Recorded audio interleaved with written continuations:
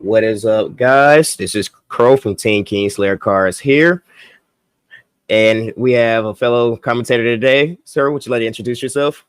Yes, I'm Peter from Vision. So we've got the full crossover right now for our commentary crew here. Feeling pretty good. How are you doing, Crow? I'm okay. Look, I'm doing extremely well today. Back injury flared up, but neither here nor there. Came for some good card fight today. Today, look, I think on stream today we have Beth Sagra versus Bruce. Yes, that's going to be interesting because I bet a lot of people were not expecting Bruce to be undefeated at the end of Swiss. Right, which is absolutely insane, to be honest with you, because in the current meta that we was just talking about this not too long ago, that in the meta that we're currently in, you don't see a lot of Bruce. A lot of times people have marked that deck off the map. Matter of fact, some people consider it to be a tier 3 deck right about now, just because of how fast the format is, and that you can't really OTK because OTs are, a thing. Yep. And that's really interesting as well. I want to see, because I know that a lot of the times Bruce has been one of those decks that historically people will have especially for example, set one, people underrated that deck saying, oh, it's so slow, it's going to lose. But then we saw at for example, at BSFO, it won 2 of the events out of the 3. And one of those was a Bruce mirror. So the deck is definitely usually better than people give it credit for. A lot of that comes down to that play of how the player is actually able to, for example, bring it to a situation where that OTK can come in to make it uncomfortable for the opponent, or bring it to a situation where just your win condition in general works. So I'm interested to see how this happens because I've got a Bruce deck here myself, even with the DSR. So pretty have a max rated mashing deck, all SSRs and DSRs. Yeah. I actually almost did a max rarity Bruce, but then I was like, well, I have 3 DSRs, and I was like, do I want to buy a 4th? And when the grade 4 was revealed, I'm like, not buying a 4th. Don't need that 4th.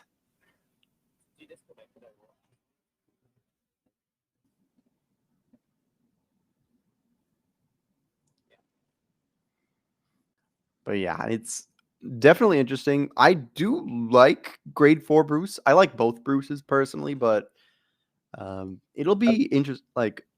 They're very different decks, grade 4 and grade 3 Bruce. So right, and that's funny that you mentioned that before, because I think that was one of the things in the community that a lot of people were skeptical about. A lot of people was like, oh, it's just better to run the grade 3 Bruce because it's just the power lines. And some people was like, oh, but grade 4 Bruce is so much better because you get to restand your entire front row, including your Vanguard, to get an additional drive check as well. So it's at the end of the day, I think it's player's preference. Which one personally I think is better. I like the consistency as far as having grade 4 Bruce. You don't always have to rely on persona riding. And you have the other grade 3. I cannot remember the guy's name. It says your Soul Blast 2, your front row gets 5k, and Vanguard gains a crit. The crit pressure alone. Yeah, Brian, thank you so much. Brian is absolutely insane. That card is phenomenal in my personal opinion, and very strong. I love that card. I run 4 in my deck. I'm such a big fan. I'm just like, okay, I'll just put 3 in the back row. I've got enough Soul Blast them all. Just have a plus 15, and my Vanguard will hit you for 5 damage if I hit. Casually. Just a casual 4 damage. It's okay. And no feeling is better than having the double swirler in the front row, having the double Quen Lu, either off of just having a Quen Lu and then sucking it in and then having another one, or just using Lyle to call out the second or the Quen Lu that you already sucked in to just get it again. Pretty good, but having that double swirler with the double Quen Lu and hitting a crit, it's okay, you're taking 5 damage this turn. So good luck. Right. And it's I hope you have enough guard in your hand. If not, sayonara. Yep. But man, obviously we've been talking a lot about. I just noticed this is actually not a list that runs Swirler or Quen Lu, though. So really, yeah, this is actually very different from what I run. I'm actually going to probably try this. This is going more for around Megan, that new card from Festival Collection, the one that every single time she attacks, if you're in Final Rush, she gets plus 10 for the turn. So she goes from 20k to 30k, or say you had a Pandemonium Tactics, right? Or in this case, Hellblast Full Dive instead of Pandemonium Tactics. That's really interesting. So this is actually built more similarly to a grade 3 list, but with grade 4 Bruce. Interesting. It's even got the Dobers and the Marjories. I'm actually really interested to see how this plays out because that's pretty creative. Yes. Now, I know we've been talking a lot about Bruce because again, it's just a deck that's very underrated. Nobody talks about Bruce anymore, but we have an elephant in the room, and that is Bab Sagra. Yeah. Now, Bab Sagra is one of those decks where on paper it doesn't seem as threatening because it's like, oh, it's just a 3-attack deck. Mm-hmm. No. It's not only a 3-attack deck. It's a 3-attack deck that's swinging like 38, 48, 43s consistently. Like Trick Moon is great. The fact that they introduced the lands back in, what is that, set 4, I believe. You CB1, you draw a card. And the fact that you even have Trick Moon, as long as you have if you dish a Trick Moon earlier in the game, like during your ride phases or whatever, what have you, you can get it back. So you get refunded for that cost. Then thus being able to put your shield down. So one CB gives you 2 arms, and now you have a Trick Moon in the back, so you're consistently hitting numbers, and just being able to bomb me up on his front row can be very detrimental, especially in a Bruce matchup, because Bruce is one of those decks where it's a combo deck at the end of the day, and every card that they have on board, once they establish a board, they do not like their board getting disrupted. Correct.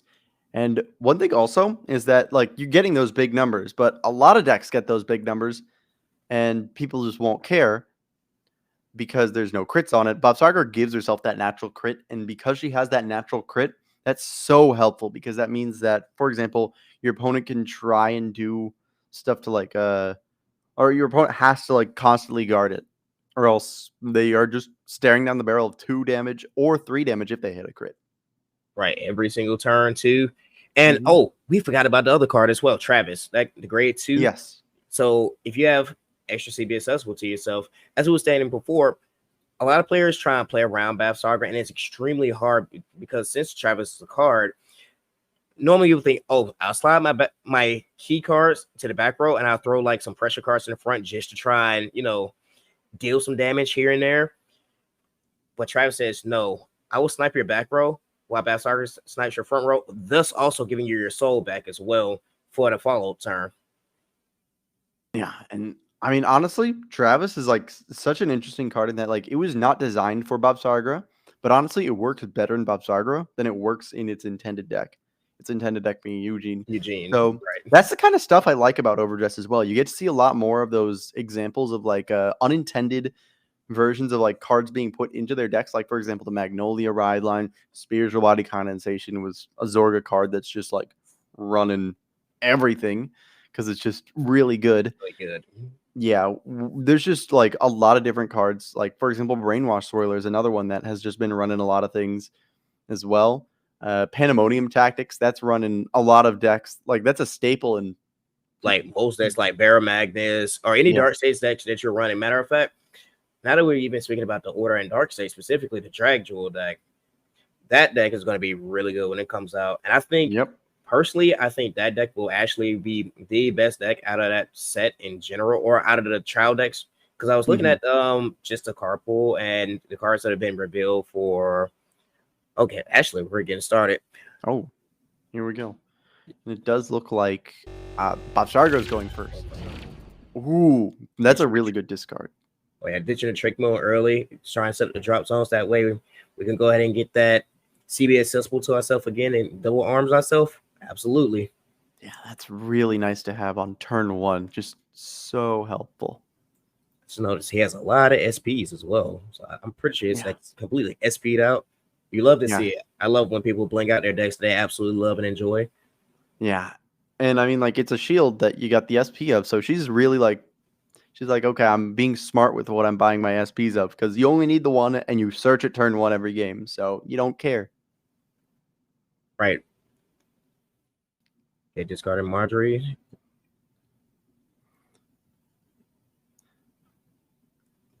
It's funny because some people I've seen opt to, when they're going second with Bruce, sometimes they'll soul charge first before they draw. I was like, oh, that's interesting.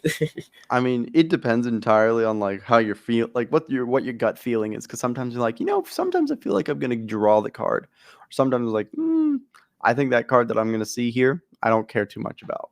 Right, and especially if your hand is already set up already with all the combo pieces that you necessarily need. Then you're fine. Okay, so ditch the shield to pick up the shield. Yep. That's another good thing about the Bob Sargo ride line. You have pretty much an almost free ride up every turn. For the first 2 turns, you have a free ride up. Only turn 3 you really have to care about. And if you have the spear, then like in your hand as well, and you have say the Aditya. Ooh, that is strong. A crit on the first swing. Ooh. Oh, front trigger. So putting him at 18K. Damage check. Crit. Oh my. Ooh. So, all right. So this isn't that bad for the Battle Saga player. Granted, I understand that he did want to get another swing in, but theoretically, he got the damage in that he actually wanted. Yeah. A big thing though is that at least personally, when I play Bruce, because of how slow the deck is normally, I like to try and stay at that low damage early because it's like, okay, well, it's risky to be at higher damage when you start at turn 4 and they start at turn 3. So this could spell to be pretty dangerous for Gravital later on. Smart. He's swinging into the rear guard here. Yeah, that is smart because that allows for Gravital to be able to then damage deny, make it so that you can't Travis if you go for the full arm this turn. Exactly. Oh, he just drove check into the Festival Collection card. Yep. Well. And it's a 4 of, so definitely seems like it's going to be a key card in this build. Wow, he dished another trick one. That's interesting. I'd assumed that she wanted to keep that in hand just so that way he's only able to call one from drop zone. I think she's probably planning on maybe arming up, doing the maybe arming up again later, later on in the game with the sword or something like that. Makes sense. Yes.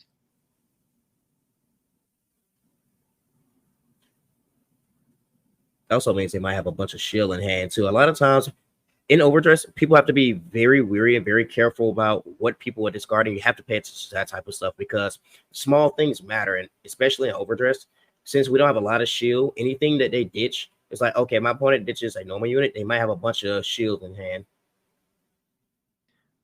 Yeah.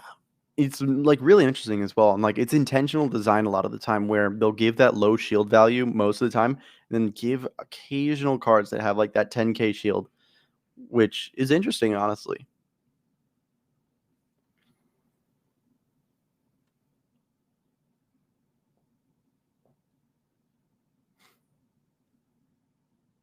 So did the Bab Soccer player, they opted to use the Soul Blast 2 skill, which is interesting to be honest.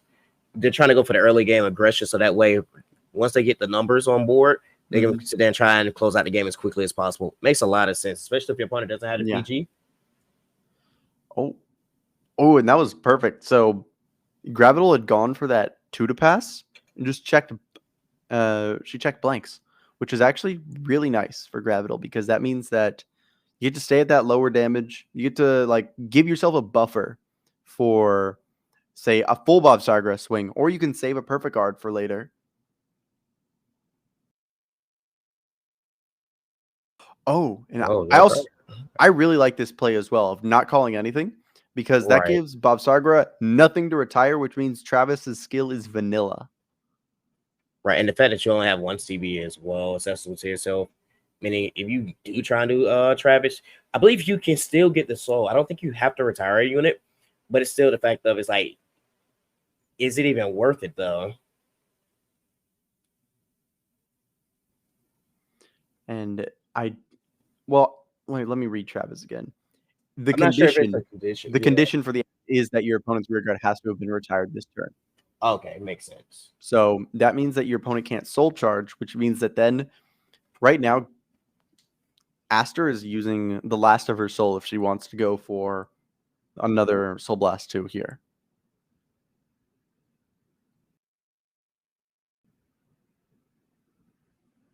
Eight cards and Gravital's hand. Wow. Bruce hands just build up so quickly you forget about how big it gets sometimes.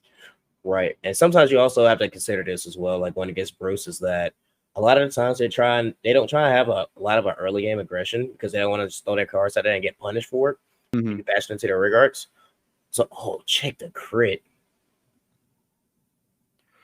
So 2 damage. Yeah, because Aster didn't. Wow, that's a defensive every damage check so far. 4 defensive triggers. Holy. You are Oh, actually a goat. Holy wow. smokes. Wow. Wow. Wow. Wow. That's double defensive 2 turns in a row. So this column is 55. We're currently sitting at 33. We're asking for at least 25K shield. Yeah, just need the 5 more. That's Yep, just there we go. stone cold. Just hit the double defensive 2 times. Who cares? All right, so let's see. Where now? Do we have the grade 4 in hand? Is the question. Oh, we topped at the grade 4. Let's go. That's amazing. And Oh, Derek Derek. Gaming. Cool. So now we have opportunity to go ahead and get rid of those trick moves as well. I believe we have 5 sold currently.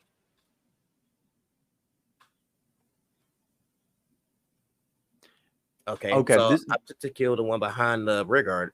yes, and the reason why it's important to kill the one behind the rear guard is because then that means that if you perfect guard the vanguard, because I assume that Gravital saved a perfect guard this entire time for once a crit actually comes on, so that he can then like block the rear guards a bit easier. And not only that, but then if a trick moon gets revived, it won't countercharge because it won't be behind the vanguard where it's placed, which means that You won't get that playing kind of into that, charge back.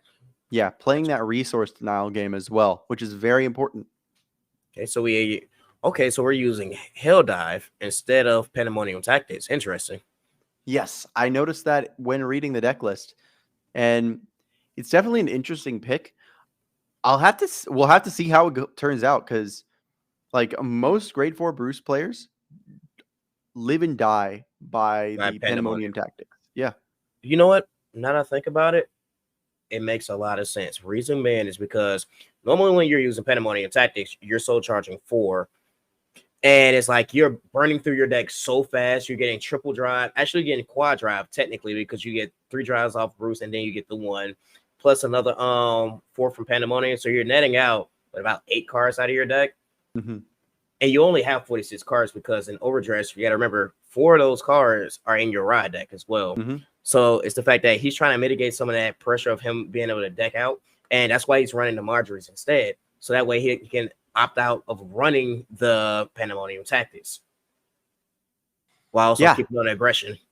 Yeah, and especially because if your opponent doesn't know that you're running the full dive instead of the Pandemonium tactics, they might play it in a way it's like, okay, I just have to survive these 4 to 5 turns and then I win. And then, oh, I have a turn 6 and a turn 7. And it's like, oh, that's a problem, because then that means that you can't, like, if you're trying to counterplay. OT is hit. Oh my God, cool. that is huge. That is huge. All right, so hear me out. Does the Bab Soccer player have a PG in hand? Because if not, this spells death. And there's still one more trek. Hit trigger. Oh my God, he is insane. So how many triggers have actually been hit? So we have 4 in damage. 4 in damage, and then we hit the OT, a heal.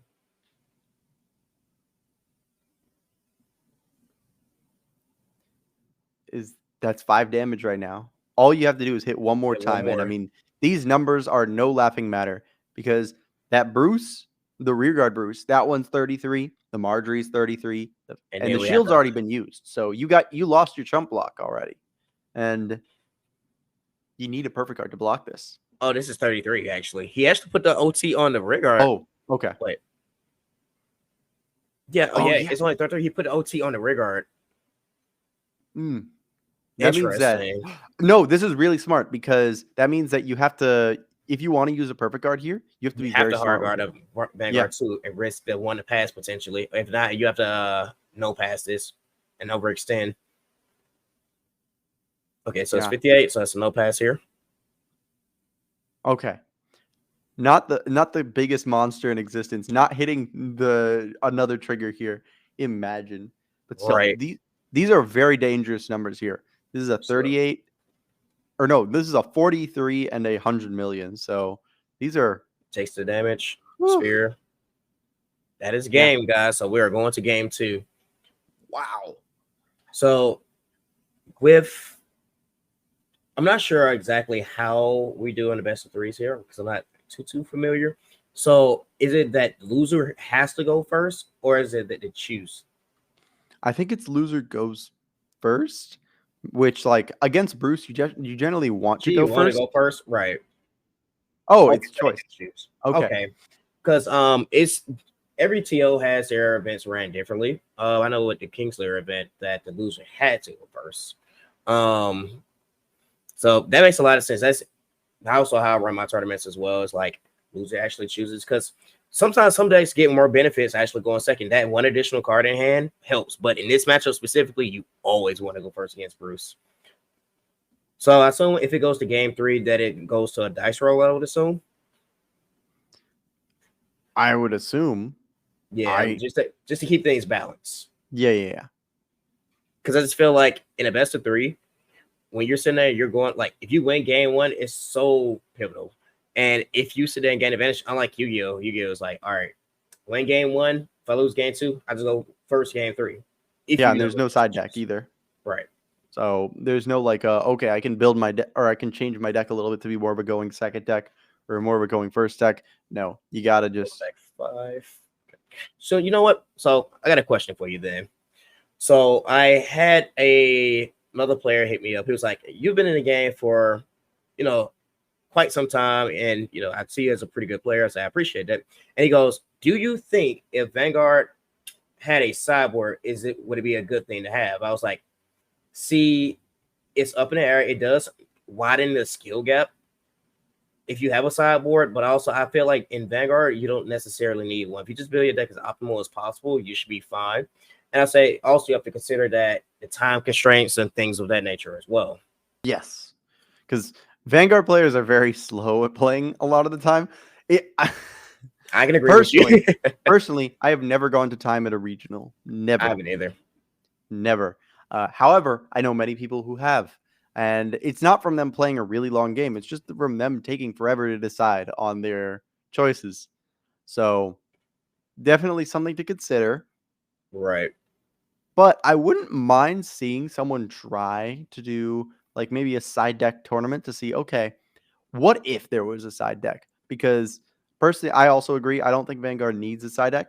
Also, I think that if there was a side deck, it might get a little too swingy in terms of like you're either not going to get much out of it or you're going to get too much out of it, depending on the Right. deck. I feel Like, that. for example, like Hanali is a card that sometimes it's like deck space is a little too tight. I can't run that. But then it's like, oh, I can just run the 4 and now I just win because I it's like, will say this. oh, I do miss back in the days of regionals where not the day 2 per se, but more so back in 2014 and 2015.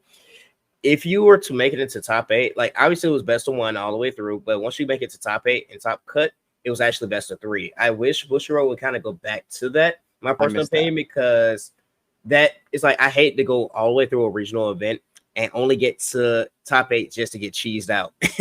Yeah, no, that happened to that happened to some friends of mine where uh they got top 8, played the Nightmare Dalmir. The other guy gave him like 5 damage, like Oh, 5 we're open rushing. damage to work with. And then my friend only lost because the guy hit defensive OT. Oh, jeez. Okay, so we're actually rushing here. Let's see if we can hit a defensive trigger here. No defensive trigger. So I now, I do agree with rushing Bruce because this is a turn 4 deck. right. You're sort of playing on a clock here where it's like, okay, you have these 3 turns to work with. You want to make those count. No defensive trigger. Not a repeat of last time. Right. So the way that the Bruce player actually took the damage was extremely smart because if you swing with the Rigard, your opponent swing with their Rigard first. Obviously, you want to take the first hit. And if the Vanguard is only swinging for 10k, if you 15k it, it's an instant no pass unless they check OT.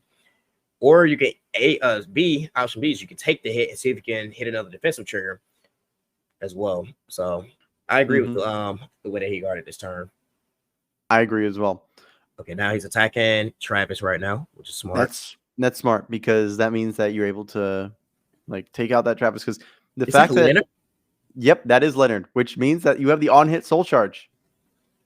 You don't get the call, but you get the soap. That is extremely smart.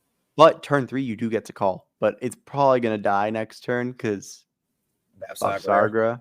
Right. But still, I like the idea. Being able to soul charge is very nice. And you're still denying that damage, which is also very nice. Because there's no heal guards in standard, so you don't have a way to counter damage denial. Oh, do you see what I see? Moving it back so that you can't swing at rear guards with Leonard. No, look at Bab Sagra. No arms. Oh, what?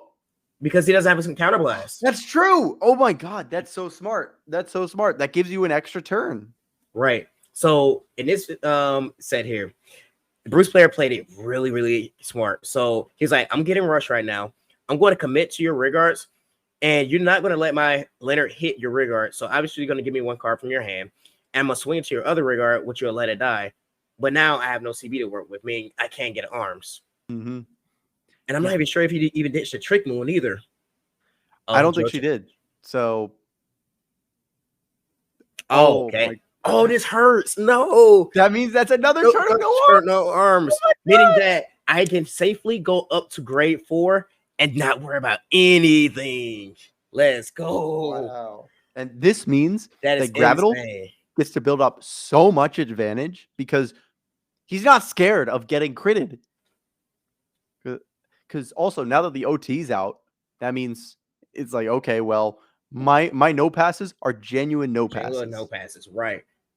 And you know what? That's one thing about OverDress I can say that I like is once the OTs are out early in the early game, I'd be like, now I can play Card Fight Vanguard.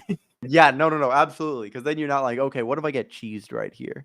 Matter of fact, that happened. I was at locals yesterday, and that happened to me. I was playing somebody. I was playing Bastion. I was at 4 damage, and I was like, I have an OT in hand. I have a PG in hand. Double binary. Good Lord. And then we have Hell Dive active 2. So those are going to swing it for 33s by themselves. Okay, so we're not getting the double well, no, we'll probably get the second Marjorie skill at the end of the turn. Yeah. I mean, it makes sense. This one's going to swing, move that into soul. So now this is going to be swinging for 33. Draw 1, soul charge 1. And these are still good numbers. Festival election card that he just soul charged. Yes, Megan. Okay, that helps. This helps mitigate some of that pressure that he's going to end up taking. But, like, it's still going to be pretty good because these numbers are pretty much unaffected because it's 20. Oh, no guard on the field. Wow. Any crits here are so valuable. But, wow, blanks. Wow, triple blanks. This is the opposite of last game. Last game, Gravital is hitting triggers on nearly every check. And now, nothing. All blanks. So I get that idea behind no guard in the Vanguard, but realistically here, let's be honest. He should have probably 15. I mean, they should have probably 15K that. Mm-hmm. So that way you don't even have to worry about the Bruce for real, because it was an instituted pass with a 15K shield, meaning that you 9 times out of 10, you're going to end up putting that trigger on a rear guard. Another blank. Wow. I get the idea because you want to try and hit another defensive trigger off the Bruce. But the thing is, if you no guard that Bruce and take that hit, if I hit that trigger, all I'm going to do is pass the trigger power anyway to the rear guard. So that's an additional hit that you didn't have to take, to be honest. Yeah. I completely agree. It's like a very interesting thing of like, also, the Okay. We look like we have like 2. Yeah, 2 damage versus 3 damage right now. Okay. So this 10 cards in hand for the Bruce player. Oh my good. Yeah, that's the power of not having to deal with crits. You're and just, the margins. Yeah, no arms, no crits. Trick Moon's not on board because couldn't arm anything. So right, you're chilling.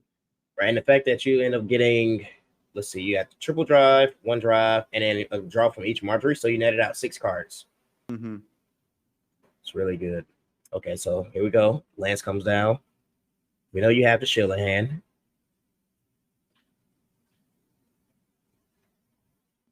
And now you can just get the Trick Moon out or any grade 0. Okay. What do we have in drop zone? Oh, called a crit. It's smart. Yeah. Because you get the extra soul anyway, so you can use it later on to Soul Blast too. Yeah, and because of that, you can also then Also go, okay, I don't need the Travis to do my soul plays, like to get more soul. I can just do more, like I can do easier plays here that are a bit less like hand intensive. Oh, there were the trick moves. Okay, so we did have Oh, them in hand. yeah, just didn't need them. Interesting. I feel like you could have actually ditched the trick moon, at least one trick moon earlier, to be honest. I think this was a bit more of a defensive play because she was able to guard with the burning flail earlier in the game, and because of that, was able to then actually like bring it back to like keep its skill active. Meanwhile, Trick Moon not getting quite as much value out of it this game because you only started getting damage once you were at 3, or you only started getting like face up damage once you already had too much to work with. The heal is huge. So we're going to heal back down to 2 damage here. Mm-hmm. This does help Aster. Yep. And that like hitting a trigger at all does help as well because that means that now like the smaller column is going to be a little bit bigger, which is very nice. 37 damage. And if I were Gravital here, I might take this next hit because I saw Gravital has another Hellblast full dive in hand. Right. And Graviton also has a PG in hand as well. I think they have at least one more PG in hand. Yep. Smart. And then again, as we stated earlier, Basara is only a 3 attack deck. So you know for a fact you can PG the Vanguard safely. If they hit a crit, you block the column that has the crit, and then you can easily eat one of the last columns as long as they don't check a double crit. And we already know that OT is out the game, so that's one thing you don't have to worry about. And we've seen a lot of triggers are still in Gravital's deck because a lot of blanks. So that means these triggers are going to start coming into play a lot more now. Leonard and this is really nice. Having the Megan Leonard play is very nice because that means you can use the Dober to give Leonard power, meaning you can just build up your soul for next turn. But not only that, Megan is getting bigger every single time she swings. First, it becomes not using the full dive. That's interesting. Huh. You know what? It actually makes sense. Think about this, for example. You heard that? They're only at 2 damage. So with that being said, using the dive actually isn't optimal this turn because you get to save it for your bigger push turn. It's like, let me see if I can deal you some more damage now. And then on my actual kill turn, can you block me? So it's more of a game of nutrition right about now to see what I can get out of you.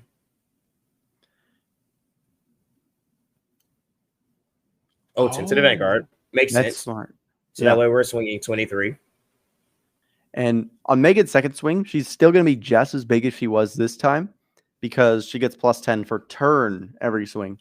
So, she goes she becomes a 30k body on her own, which is very nice. She's so using Dober's skill has no negatives in this turn. Oh, and you get soul charge for next turn as well because of Leonard. Not bad.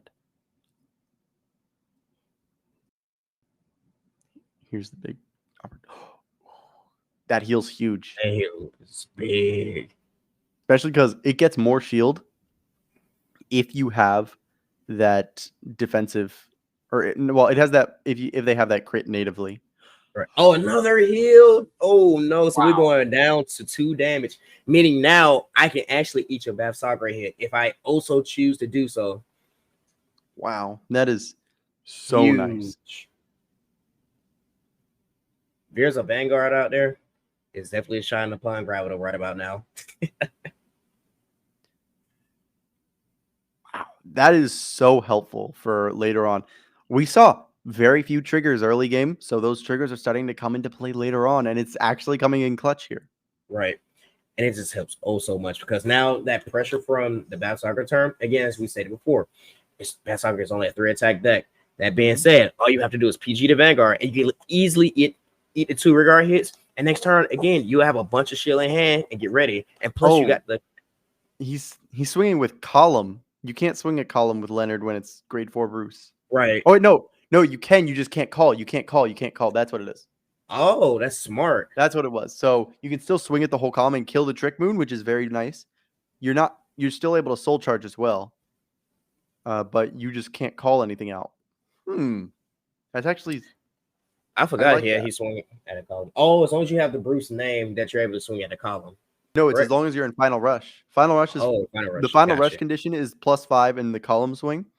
The Violence Bruce, uh, the Violence Bruce name is what gives you the what's it called? The The on hit call. pressure to call. Yeah. The soul charge is the on hit It soul just charge is just general. generic. Yeah. Bless you. Thank you.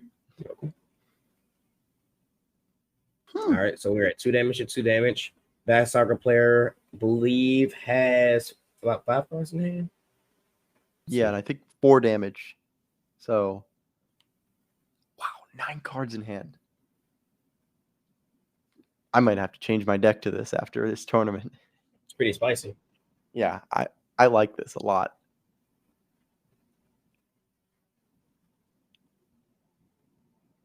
Oh, playing the sword. It's smart because what you're doing now is you're able to get back your trick move, bomb his front row, getting rid of the problematic Leonard, so that way you can still keep your booster behind your Vanguard. Not only that, you're also you're also able to if you don't hit a crit here, you can still just throw the sword. Yep. Now the thing is, if you chuck the sword, do we have another arms in hand? That's a good question. This might be like a make or break play here, though. With your opponent only being at 2 damage, I don't think chucking the sword here is the best option, to be honest. Like, unless you have another arms in hand, like a lance or another sword, then I think it's cool. But yeah, looking at the list, there's only 1 sword in the deck, so it would have to be another lance. So I've seen a lot of lists run at least 3 swords in their deck, just so that way they can continuously have arms.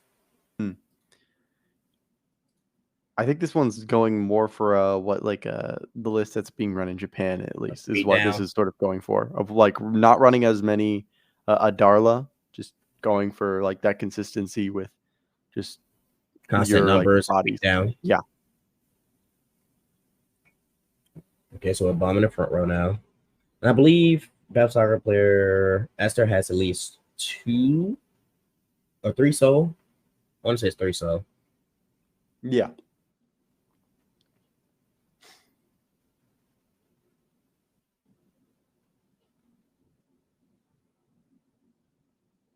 Okay, blocking the Vanguard hit for 15k. Are we going to eat the Vanguard hit is the question. Are we going to PG it here? We want to play it safe because we don't want to get double credit and randomly lose the game. Yeah. Safe play here. Okay, get rid of the Derek. Honestly, if I'm Master here, I might just not swing next. You know, it's funny, great minds think alike, because I was thinking to myself, I'll probably just pass turn here. Yeah. Because, like, you don't want to give 2 damage to Bruce because you're at 4 damage right now. You're swinging. No. I would take this because, like, I would definitely take this if Gravital. I believe Aster should have not swung and, like you said, just pass turn, just so that way you don't want to give your opponent an opportunity to then use Derek as well. Because that's 1 CB right there, and then you're also getting 1 more additional CB for the Violence Bruce. Yeah, because then you can Unrivaled and no. The deck is in a good spot right now. Yeah, the Unrivaled Bruce, you can still activate, get the Hellblast full dive, oh no. Oh wow. That actually hurts a lot because that means you can't full dive and your deck is a little bit smaller now. But the thing is, if you have the soul, you're fine though, because especially if you have another Marjorie in hand, you're in a good spot. Or if you have a Dober in hand, you're in a good spot. And so it all depends on what the Bruce player's hand is looking like right now. All right, let's find out. What are we calling out? Let's see, we're thinking. Can you close the game out, my friend? What do we have? We're checking the drop zone to see what all the heals are out. Yep. So we're not healing no more this game. Even the 5th heal, quote unquote, is out as well, which is the OT. I think there's a lot of crits left though, because let me look again. From what I remember, it was a 7 crit. Yes, 7 crit list here. So pretty good. So I will say this though, the Battle Soccer player is actually, although you're in a rough spot right now, you don't have to worry about the OT, which is the biggest That's thing. true. So now you can actually guard properly with the cards that you have in hand. Like you might have to take a risk here and go, okay, I can 2 to pass the Vanguard on your triple drive if need be. And if you sit there and you check triggers, you're going to pass them to your rearguards. I highly doubt you're going to go everything on Vanguard. So 15 with Derek. This is So we're going to scary. intercept here. Yep, thought so. Going to intercept.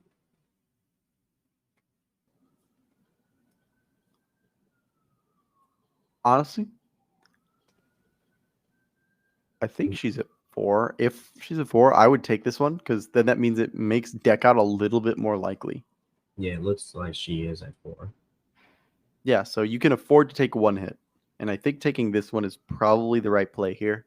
Right. Because then it makes it a little bit harder for those numbers to hit because these are only 15. Or you can opt and use the shield here as well, if need be. Yeah. That way it saves you the trouble. Unless you have an additional 5K shield in hand that you don't mind tossing.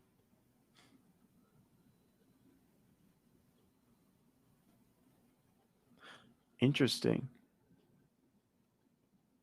And Isn't it great? Oh, the great one intercepts? yeah, if you have the left deity arms, it has the intercept, and if you have the right deity arms, gets +5 during your turn. Okay, makes sense. PG.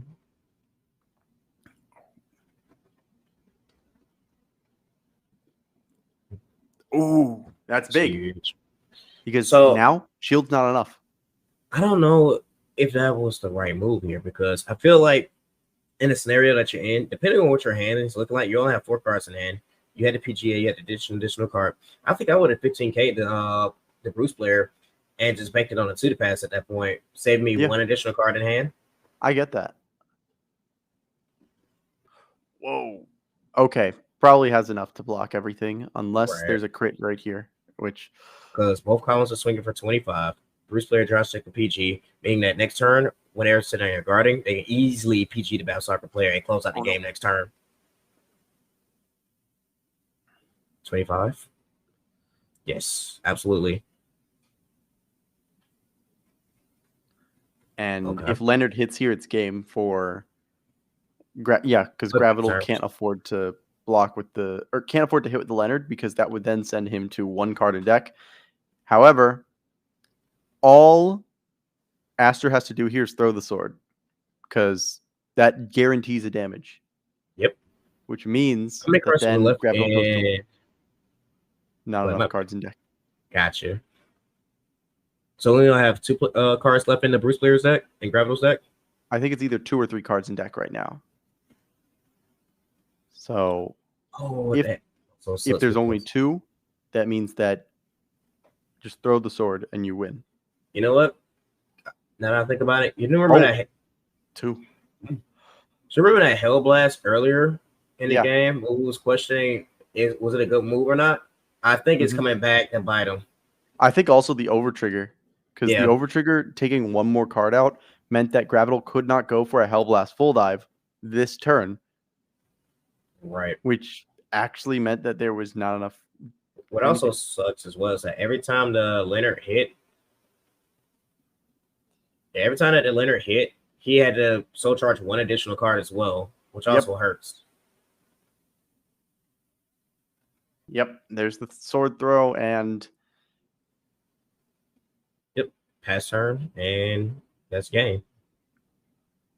Yep. Wow. What a game 2.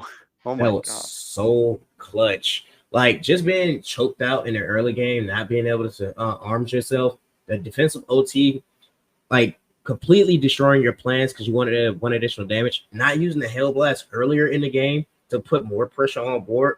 All those small things actually matter at that specific moment. This is why you have to play the game card for card because you just never know what can happen. At the end of the day, it's a TCG. Triggers are going to happen. You're going to draw good. You're going to draw bad. but you have to play as optimal as possible. That's why you have to, and it's so key. Yeah, and like honestly, with Bruce, you should be keeping track of your deck. Honestly, with any Dark States deck, you should be keeping track of your deck pretty heavily because Absolutely. every Dark States deck is always at risk of deck out.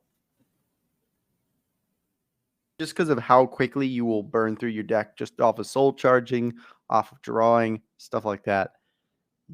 So it's definitely like one of those things that like is a skill that a lot of Dark States players have sort of acquired. Like just that general like sense.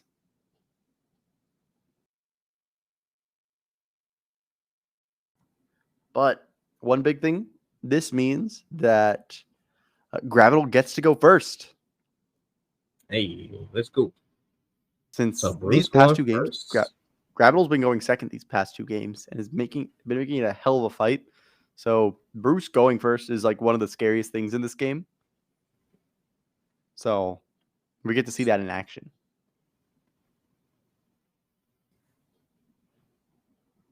So my question is, how much pressure is Gravital going to actually put on the opponent? Or we're going to actually like try and do a little early game rush, try and push for bigger numbers or higher damage. So that way, by the time you get to your grade 4 turn, that you're actually able to just kill outright. Or we're going to play a more slow and conservative game until we get to the grade 4. That's the question.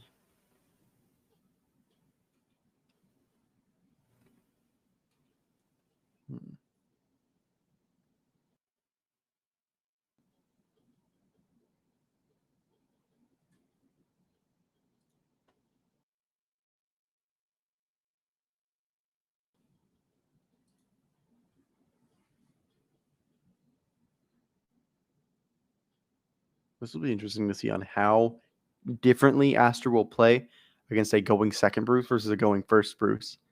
Because Absolutely. like a going first Bruce playing against that, you might not want to give too much damage early. Because the more damage a Bruce player has, the scarier it is. Because that means that it's Absolutely. more to work with. However, I think this list is only based around using 2 damage on We turn 4. actually are blocking this. That's interesting. Yeah, staying at that low damage means that you want to survive to your turn 4. And if there's only one thing out, this means that you could just take these next hits this turn and next turn, and you're fine. Okay, so we are going to apply the pressure. Mm-hmm. I don't agree with this. I feel like in this scenario, okay, it works out anyway. So I was about to say, normally in these scenarios, you want to swing with your rigor first and see if your opponent gives you a card from hand. If they give you a card, absolutely phenomenal, because that means it's one less card you have to deal with later for them trying to block your big turn, push turn. Or whereas if they take it and hit a defensive trigger, and if you check a trigger with your Vanguard swing, they actually just straight up just take a hit anyway. So you end up getting 2 for 1 regardless. Mm-hmm. Whereas if I would have swung with my Vanguard, check no trigger, and you check defensive, that turns my turn off. Yeah. Meaning I think now it's my Rigard. I think it would have normally been worth it to also call a booster. However, against Buff Sagra, I don't think calling a booster would have been the play here because Travis would have been able to kill it. Exactly. With Travis being a thing, it's just a scary sight to sit there and consider, wow, I would like to commit more, but I already know my board is going to get bombed. So, I know what this is telegraphing right now. This is telegraphing that Gravital does not have a perfect guard in hand. This means that he wants to just take the Vanguard swing right here. Interesting. Yep. This is exactly what he's inviting. He's inviting just saying, hit it, go for crit right here. And it's all interesting because he dropped the Hell Dive. I think that means he has another copy. Oh. Okay. But my question is, will that come up later? Is the question, because with the way that this game is going is very slow pace. So I just feel like having those extra copies is kind of worth keeping in hand, maybe. I think he's just assuming he can draw another. Oh, wait, he does have a perfect card. But if I'm Aster, I don't go for the crit here. Nope. Go for the one singular damage. This is an invitation to give you damage. This is like taunting pretty much. This is like practically saying, like, give me the damage. I need it desperately right now. I am inviting you to do that. You know what? Another thing that Well, I guess it works out the same way anyway, because your opponent is forced to swing into your Vanguard, or and you only have to work one CB to work with. So therefore, you cannot Hail Blast and Unrival Bruce. Okay, call a Trick Moon out. So at 18k beater on board.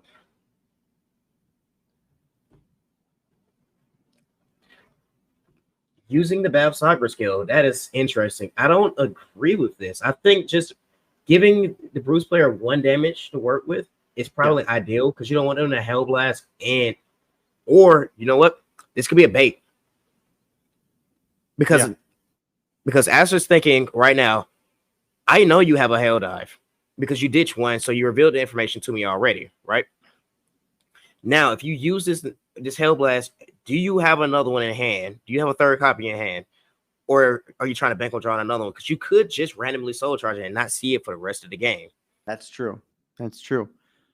Because and then that's actually a really good point. And if you use your 2CB, it's what I can do next. You use your 2CB, right? I give you use your Hail Blast, use your Unrival. Next turn, I don't have to use Bad Soccer skill. I can actually swing into your regards to try and farm more cards on your bigger push.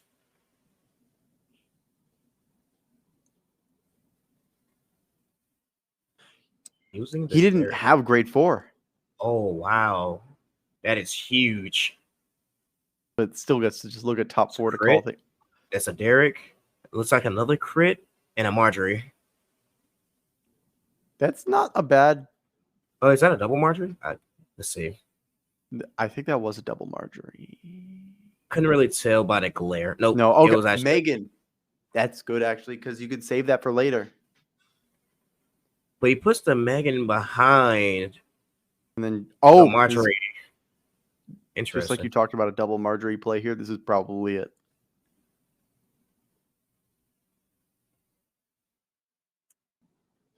Are we opting to use Derek again? It's a question. How far do you want to dig into your deck? Yeah, because we saw last game digging into the deck a little too far, lost it. So it'll be interesting.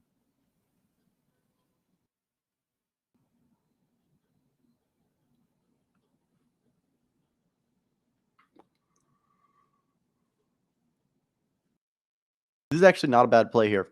You can attack with the Megan for 25 and then swing with Marjorie, suck in the crit, and then you'll have effectively a 25, 23, and then Vanguard, and then 23, 30. So you got pretty good numbers here. They're all hitting for minimum 15k shield. Oh my, wow.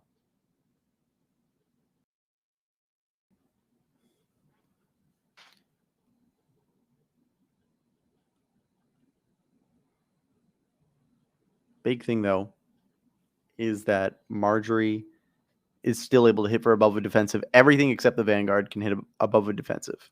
Absolutely. Now, the question is, does Aster have Travis in hand? What a follow-up. Do we have a response? It's a question. Oh. Interesting. The reason why is because Gravital saw a double defensive. Oh, sure. Check the second Hail Blast. Yeah, so because Gravital saw double defensive, nothing was going to hit. You had to hit a trigger in order to make that Soul Blast 5 worth it. Makes sense. And honestly, I agree with this decision.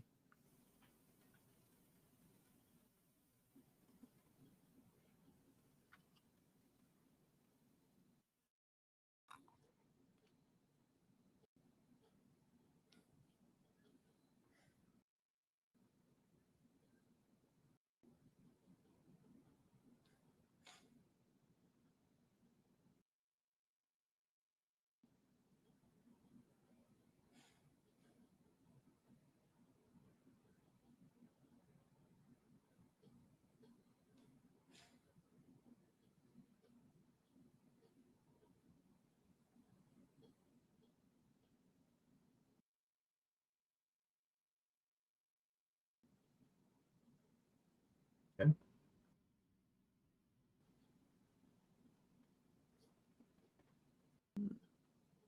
That's the interceptor, correct?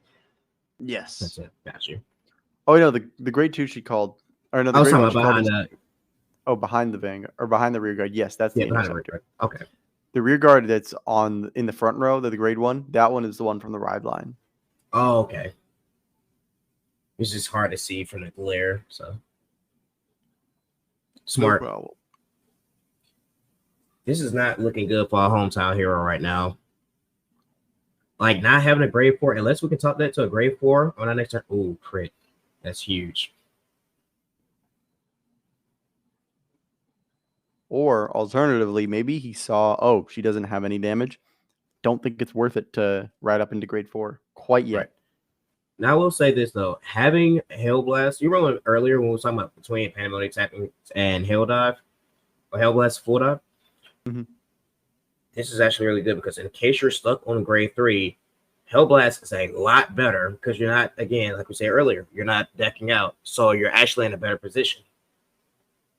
Yeah, I actually agree because I know that Hellblast Full Dive is like generally with people running grade 3 and grade 4 Bruce, like depending like the big difference is which order you're running. And with this, it's sort of a mix of both. So you've sort of got like a solid grade 4 game plan and a solid grade 3 game plan at the same time. So It doesn't matter. Unlike a lot of grade 4 builds, you don't care as much if you don't ride grade 4.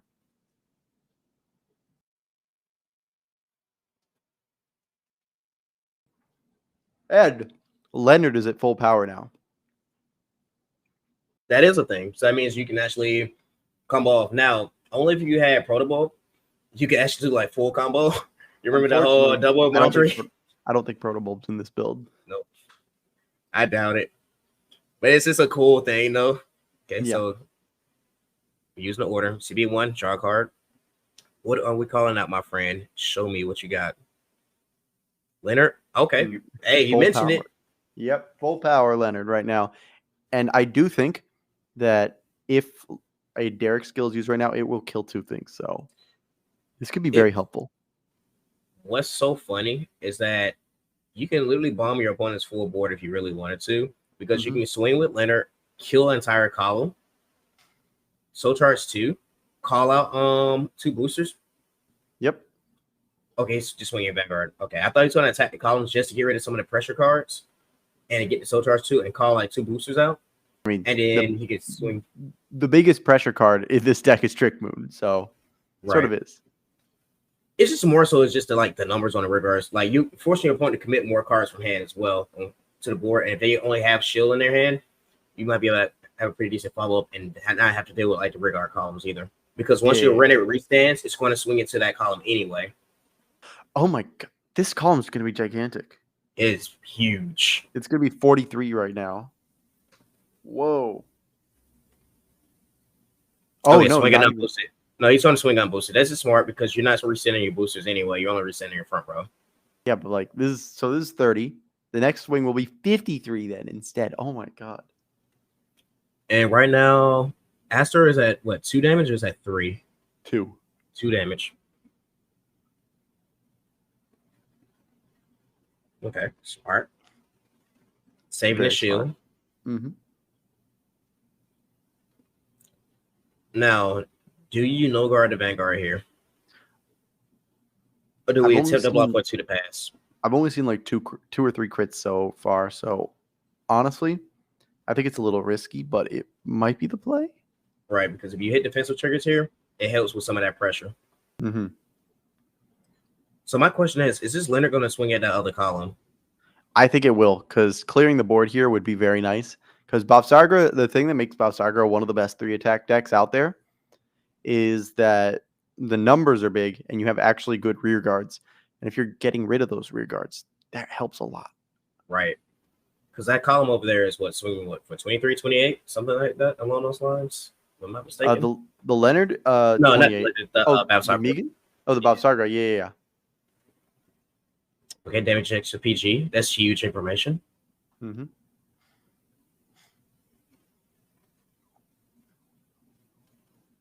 Eight cards and Aster's hand. I think swinging rear columns. 25 to Vanguard. I think you should have swung at the column just to kind of clear the board. Or No, he doesn't want to deck out. That could be another issue as well. That's true. Because we did see that game too, that he did run into a deck out issue. Oh, we're in turns. Oh, in turns. So currently we have Gravital as turn 0, meaning the Aster would get the last and final turn. I think the big thing though is the fact that Aster is playing a deck that deals 2 damage at a time, but Gravital's playing a deck that has more opportunities to deal a damage. Right. You know what? So now that we're in time, the sword might come in clutch here as well. that's true. Oh, but sword might only tie it up here. Unless we can push. It all depends. Yeah. Oh. But And I there's think no soul. Oh, do we have a Persona Rod though? Is a question. Even with a Persona Ride, that's not enough to soul blast. That's not a soul. Is it soul? I thought the soul was only 1 soul. Or is it 2? Oh, I think you're right. It is 1 soul. 1 soul. Yeah, I think it's 1 soul to soul blast to use the sword. Well, no, it's 2 soul to be able to at least get the crit. Yeah. I was more so thinking it's just about chucking the sword. Yeah. The big thing though about like not being able to get a crit is that then, well, yeah, no, in time it definitely doesn't matter as much about getting that, but the Soul Blast 2 to at least clear the front row is big. Big, right? 48, no crit. I think we PG here. Oh, no guarding. Wow. Did Garavito not have a PG in hand? Oh, wow. Nothing. Okay, no crit. Double blanks. All right, crit. I see the play here, I think. So the play here might be that he took that damage to try and then, like, if he finally got that grade 4 in hand, finally, that means that he can go for a full out turn here, try and deal that 1 more damage, or even just win. True. Oh, swinging at Leonard.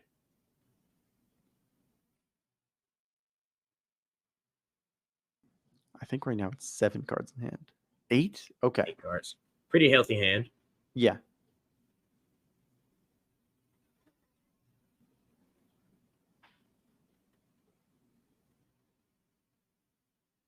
Oh, and because it's a rear guard, it's a 2 grade 1s boosting each other. That +2 is very valuable. It is. Because that makes it so it's instead of 16, it's 18, and then plus your power.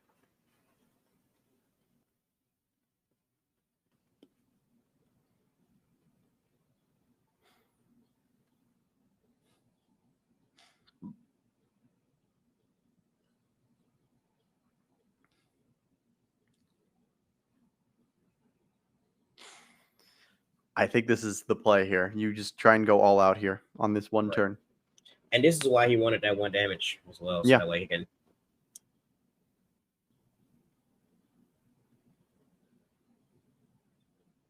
It's also only 8 cards in hand, which means another Marjorie? Oh, double Marjorie. Yeah. 6 attacks, 8 cards in hand. This is looking pretty good, especially because multiple of these attacks are 2 card guards each. Right.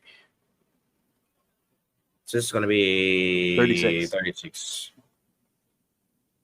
Oh, no, 46. 46. Wow. That makes a lot of sense because now you eat the booster behind the other Marjorie with the Marjorie that has nothing behind her. So 46. Yep. So we have 46, 33, 23, 33, 33. That is huge. Oh, and that's no trigger. That means 5 attacks, you have 8 cards in hand, and your shield is not enough to block any of these. You have to use more than your shield. Like you're asking for a shield plus a card in hand. 33. You need 15 can use your shield. Yeah, that's probably the right play here. Yep. Called it.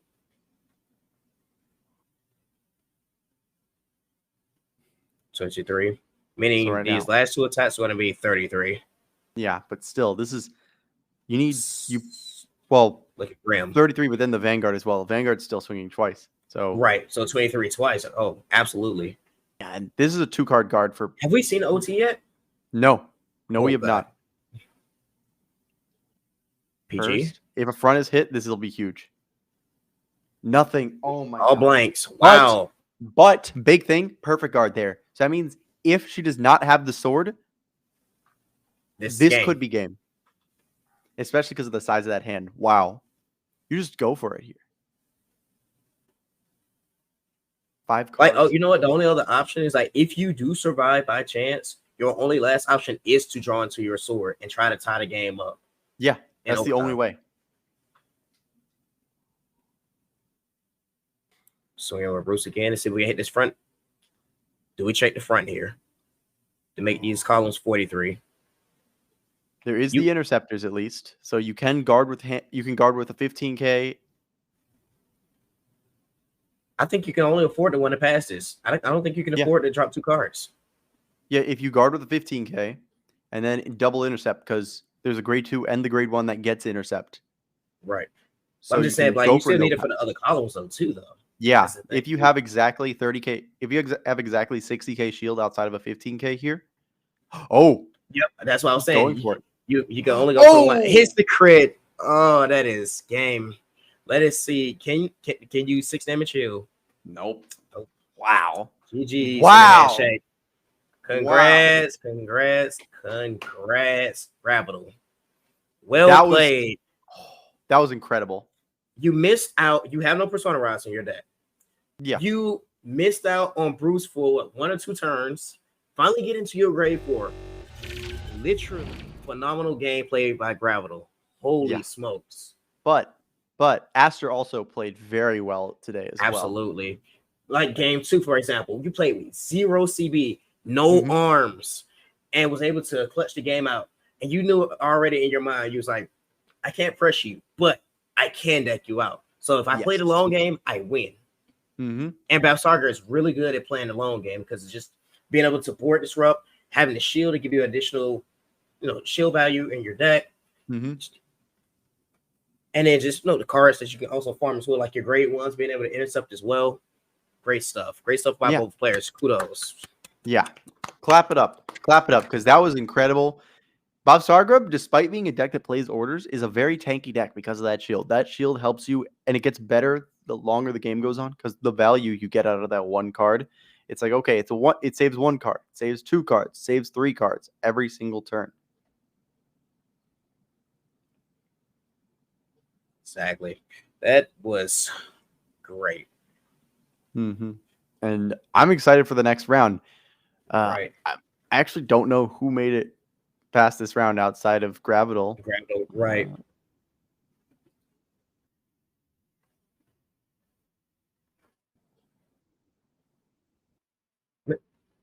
I like this one. Oh, wow. A very diverse top 4.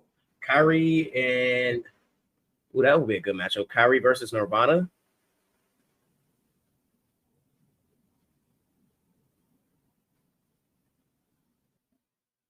So Kyrie versus Kyrie and Nirvana. And then Bruce versus Gravidia. Bruce versus Gravidia sounds a bit hard though, because that's like it is. That's the bad matchup.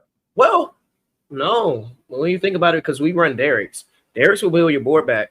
That's true. That's true. And also, you got to think, since you run a lot of meteors in your deck, you don't run a ton of units. So the units that you do have yourself, normally the best thing about playing Gravidia, outside of like the biggest luck factor of being able to like to just outright kill your opponent randomly with the 5 meteors, is the fact that you can also control your opponent's board while they can't do nothing to you. But when Gravidia gets their board bombed, they have no pressure after that because they don't have any Rick guards. Because they're full of orders. That's true, because a lot of their like early pressure comes from being able to generate just the free body off of the what's it called? Off of the world, the one that gives you a token. Right. And so not being able to generate that body off of the token, or you generate that body off the token, but then it just goes away so quickly. And then like everybody that's on your board goes away quickly if you have like enough, if you're able to like clear enough. Because not only Derek, Leonard clearing stuff as well. Very helpful. Exactly. So being able to just clear the board, get soul, use Derek as a follow-up turn, it's just phenomenal stuff.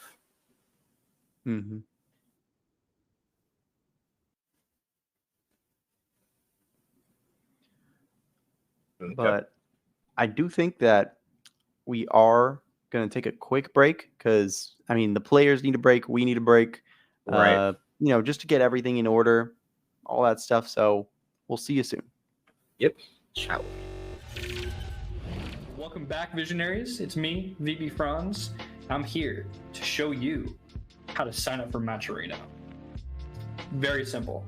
All you have to do, navigate over to matcherino.com, click on the login button, and choose your preferred sign-in method. It has everything you need from Twitch, Twitter, YouTube, Google, Facebook, Discord, even Line. After that, you're essentially in. You got your account set up. Now, what next, Franz? What do you want me to do next? Well, you can support our tournaments. There will be a prize pool that you contribute to. You can also claim codes. Each claim code is 25 cents into the prize pool. You get 50 codes for that. If you get all 50, that's $12.50 that you've added to the prize pool of the tournament without doing anything, without any cost to anyone. Now, if you would like to directly contribute to these tournaments, there is a direct contribution section for you. You can put as much as you want in there. Be our guest. Now, moving on to Marketplace. There's so many things that we can do with this. We can do Discord roles, we can do merch coming soon. We can do sleeves, mats, any apparel, anything like that you can imagine. All of these will have specific values that you can buy them for, and those values you can also get extra bonuses that'll go to our prize pool. You can buy a shirt for $10, $15, and you can contribute $5, $10 to the tournament while you're at it. And all that at zero extra cost to you. That money just goes from your purchase directly into the prize pool. Super cool stuff. Now, the last thing I really want to talk about here is quests. Now, over on the sidebar there, you'll see a bunch of quests going down. It can be anything from following things on Twitter, subbing on YouTube, to anything a little more in depth, like looking at a link, doing a small survey, anything like that. Overall, guys, this is a really cool opportunity to get more funding for our tournaments, and this is just for you guys. This is all for you guys. This is no benefit to us, no monetary benefit, other than giving you guys more of a prize pool to build and grow our tournaments. It's what we want for you guys, and I can't wait to see you in the next tournament.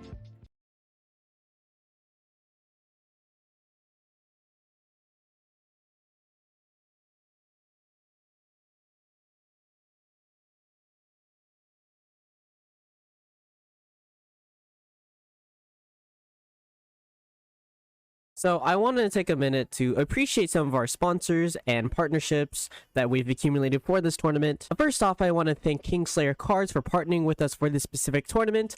They are a tournament organization and a shop based in Florida. You can find them at kingslayercards.com or on any social media at Kingslayer Cards. Next, we have Legacy, which is also another shop/tournament organization that hosts tournaments in New York. You can find them on any social media at Legacy CFV or their website, LegacyVanguardInc.com.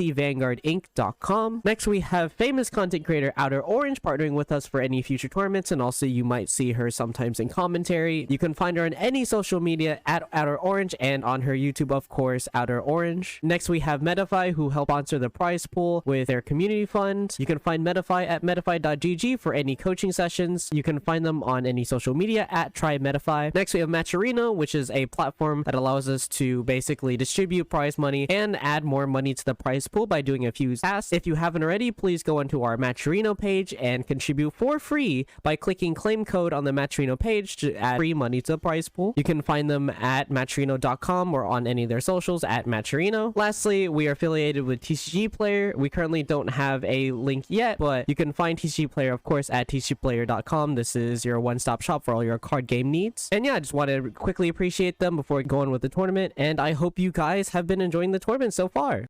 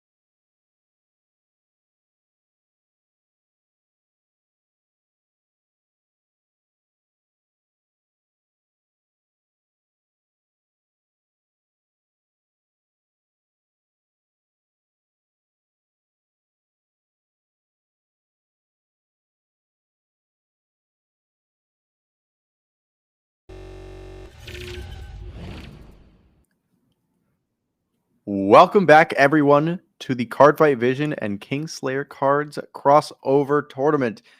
Man, we had an intense top 8 match, and we're about to get another intense top 4 match here. We got 2 decks that we have not seen yet this like stream. Maybe last stream we saw them, but not this stream. So right now we have Gravidia versus Nirvana. This matchup is going to be a hot set right here. You have a grade 4 deck versus a grade 3 deck. Gravidia is really known for board disruption, drawing a bunch of cards and just trying to choke your opponent out as much as possible, mitigate that pressure that is being applied to them, and try to just sack their way into a victory. Whereas on the other hand, we have Nirvana on the other hand, where we're trying to sit there and get to this grade 4, want to hit these big numbers, draw cards with arcs, get to our Esperadia, and get our restand off. So this game is going to be really good. I believe it's going to be very hard, in my personal opinion, for the Nirvana player. It's just the fact that once you make a board, once it gets disrupted, it could kind of hurt you. But I can say this, though. If you bomb my board, if I only have like Varenas on board, like regular Varenas or like arcs and stuff like that, sure, put them in drop zone. Go ahead and use your grade 4, get it back, shoot it for a damage. Esperadia, get all those overdress units back. So this can go back and forth. It can go either way. Yeah, not only that though, but if going second, Nirvana actually might like going second here, because not only can you just keep the Trick Star and just not get your board disrupted at all on turn 3, but also in addition to that, you can then use the new Blaze Maiden from Festival Collection. Oh, the to grade 1? Yep, Superior Ride Up. So you're on grade 4 instantly. And so you don't have that dead grade 3 turn. You're just playing at full power. And then also the piggyback on that as well, you also, the grade 1 goes in soul, so that gives you extra soul for your Esperadia turn as well. Yes, exactly. So that means you can do there's a lot of potential here in this matchup for both players, honestly. Yeah, so this is going to be a really, really good set. Right now we're just still waiting for everything to get set up before we get started. So, question for you, Peter. Yeah. Who you taking? Who you got your money on? Oh, that's a tough one. Personally, I might be on the side of Gravidia here, but just because of the crits they can naturally gain, because I don't think this is a list that I don't think this Nirvana list runs. If I have to check again, but I don't think this Nirvana list runs the what's it called? Expecta. So I've noticed that though a lot of builds as of recent have been trying to cut Expecta out of the deck. They just opting to run 3 Esperadia, 4 Arcs, 2 Valiente, and just call it a day. Oh, never mind. This does run Expecta at 2. So that's huge, actually. Like really huge. That crit pressure can come in clutch. Especially if your opponent doesn't have a PG in hand. They might just have to eat that hit. And because Gravidia naturally will use that 1 counterblast on turn 2 and the 1 counterblast on turn 3, that means that once you can get them to be sort of on that weird situation where they're like, oh man, I've used a lot of counterblast, I don't have any face up, you can just swing with an Expecta and force them to either take the hit or like to get some counterblast and be at an awkward spot, or they have to block it and be at no face up damage. Right, and we are running the Gravidia world, correct? Yes, I'm pretty sure. Let me just check again. I'm clicking the deck log right now, and yes, it is the world variant. So there's only the one world in this, so you don't have to worry too much about, say, for example, like running out of stuff or running out of things like because you have used all your counterblast.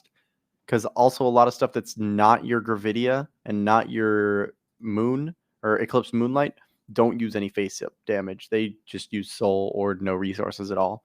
Right. So I've actually realized that I'm not sure if this list is using it. You can correct me if I'm wrong. Some builds have actually started opting to run Bubble Mine in their deck just so that way they can. Okay. So yeah, some people have opted to run Bubble Mine in their deck because a lot of Gravidia players have started realizing, oh, you can choke me for damage and potentially deck me out because you're already blowing through your deck because you're netting out at least 4 cards every time with the Balsagra. Not Balsagra, Jesus Christ, I'm sorry. With the Gravidia because you're drawing 2 cards and you're also like I said, you're placing 2 cards out of your deck as well with your having your settlers with Gravidia. I keep thinking about that Battle Saga matchup because it was just such a good set. Yeah, it was a good set. It was really good, honestly. But yeah, no, I think that like the fact that Gravidia, like a lot of the support cards use a lot of soul does mean that you can have those that value in like just having that way to build up soul. Right. All right. And I think all of our players are set. Mm-hmm. Yeah. And so we're getting into it right now. Does look like who's going first? Oh, okay. So Nirvana going first. That should be interesting to see because while this does mean that like the turn after your opponent rides grade 3, like Nirvana's a deck that no matter what, the turn after the opponent rides grade 3, you get to ride grade 4 because either through the Blaze Maiden, but it'll mean that it'll be a bit more awkward because you might have to put down a board that will get killed immediately afterwards. True. But like I said, the good thing about this matchup is that because you have Asperadia, he's able to at least get everything from your drop zone, like all your extra trick stars and things of that nature, and just stack it underneath him. Mm-hmm. So you can sort of punish your opponent for retiring things on your board. Exactly. Okay, so it does look like our Nirvana player went first. So meaning he's going to be able to go to get grade 4 first, regardless of the situation. This is a deck that will get to grade 4 first. Oh, wow. Oh, DSR. Nice. So this deck looks like it's very high rarity. Yeah, that's some devotion right there. Oh, and it's the reprint version of it as Yeah, well. It is. It only came out the second wave of the second printing. Mm-hmm. So that's honestly pretty cool. Because I know some people like the newer one, some people like the older one. Older ones, in terms of right. art. Yep. Whoa! Oh, yeah, I think this is complete. I think this is max rarity, like actually max rarity. Let me look here. Yeah, max rarity. Even the DSR regular Nirvana. I love to see it. I love to see the commitment from the players, especially if you have like passion for your deck. I love to see it. Wait, no, it's not. Wait, no. SSRs are worth more than DSRs. I'm pretty sure. So, like most of the time. So, SSR. Well, SSRs are only for the grade 4. Yeah, no, I know. I'm looking right now. 2 SSRs, one of each DSR for Mahar because there's 2 different Mahar SSRs. Oh, true. I forgot about that. Okay, so PG has been damaged. So this is huge information here. So the more PGs out of your opponent's deck, the better for you. So now, because you're running the expected in your list, now you can just sit there and try and choke your opponent out and see, all right, take my crit or do nothing with your turn. Yeah, pretty much. It's like, okay, you have to respect this and you have to be careful with your damage because if you're not, I'm going to just drip feed you that damage and just threaten lethal every single time. Okay, so we've opted to put our shadow token in the front. Go to the pass. Okay. No trigger. 20 to the Vanguard. You take the hit. All right, it's a crit. That was worth it. Because absolutely. The rear guard being a 20 means that even if you hit a defensive trigger, you would have still had to take a card out of hand to guard. Exactly. So guarding the Vanguard where it's like, okay, it's still an OT to pass. So my question is she going to swing at the shadow token just for the 1 to pass and not give the Gravidia player an opportunity to burn the CB? That might be the play. Or he cannot commit and just swing Vanguard and force a Gravidia player to go ahead and burn that CB then. It's totally up to him on what his hand is looking like. If he has a PG in hand, I think I will opt to give the damage. If not, I think I will try and swing into the token just to get it off the board and try and choke my opponent out. Yeah, I think like trying to do these damage denial plays against Gravidia is smart because this deck does also burn through its deck quite quickly because, well, you search for the worlds every turn. Not worlds, the meteors every turn.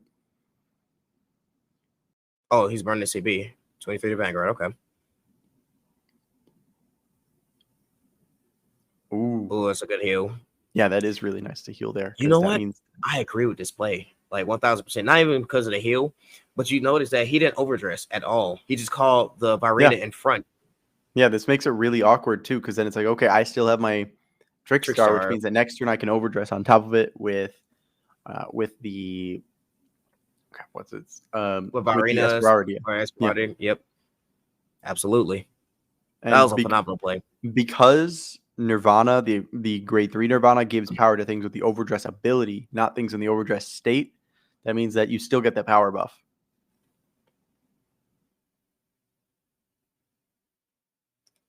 All right, so we're gonna go ahead and get 2 baby meteors out. Yeah, probably. Yep, 2 baby meteors just to draw 2 cards. Mm-hmm. I don't see him soul charging here because normally when you're running a world order in your deck, you normally don't soul charge because you're not running the grade 2 in the rod line that soul blast is 3 to draw your card. There are still other ways to Soul Blast, though, that I see that this build has a lot of ways. Like, for example, running Gravidia Shurgo, which Soul Blast 2. 2. Then So he did soul Gravidia charge. Baku Burrito, which is Soul Blast 1. And yeah, that's it for Soul Blast. But that Soul Blast 2 can build up sometimes. Right, but it's the thing is the grade 3 it refunds you for putting the order back to the order zone as well. Yeah. But also soul charging can help you compress your deck as well, so that way you can deck thin out so you can potentially check those triggers as well. Mm-hmm. All right. Oh, you know what? I love that he's running the on-hit grade 2. A lot of players opted not to run it in that deck list. And I was talking to somebody actually yesterday about this. I was like, this on-hit card is absolutely amazing because it's like you either guarantee get a card out your opponent's hand or guarantee get some meteor. Yeah, and not only that, because you're naturally forcing your opponent to because you're naturally forcing your opponent to get rid of a PG for blocking the Vanguard, you can make it so they want to take this smaller hit in terms of damage. So they have to decide between either a crit or a you have to decide between either a crit or like taking a crit or taking a very good on hit. Right. I just realized he burnt all of the meteors. Yeah. Okay. Very interesting. Probably thinking, okay, I just need the on hit.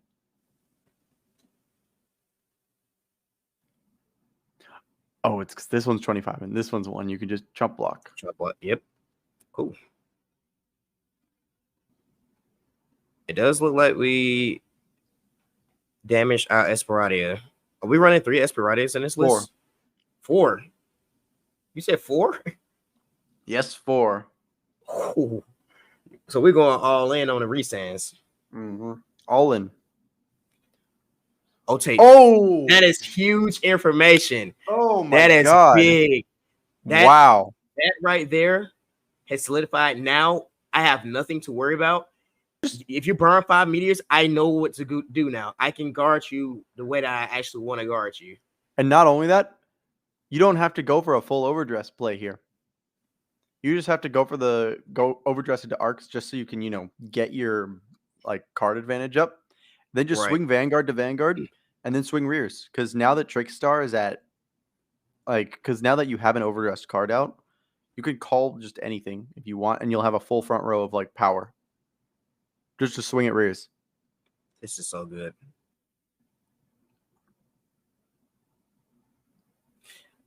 And this also goes back into what we were talking about earlier. The damage now plays as well, because now you only have 1 CB to work with. And if you just so happen to draw into that expector, okay. That was a really good drive check. It was. Arcs, like Trickstar, and a PG. So I get to draw 2 cards and I can block you. Mm-hmm. It's great stuff. Yeah, it's just playing this this turn of just going, okay, I don't want to give you any resources. Well, I can't give you any resources, so I'll just take out your board. Right. Why not? Now burn your 1 CB for me. So this way I can play around you, because what you can do, you have 2 options here. Either A, you can keep the aggression, or B, if your opponent commits regards onto the board, you can just go ahead and bash into their regards, and then you don't have to worry about them trying to sack 5 meteors off later on. Mm-hmm. But it all depends on, like I said, your hand state at that point in time. If I have 2 PGs in my hand, I'm more obligated to go ahead and give you the extra damage. Whereas if I only have like 1 PG, I might want to try and farm, more cards.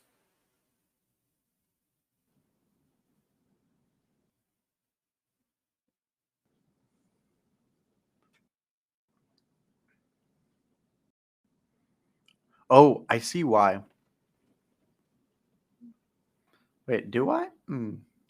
Oh, yeah, not even using skill. So, do you want to just take this? I think so. I think I will just take this.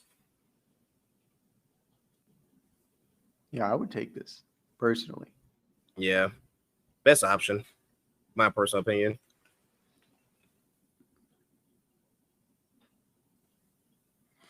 Oh, Okay. those are blanks. If we have a regular Virena in hand, we're actually sitting pretty. Yeah. Because you can just overdress the other Virena. I mean, not Virena, I'm sorry. The other Trickstar, move it up to the front row, and then you'll be swinging for 30. Mm-hmm. And because we also saw that he drive checked a Trickstar, he could go for regular Virena and then go for an Esperardia as well in the same turn. Exactly. The only thing is he just doesn't have a CB. Yeah, So but you it don't will- need a CB here. Right. You just go for the pressure.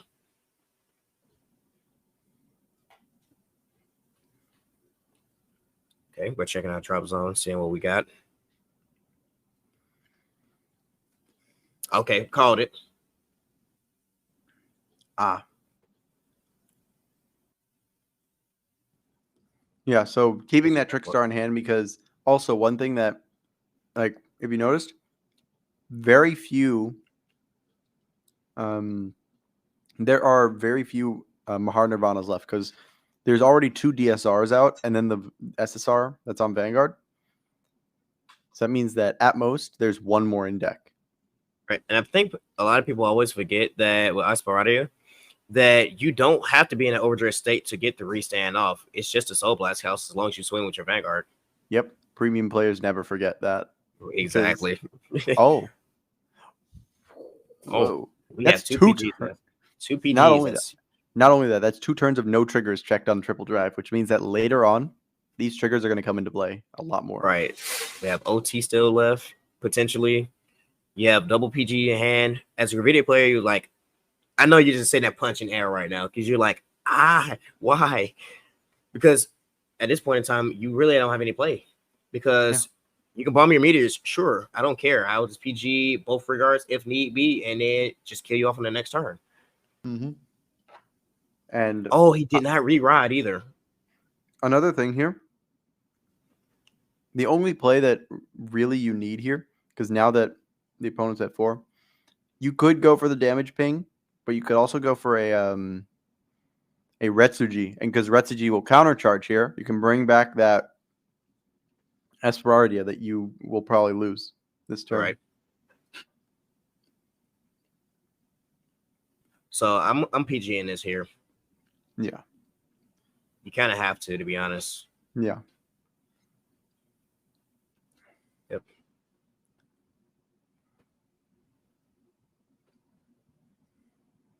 Is this the one that gets the extra power from? Yeah, it is. Wow. Honestly, having 2 damage on each of these is nice. It is. Wait, how many regards did he kill off? Did he only 2. kill off 2? Okay. Yeah, they got the crit from the crit trigger because of the double. Yeah. Because I'm about to say, because if he killed off 3, the sure goes would have 3 damage on him. Because she gets a crit on all, if I'm not mistaken, if you kill 3 regards. Whoa. Wow. That's huge. Now, as the Gravidia player, you're thinking in your head, got him.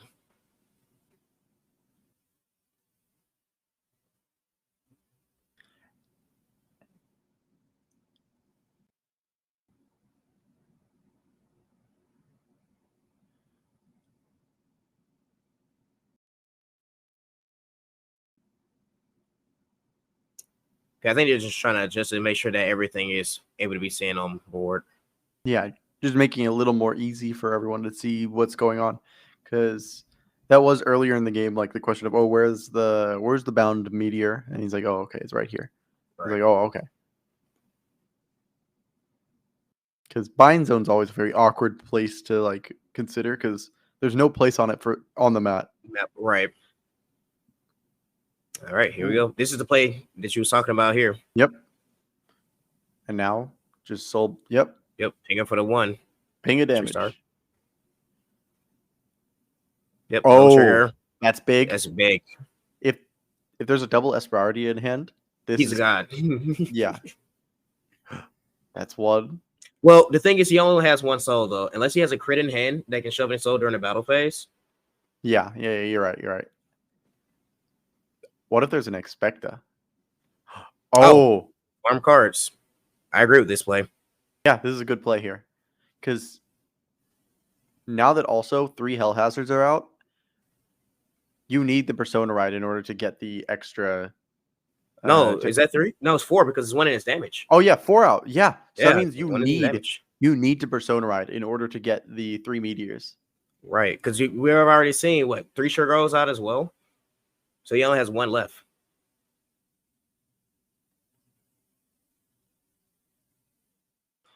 So 48 Esperadia, 33 Arcs, and 23 Vanguard. Are we going for 1 to pass? 1. pass. Oh my god. I swear, He if it's hasn't- blanks again. He if hasn't it's seen blanks triggers 3 this turns in a game. row. Okay. Okay. I was he hasn't seen triggers. That would be crazy if he didn't. And here it is.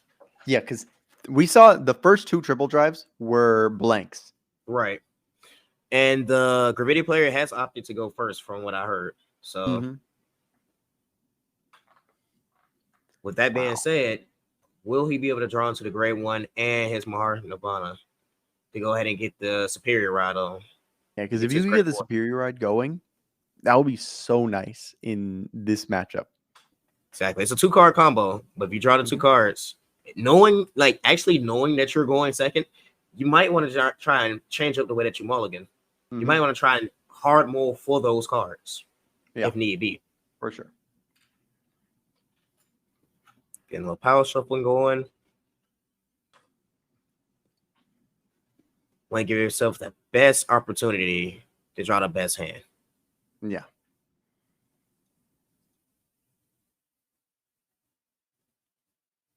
The game was pretty good. The fact that he was able to stabilize really well, go ahead and him drive checking those double PGs was so clutch. Because apparently his hand was pretty fake.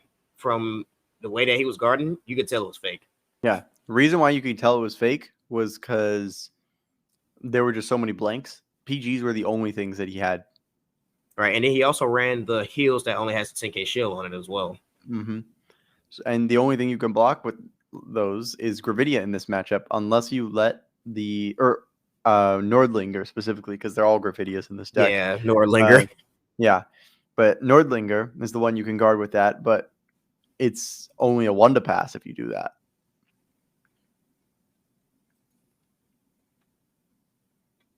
So what do you think the game plan is here now? Do we stick to the same game plan as far as the Graffiti player goes? Are we trying to rush like really hard, or do we want to play conservative so that's the way we don't get choked out? I think playing a bit more conservatively might be the idea here. All right, so we are off to the races. Ditching the Hill Hazard. Go ahead and search for our world. You know what I hate doing as I play Gravidia? As you're mulligan, and when you start drawing your cards, you draw the 1-up world. It's like, feels great. I feel that. It's even worse in prison. Yeah.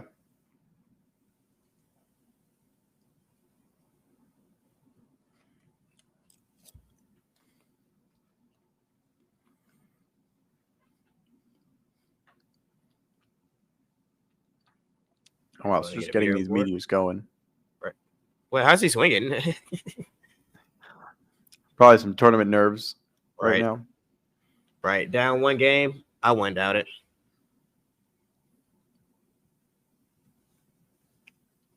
Two phenomenal players here.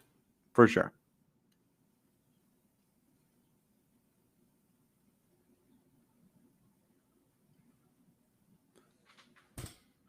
Still can't get over how high rarity. Like, this is like, unless you count having one of each of the rarities for Mahar Nirvana as not being max rarity, this is max rarity. Also, I think the Expecta is not max rarity because it's not the prize promo. Oh, true, from the but that's last so BRO. hard. But it's so hard to get those. So I guess like cards is like easily accessible. That's why I kind of consider max Yeah. rarity because Yeah. you got to think about like there are like so many promo cards or prize promos where it's just ridiculous amounts of money to try and get your hands on them. Yeah, it's why if you have a Ballin Arena, it's very likely you do not have a max rarity version of that deck. Right. I'm so mad. I missed out on Worlds. I could have got mine, but I just didn't Mm. have the funds to go. I was like, Yeah. oh no.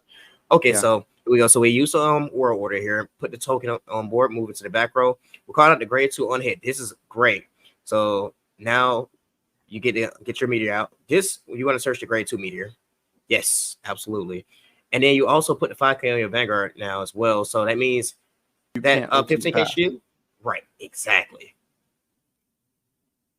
Cannot OT pass. And this makes those numbers very awkward for. This makes these numbers very awkward for Aries. OT. Oh my god, Okay, this is good. This is good. that's effectively a crit. So Right. Now. oh, Okay. Now, game plan, and now same as last time. OT is out, something you don't have to worry about. uh-huh. And now you can sit there. And he also has a PG in hand too, because we seen him dry check it on his first swing. Mm-hmm. Oh, you can also just swing rear right here. Yep. Prevent them from getting that counterblast. Yep. So that Damage next or one you not. can just ride up. Now the question is, do we have the superior ride combo? That's the question. Probably mulligan for it.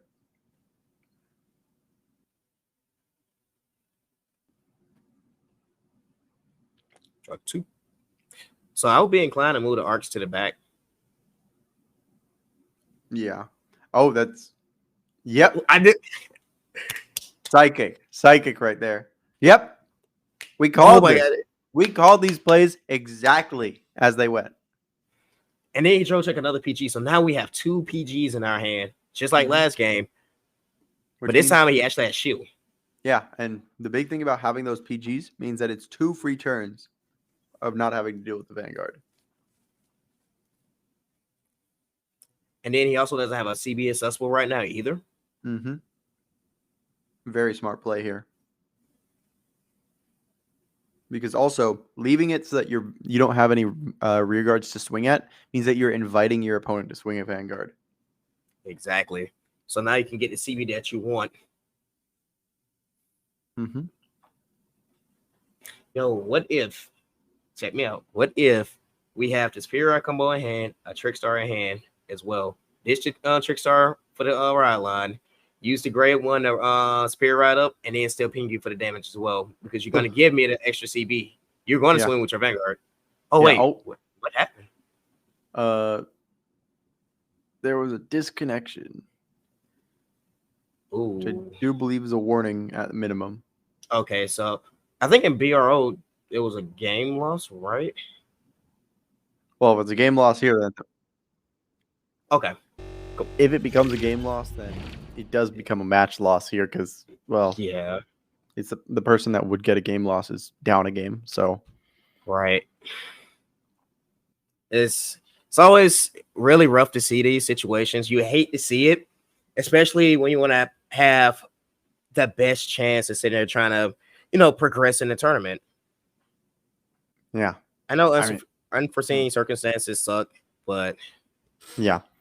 I know I personally have had this dilemma before of like I was playing one time. This was like years ago in like a team battle format of like where I remember I was playing against this one guy and then he just every single time I was about to start my like big stride turn, he just kept disconnecting and I'm like, okay, I'll let the rematch happen. And then it just kept happening. I'm like, okay, no, not letting that slide. Not letting that slide after like 5 times. okay, so we're back. Let's see. Okay, we are getting a warning here. Mm-hmm. Okay, and he's shuffling. He has to shuffle his deck, which is fair. That makes sense.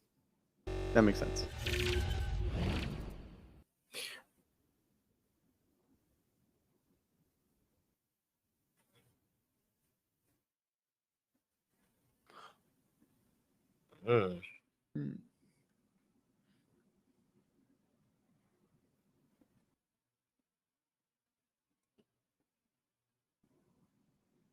All right.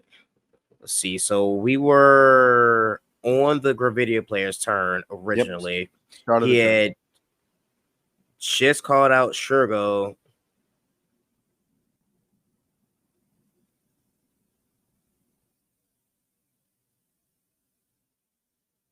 Okay, so they're going to continue game state for where we was at.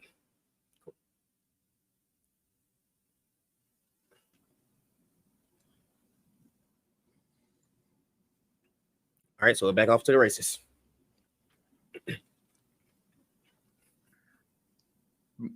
I mean, like, there's not much else to do this turn outside of just swing. Right, swinging right.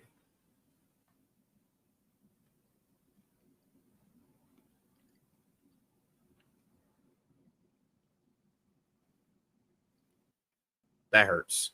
Still get your crit. Right. That's nice. Power to the top. All right, that was smart putting it on his token.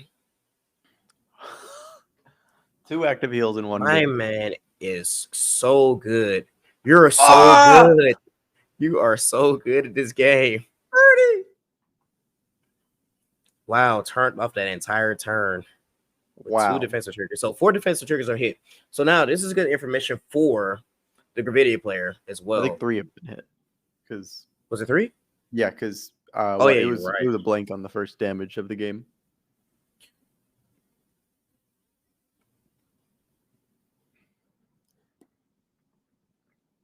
Oh, I think this might be the play here of like, I think he might have it. I think so. Like, I would be surprised if he doesn't have it.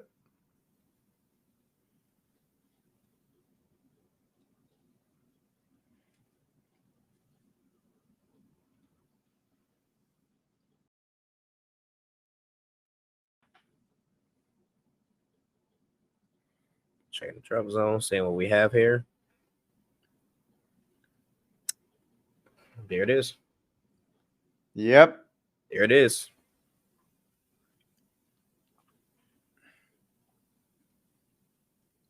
I wonder if he's going to do what I think. I think he is. This looks like a trick star in the hand. Although, even if he doesn't, he still has plenty of plays. Right. He has 2 lines of plays here, and it depends on which line of play he goes for. I'm very interested to see. Bless you, by the way. Thank you. Mm-hmm.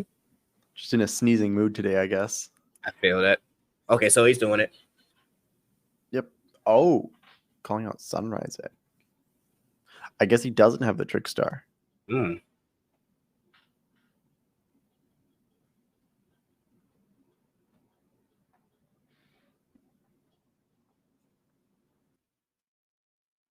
Okay, so he's thinking the same thing I'm thinking as well, probably. Let's see.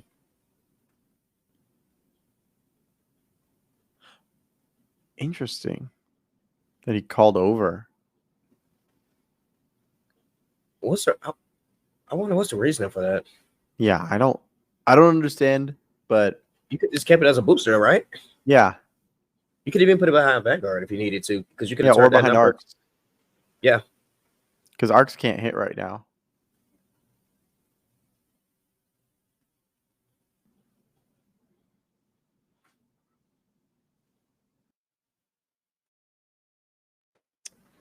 yeah. I don't agree with calling over that egg. I think I would have put it behind the arcs, like you said. Oh, Oh, not again.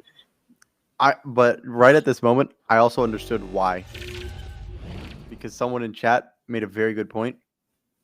Is so that the Gravidia player does not blow up the The extra egg. Okay. Okay. Cool. Huh. So yeah, it makes sense. So just talking about that line of play, like you said, like somebody mentioned in chat, that is a very smart idea. So that way that the Shergo won't get the crit pressure as well. Because it has to have 3 units bombed. Yeah. So that means that you are just like dealing with a weaker board. Right. However, also disconnecting twice. That is a game loss, correct? Pretty sure. That being said, he was down a game.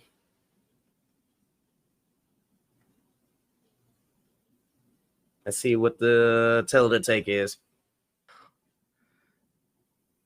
I know Discord does do Discord things. It happens. I'm aware of Discord doing Discord things.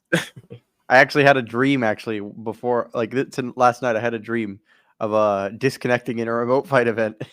Oh man. Yeah. See, this is why I don't remote. Like, granted, I don't knock remote fighting. I think it's a phenomenal. So it's a game loss, unfortunate. But what I was saying. Oh, as far as remote fight goes, I think it's a phenomenal idea. It's a great way for. It's good for content. Mm-hmm. It's good for practice Mm-hmm. as well, and it's good for just knowledge purposes in general. Like whether you're spectating or physically playing, remote fight is a phenomenal idea. But you do have to understand when you're entering these tournaments, you are a liability at this point of thinking about it. Oh, if I DC here mid-match and I'm swinging for game and you end up getting a game loss, it's a big feel. It's a bad moment. Yeah, no, Like, I completely get that. Like, I know someone that was like on the verge of bubbling in, and like they were at the top of the X2s, and then they disconnected, and their internet just no, completely died. feels bad. Yeah. And you just think about it as well. In this world, there's weather is also uncontrollable too. That's also another factor as well. You have to consider weather is a thing. Just a lot. It's just a lot that's going on. And again, I feel bad for the homie here. I think he was playing great. I think he's playing phenomenal. But like I said, unfortunate events do occur sometimes. Yep. And with that being said, it looks like our Nirvana player is moving on into the finals. We'll see him in grand finals. Very true. And I actually don't know who won between Gravital and Ikiazu, or if they've even finished yet. Oh, they're still going. Oh, nice. So we just have to find out who's winning between the two, and hopefully, we get a really hot set then as well. Like I said, today we've seen some great Vanguard being playing. Prime example here, game 1, really good. Like I said, obviously triggers were a thing as well, but the fact that you also played to every card, literally play every turn card for card. That's what matters.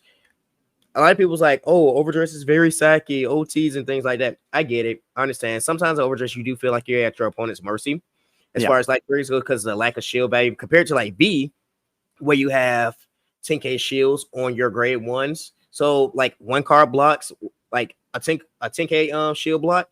It's technically 2 cards if you want to guard with 2 grade 1s, or it's a 1 card and you overguard them with a 15k shield.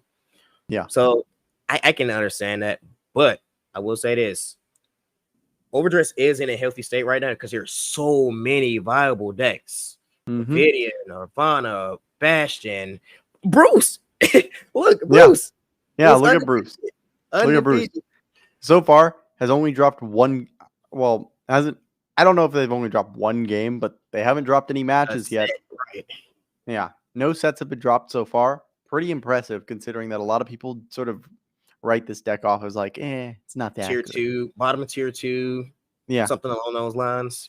And I mean, like, Magnolia was so good, like that. Yeah, that deck was broken.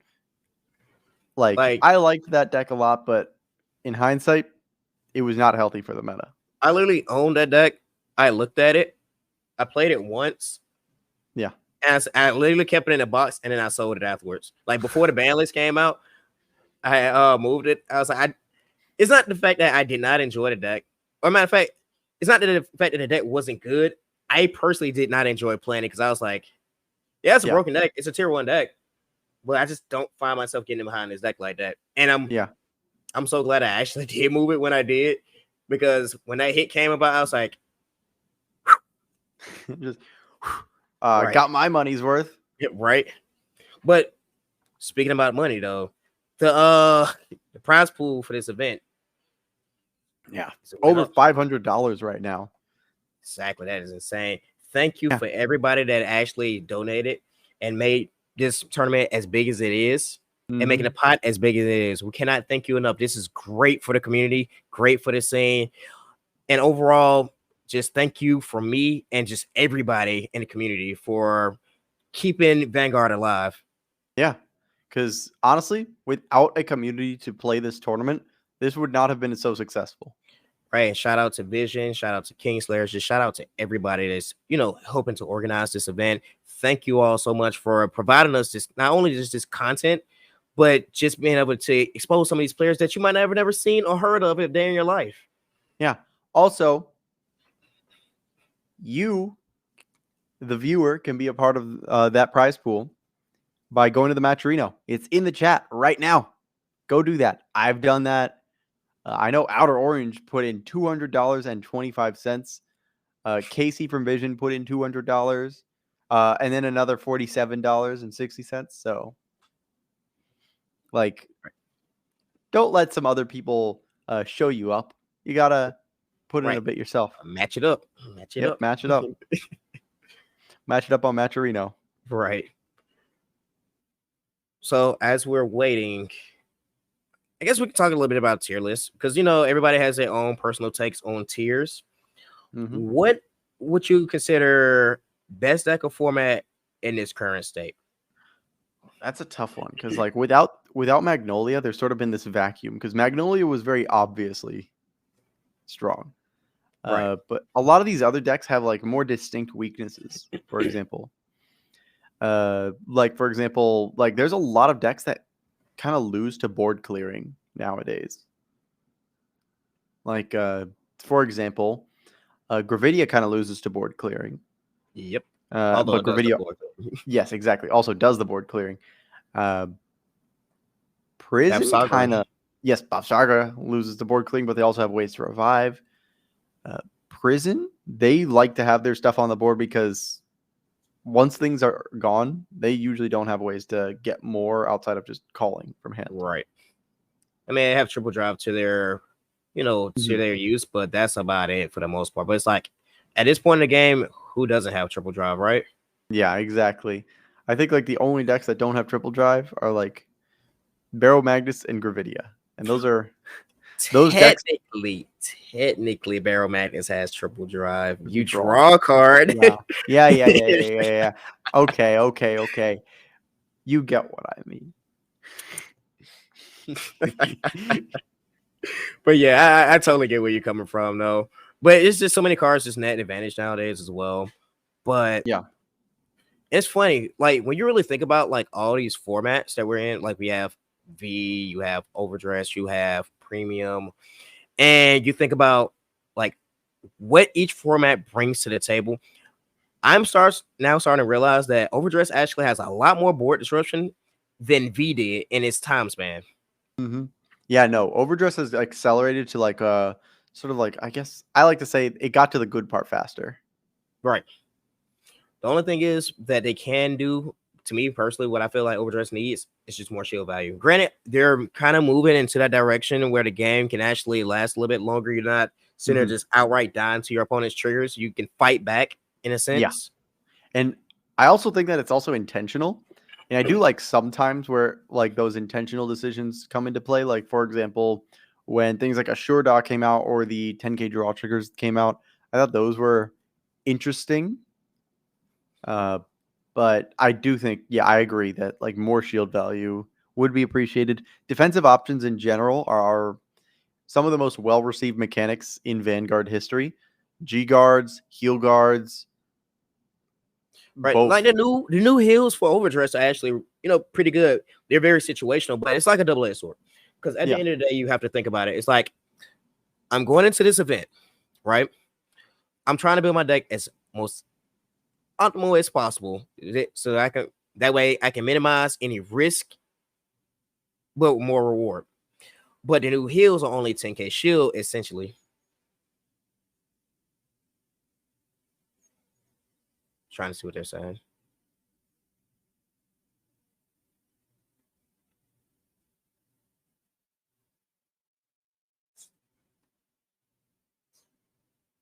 Oh, it does look like after this round is done, we'll be going potentially with a third place. Fourth. Yeah.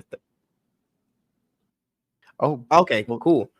So we have both matches done now.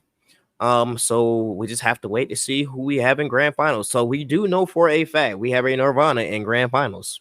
Yeah, that's pretty exciting. I know that one of the like Nirvana honestly is underrated for the most part, at least in the West. Like I know in Japan, Right. they love Nirvana. Like in terms, or at least they rate it much higher than we do in You America. know what would be dope if we get a Donji versus Yu, an actual Yo, dog. OverDress match, That would be so sick. That would be so sick. straight anime style. Let's Mhm. go.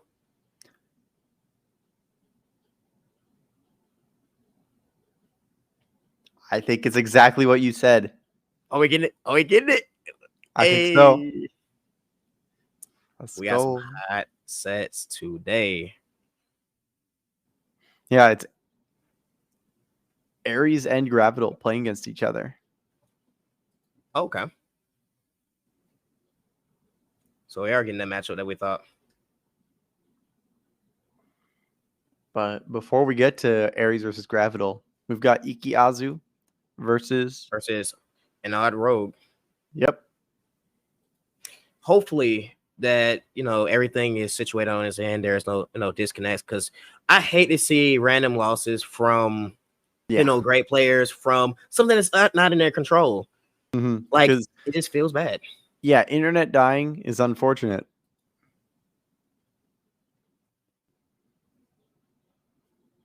But yeah, we've got. Oh yeah, this is smart here. Judges are telling Odd Rogue to disconnect right now, like to restart Discord. I think that's smart because then it means that like you're sort of like refreshing Yeah. to reduce that chance of hitting a disconnect right now. So we're gonna have Gravidia.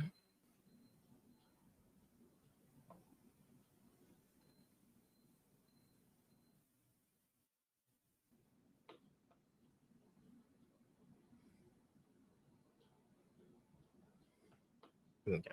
So we have Kyrie versus Gravidia. Mm-hmm. This should be interesting here. What do you think on this matchup? Because I've never seen this matchup play out before.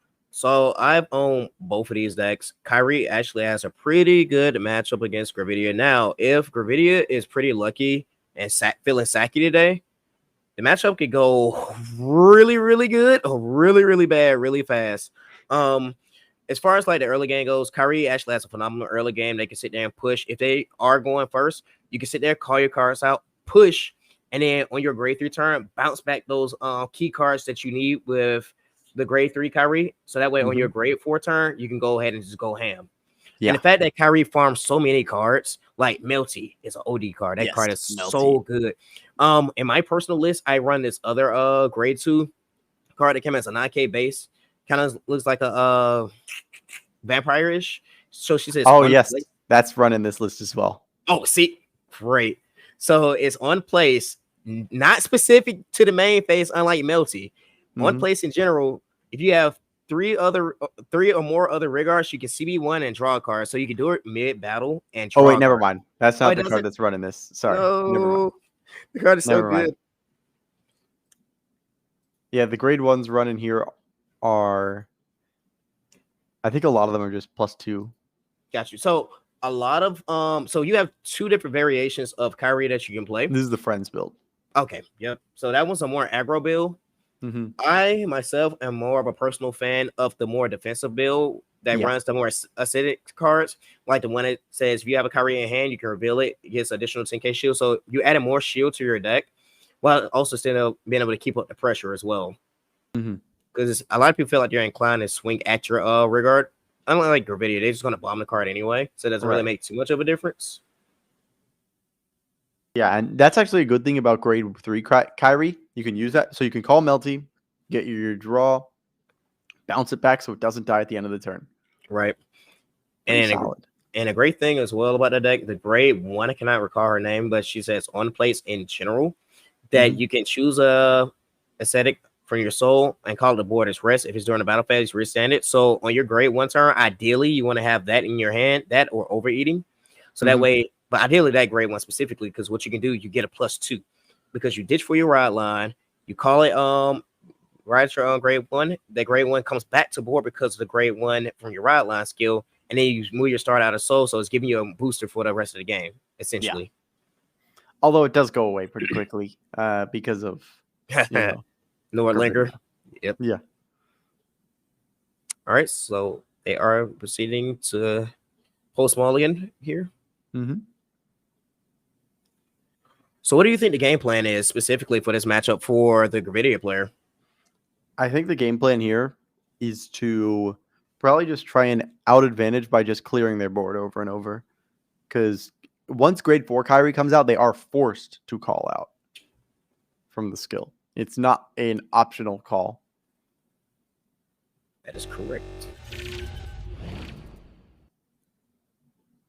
Which does, like, even if you don't have anything on the board, you are forced to call out too, which does mean that you will naturally be losing 2 cards every single turn because of Gravidia skill. And you definitely need to like hardcore pressure. Okay. So we are okay. So Glendios is going second. Overlord is going first. So Gravidia is going first.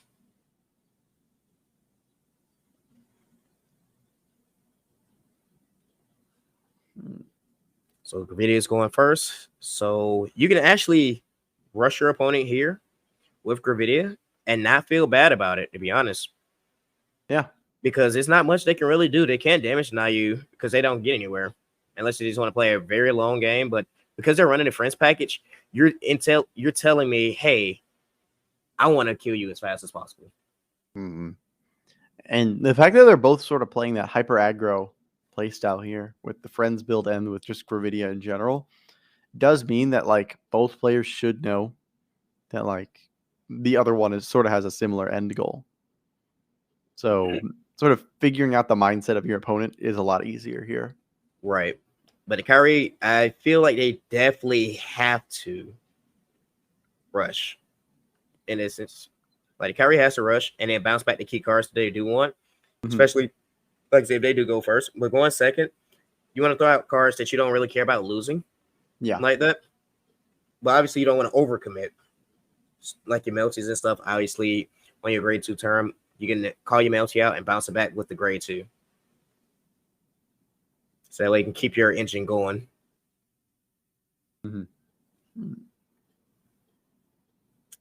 Right. So we're just waiting for the thumbs up for them to get started.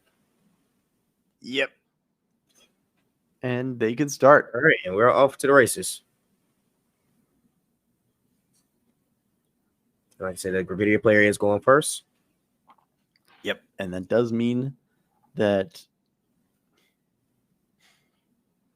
they get to, well, yeah, just get their stuff going, which does mean also those numbers are going to be a lot more threatening later on.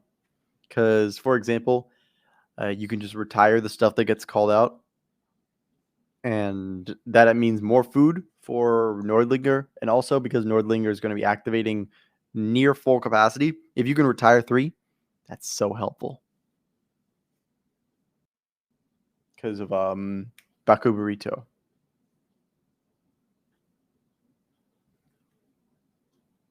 Now, I wonder if the Gravidia player actually has the grade 2 in hand to actually put on an early game aggression. Oh, in the swing, that is so smart. He didn't want to give him the opportunity to use the world card. Yep, because you want to stay low damage. So I've seen a lot of players do this to Gravidia players to prevent them from using the world card. So if they do on their next turn, it's like you have an option. Either A, you can use your meteors, or B, you can use your world. Your choice. He's ditching the world. Yep. Who needs a world when you've got a meteor? What's a world to a meteor, right? Exactly. And the Hell Hazard already, so that means you can get the 3. Even if they only call 2, you're gonna be in such a good spot.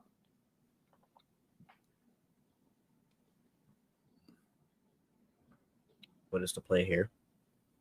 Oh, we're just gonna swing and bring. Okay.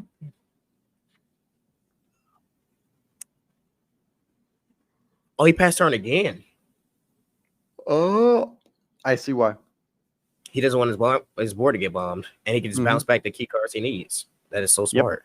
Not only does he get to bounce back his key cards, but that also means that because he's preventing you from getting bombed, that means that Bakubrito is not going to be hitting for a crit. It's just going to be hitting.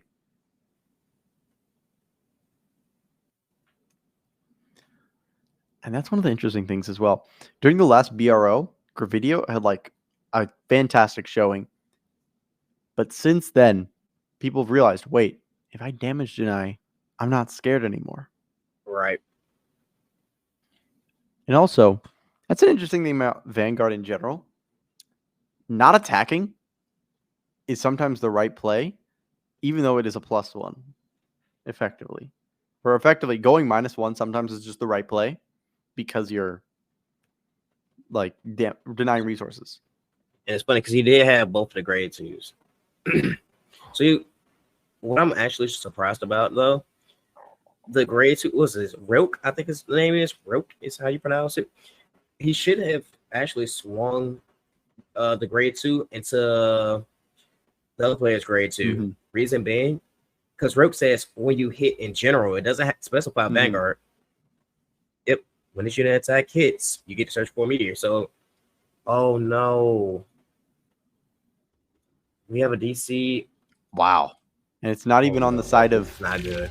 Not even on the side of Otter Rogue this time.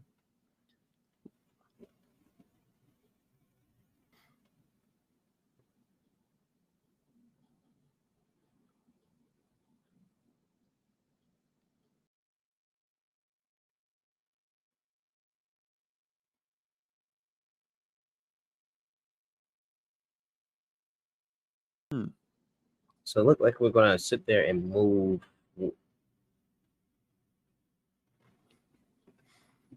Yeah, so it looked like we're moving the players to a different room. I mean, we will be following the players, by the way, just so you guys know. Yep. Because, yeah, it seems to be just this room is cursed.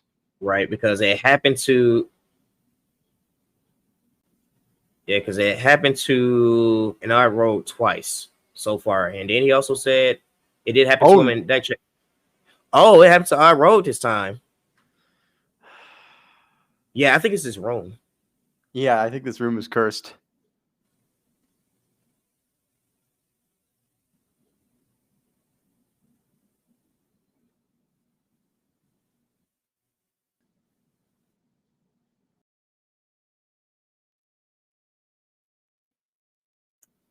Okay.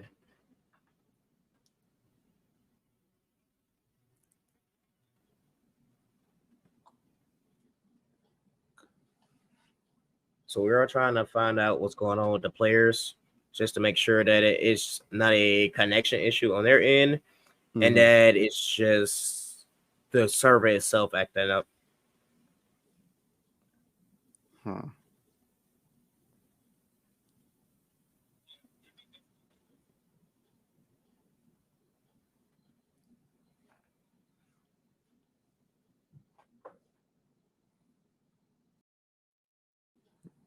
So we are trying to find out what's going on here with the players. See what kind of... This is very interesting on like trying to find like compromise on like because one's from North America, one's from Indonesia. So obviously the connection is going to be scuffed. Yeah.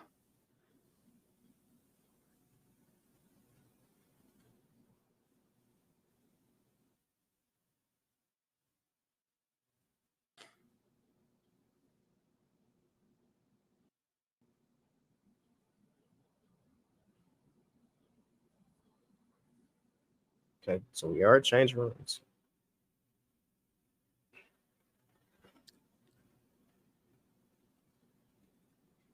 This is tricky, to say the least. Right. Very much so.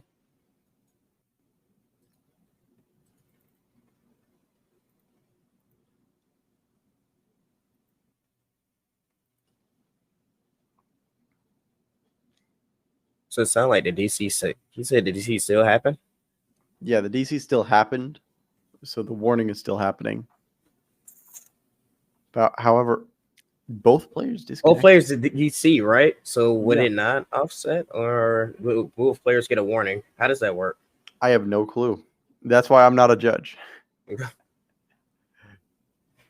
And see, you know, let's give it to the judges. Let's go ahead and give them a round of applause for just doing a phenomenal job. Because the thing is, they're trying to make sure they can compromise both the players. They feel bad sitting there giving somebody a game loss for something that's out of their control, and they're trying to compromise and find the best solution to what's going on. So to be an online TO, you have to have, you know, a great mental, because it's a lot to deal with. It is a lot to deal with. You don't want to sit there and just screw up anybody. There's also gonna occasionally just be people like, hey, that guy just put his foot in front of his deck and then he checked OT afterwards. Hey, what's that about? I remember that. That joke was so funny. Okay, so the players are shuffling their decks from the looks of it. So we're about to get ready to get started again very shortly. Okay. No penalties.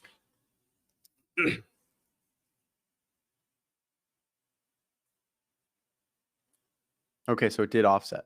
Right. You were right. Okay. I figured because it was just so random.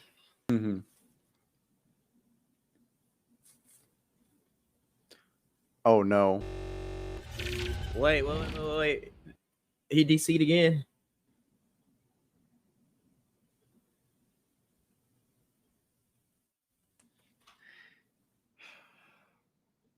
Oh, this is The rough. crazy part, you can't do a double loss here because this is the Right, match for it's third place. Third place, right.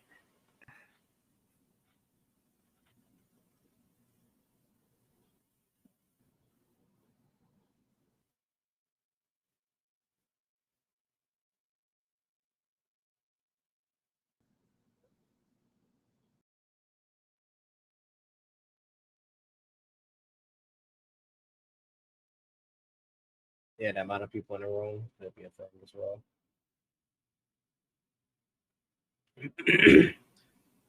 Yeah, what's being prevented right now is the idea that the fact that there's so many people in the call here is potentially causing all these disconnects, which might happen.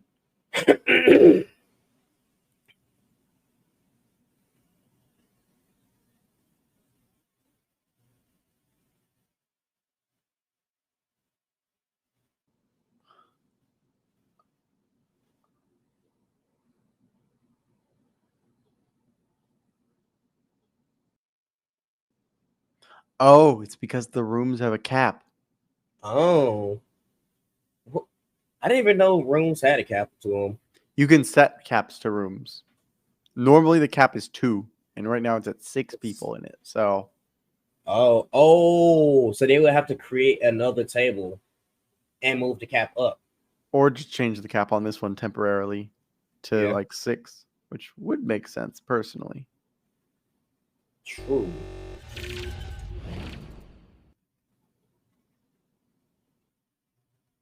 All right, so we're back off to the races. Yeah, he's attacking to regard. Yes. No, as long as it swings, he should be able to bounce this too. Yep. Wow, he is not giving any damage. Right. So he checked into the grade 4, which is good. So now we know that he has one in hand, guaranteed for next turn. Yeah, that's true. Now, so this is the thing, and the tricky part about playing Gravidia and damage denying them. If you do not give them damage, right, and they continuously to draw into their persona rods, find ways to deck thin out these meteors, 9 times out of 10, they're gonna have a highly likely chance of checking those triggers, especially if they get to 1 CB, they can just bomb 5 meteors and say, all right, that's it. That's very true. And honestly, I feel like this is some heavy dedication to that damage denial play. Has to be.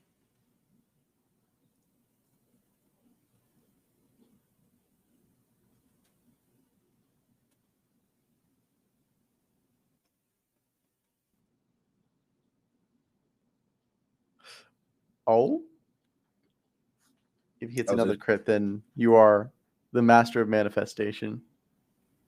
Oh my god! Wow! That is strong. That is very strong. Instantly at 5 damage and only 1 defensive here. And then he did Persona Rod. Do keep that in mind. Yeah. Oh wait, did he say 33? Yeah, 33. It's 33-30 as the two numbers. Okay, so he split. Oh, so he did split the crits, the powers. Yeah. Oh no, I guess he didn't. Oh, he did. He forgot he Persona Road. No. He forgot he Persona Road. That's why I was confused because he put both of the triggers on the Shergo and said 33. It should have been 43 and 20. Man. That's why I was confused about the power distribution. Yeah, that's unfortunate. Sometimes people forget about it, especially do consider that it's a lot going on with the random disconnects and stuff like that. So mentally, you're not there all the way. Was about to bring up like all those disconnects sort of make you mentally check out sometimes. Right. But I thought he knew because he put the dice in the front, specifying that it's 10K front row. Yeah. Oh. And obviously, as an opponent, you're going to take advantage of that. It's not up to me to tell you your numbers. It's up to you to tell me your numbers. I don't have to correct you. Mm-hmm. So, scary thing though, you're at 5. But it's a 3 attack deck. Oh, we're at 4 now. Strong. Oh wow, 3 triggers. Ugh. Oh, he passed on again. Yeah, so are we going for the deck? Are we going for the deck out here? I guess, but like, oh, Smart. Is he out of rear guards? Well, no. So think of this: if you commit a rear guard, you're going to smack into my rear guard again. That's true. So I want you to give me the 1 damage at least. 2 to pass. OT. It's OT to pass. Oh, OT to pass. Okay. Yeah. Double Shergo. Okay. That's not bad because he's going to be forced to hit you this turn. Right. But I think he's okay with that now. He's at 4 damage. You have to double check. Oh my! Like God, you have to check into a OT at least, a double crits. Actually, into 1 crit. I'm sorry. And you also need to have a Persona Rod. All those meteors that he can do the 5. Yeah, there's so many. Oh my god. Oh, jeez. Oh. Yeah, no, that's like a solid. How many regular meteors did he was? 6. So he has a total of technically 10. He said 3 hell hazards, so. Oh, it was 3. I thought it was 2. Oh, okay. That was 6 and 6, which means 12. So that's 4 turns of 3, or 2 turns of 5, and 1 turn of 2, which you can. And don't forget, he also has Shergos. Yep, he has double Shergos in hand because he drove tick 2 last turn. Mm-hmm.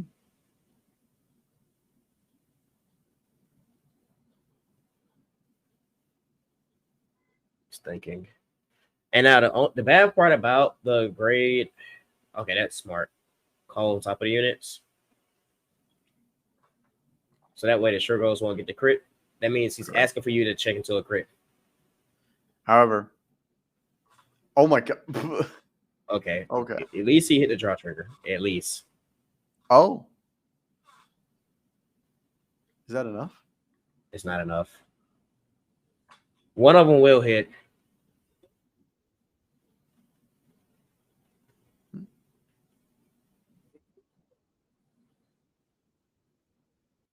Oh, it's Baka Burrito. Oh, Shergo is a grade 2. Yeah. Baka Burrito is the one that gets a crit and revives things. Appreciate the correction. No problem. Yeah, you could just. I mean, oh my god. Okay, I think you have all of your meteors right now. You could just go for it here. So his deck is super compressed right now. Yeah, there's no reason not to go for just the 5 meteor play.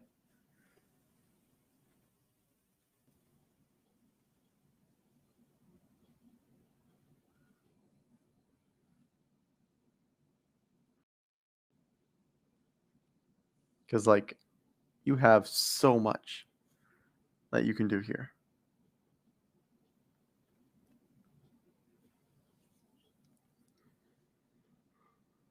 Yeah, and the crazy thing is, I understand the Kyrie player. He couldn't afford not to swing at the Vanguard anymore at this point.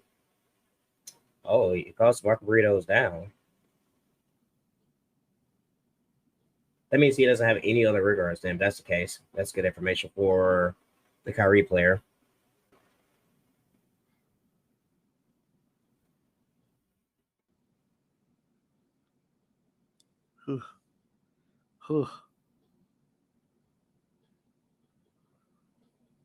Whoa, did he just?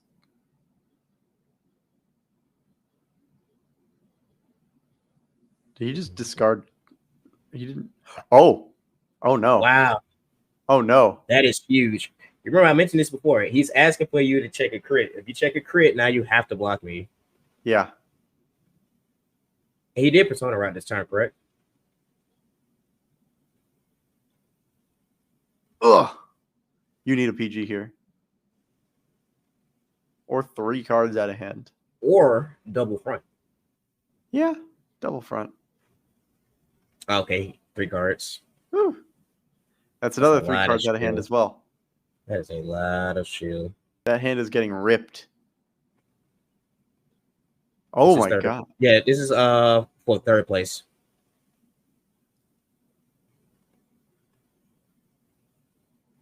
Still plenty of deck left too. OT. We still don't know what OT is. That's also a thing that's probably sitting in the back of the Kyrie player's mind. So Iki has to be thinking about that right now as well. Absolutely. If you hit the OT here on the 5 meteors, that's just game. That is, you need a PG to block everything. Right. It's nothing you can do at that point. Mm-hmm.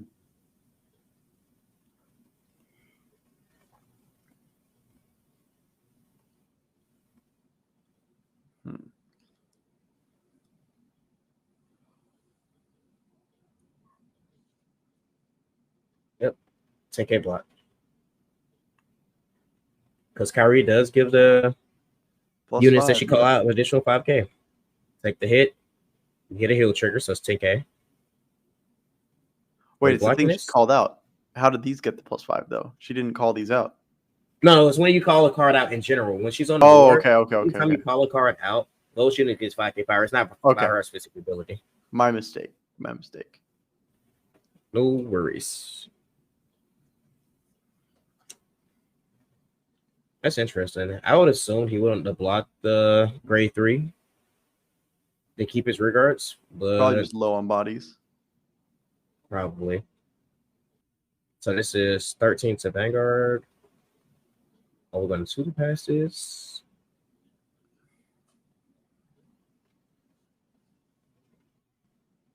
How are we blocking this? So OT to pass. Oh, it's OT out? Yeah. Yes. It was guarded with last turn to end the turn off.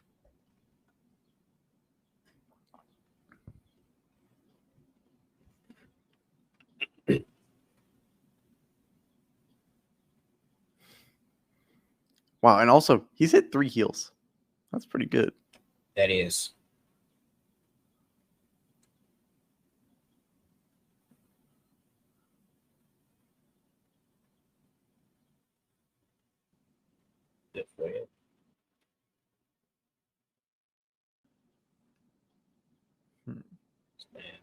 So now we have 2 damage to work with. Oh my god. Now we get to look at our deck and see what do we have left and how many cards do we have left.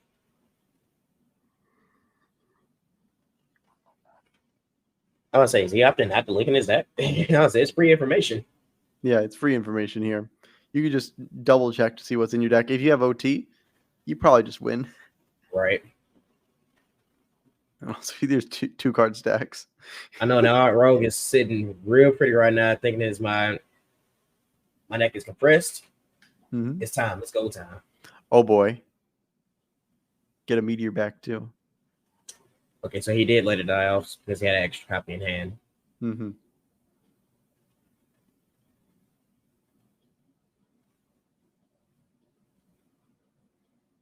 Now, if only he had the ability to get Baku Burrito to 3 or to extra crit. The extra crits. I mean, it don't make a difference as long as you hit a crit at that point, right? Yeah. Because you have to block Gritty because she has a crit on her herself. Okay, so he's asking for a crit count.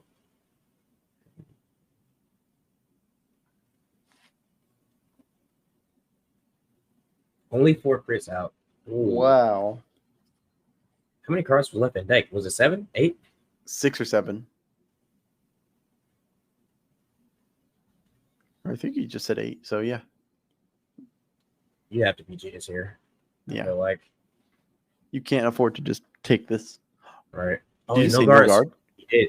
Check 1. Check 2. Oh, Crit. that's Yeah, that's game. that's 4 damage. That's game. Because he had so many heals already. Oh, He healed again. That's 4 though. That's No. all 4 out, right? oh yeah, that's all 4 out. That's all 4 out. 3. Yeah, he's gone. Yeah, that's I'd say that's all 4 heals out. So it was like no way.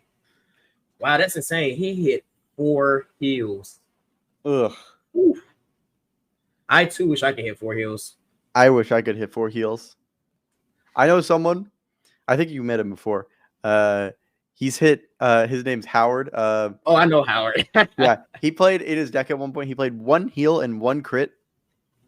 He healed at 6 damage with that 1 heal, and then proceeded to hit the crit on the 1 to pass to win the game.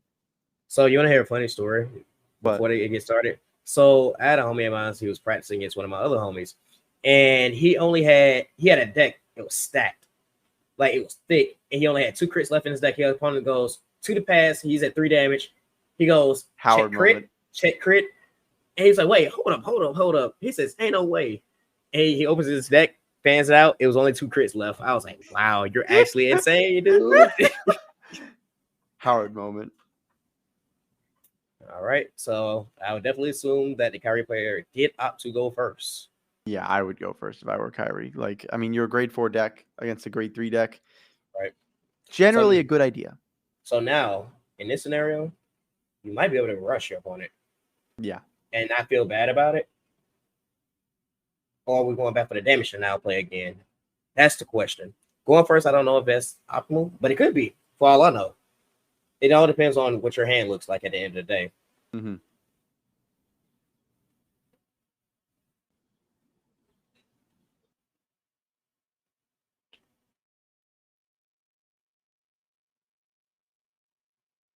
All right, and we're off.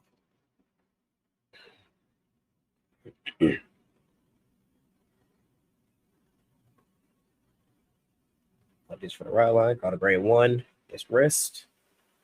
Next turn, you'll be able to use that as pressure.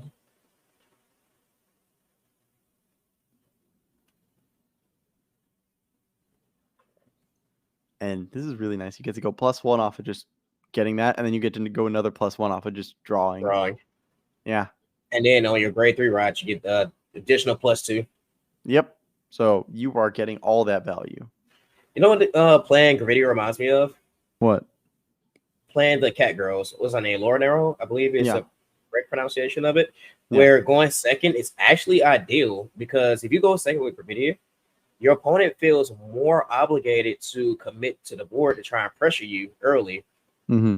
and you can punish them for committing. Yeah. I mean, like, a lot of these decks that, like, play those set orders with very powerful payoffs can generally punish you for putting out those, like, or for committing in general. Like, I mean, OverDress is going to get that, especially because of that new grade 3. Wow, did you see that? Oh, Wow. Well, that caught me by surprise. That's what I was talking about. I was more discarding the Kyrie. Well, but no, he opted not to swing with the rear guard.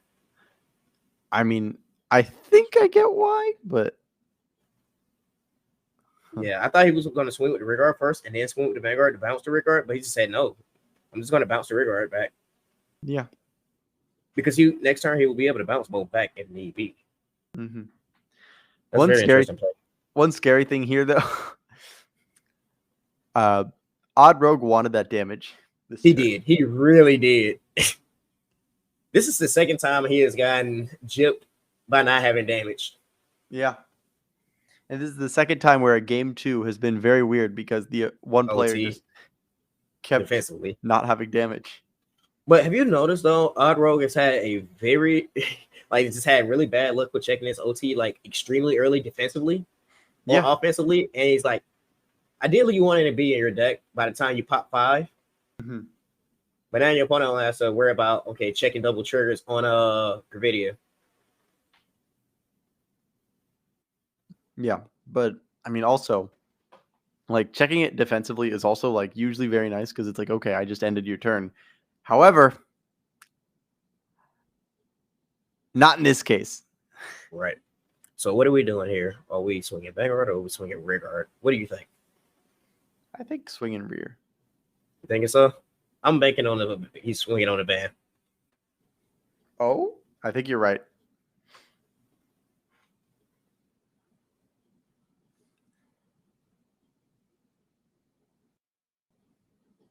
Okay. Oh yeah, he's pushing. Oh, keeping it at the top. What if it's OT?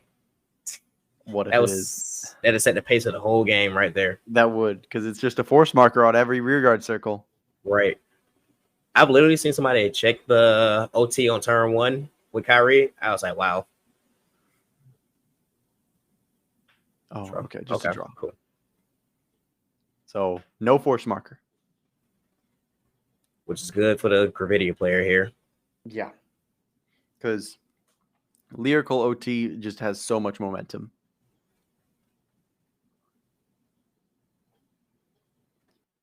All right, what do we do here? Run into Gravidia. Search out 2 meteors. Now we got to see what he end up drawing if he opts to draw, which I feel like you're going to do anyway when you're playing Gravidia. It's like not a reason not to draw unless your deck is just like super low.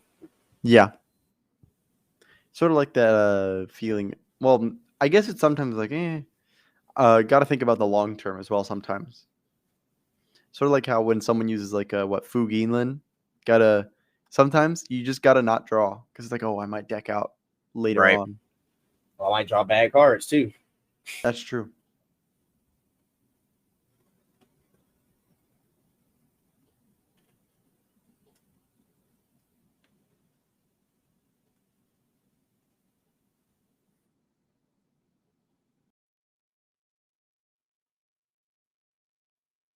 $28. How many meteors are we popping? So we're popping 5. Mm-hmm. Yes, 2, 3, 4, 5. Yep. Sure. Yep, makes sense.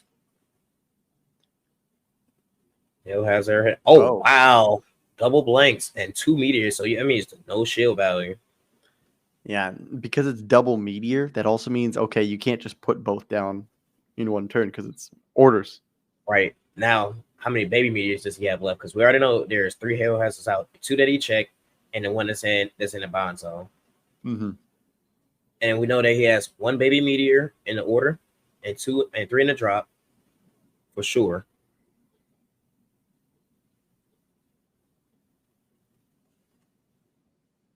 It's like, also, do you have a persona in hand too?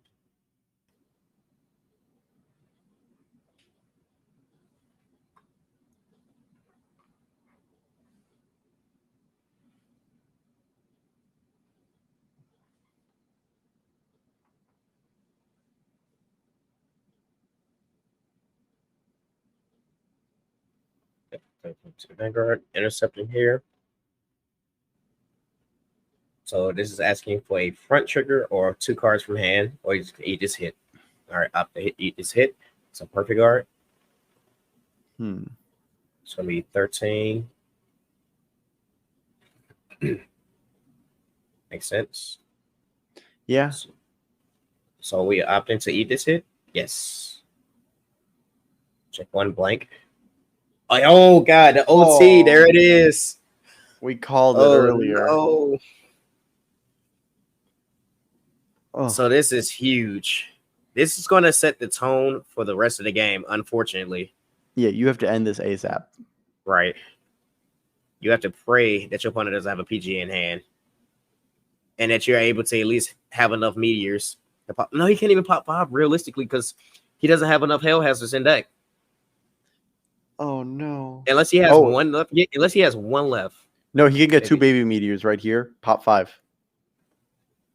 True. That is true. Because he has. Okay, so he does have one it too. he had two hell hazards in hand. I can't recall if he actually ditched one from hand or not for the rod line. So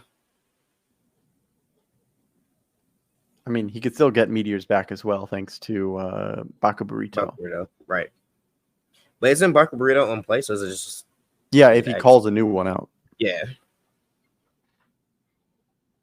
And this draw actually does help.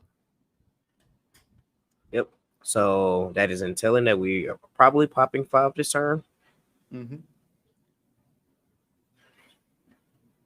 Because as you mentioned before, it's like now since you checked your OT, I feel like I have to close the game out. Commits now, draw trigger. Interesting. He's probably got nothing. Yeah, it's an all or nothing turn here. Yeah, you gotta just Gotta go for broke. whew. And can we break our limits?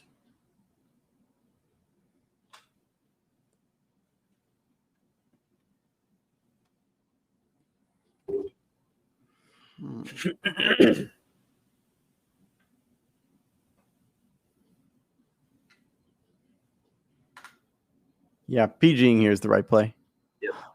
Oh, That's huge. But because he's still at equal or lower, you get to heal again. right. Wow. Insane. Is that crit? Oh Double my draw. God. You are actually insane, my guy. The value off of this turn. Now, this is the thing. You have no more baby meteors left, if I'm correct. Yep, no meteors in the order zone. We know we have one in hand, right?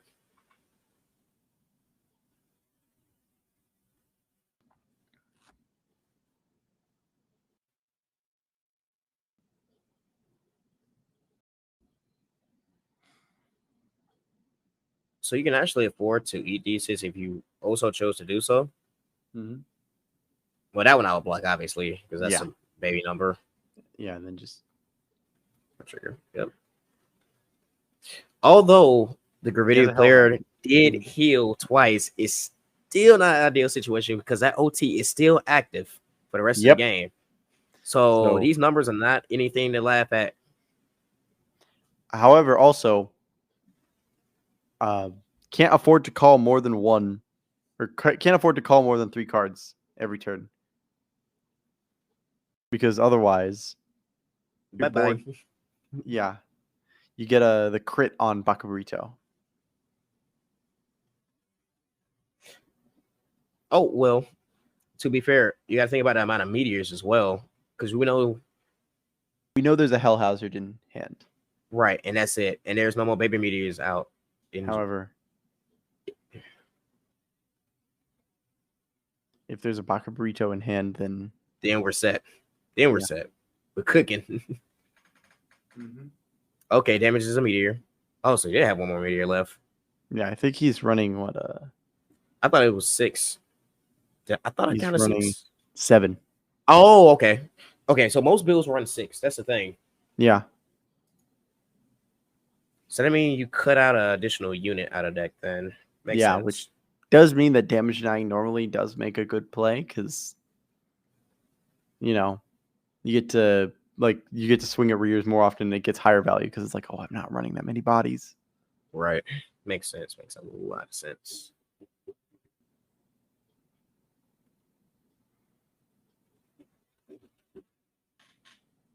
If he has a single Bakuburito here, he's cooking. Because that's 3 rear guards right now.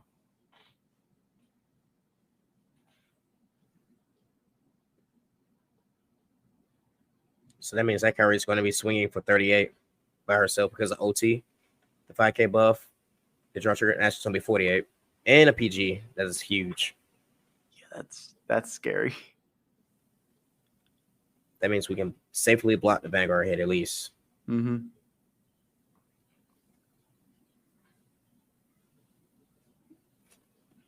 as much as I like Gravidia, I just feel like it can get gassed out really quick sometimes. Mm-hmm.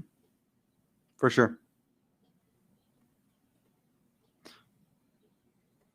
Oh my God, 53. That OT, man, is I'm telling you, makes a world of a difference. It does. It's Oh, healthy amount of deck. So this is the thing. We have to close the game out next turn if we're the Gravidia player. If not, we're looking at a 23. Well, actually, if you want to pour, it's fine. But once you call down any regards, it's either going to be 25, 23, or 28, depending on what you call. Okay, PG. So we're at 4 damage still, saving ourselves an additional hit for next turn. Yeah, and his board is entirely dependent on if he has a backup burrito. 8 cards left in deck. Oof. Well, we know the OT's out, so that's one thing. So we're good on that. Yeah. Now, and how many draw triggers are left is the question. He doesn't have any meteors left, does he? Nope. He's out. Because remember, he has 6 baby meteors in drop. The last one went to damage. Oh, yeah. We know he has a Hail Hazard in hand from drop checks. He needs that backup burrito specifically right now. Or else he's just got a vanilla turn. Yep, because he'll only be able to pop one. Mm-hmm. Okay.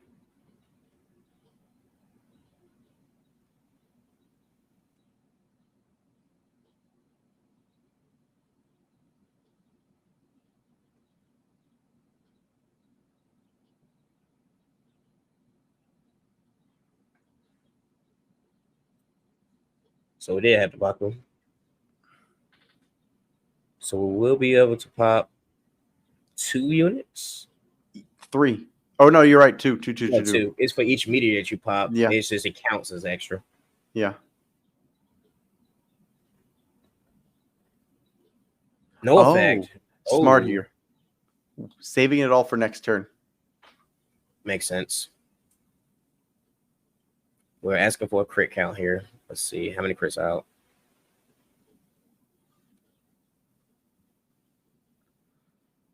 What? Only 4 crits out. And you have an 8-card deck. That is insane.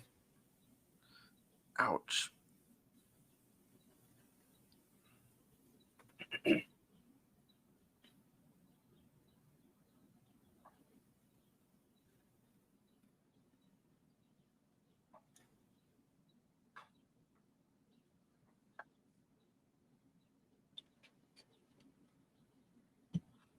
Okay, we are no passing this. Ooh. That heal is huge. This man is just not he's not dying at all. So this is the thing. So hear me out. We're now at 6 cards left in deck. Mm-hmm. You can take 2 hits. Because you're at 7 cards in that, right? No, you're at 6. If you take 2, you go to 4. You draw for turn. You go to 4. So that means you only be able to draw check. And if you have a draw in your deck out. Yeah. So hopefully does not have another heal. These players are just not dying. Where is my luck? I too love the game of Card Fight Vanguard. And you too can ride the Vanguard. Holy smokes. Like, they are just living for so long. I don't know how. Right. Well, I know how, but like. Right. Why Heels have can't just been this happen? flying. Yeah, why can't this happen to me?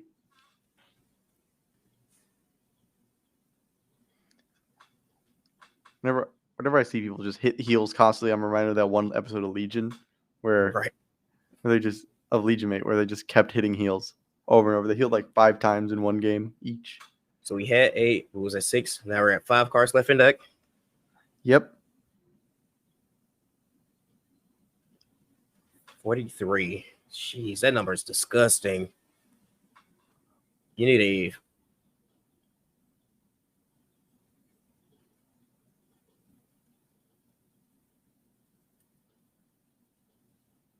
Oh no. So now, yep. Now we can. Oh, 3 cards in deck. You can't even attack with the Vanguard. That's what I was saying earlier. You remember when I was mentioning? I was like, where was Yeah. that 6 cards? And if he takes 2 hits, realistically, he can't swing. He has to block 1. Yeah. He can only stay at 4 damage. Yeah, this is not looking good for the hometown hero.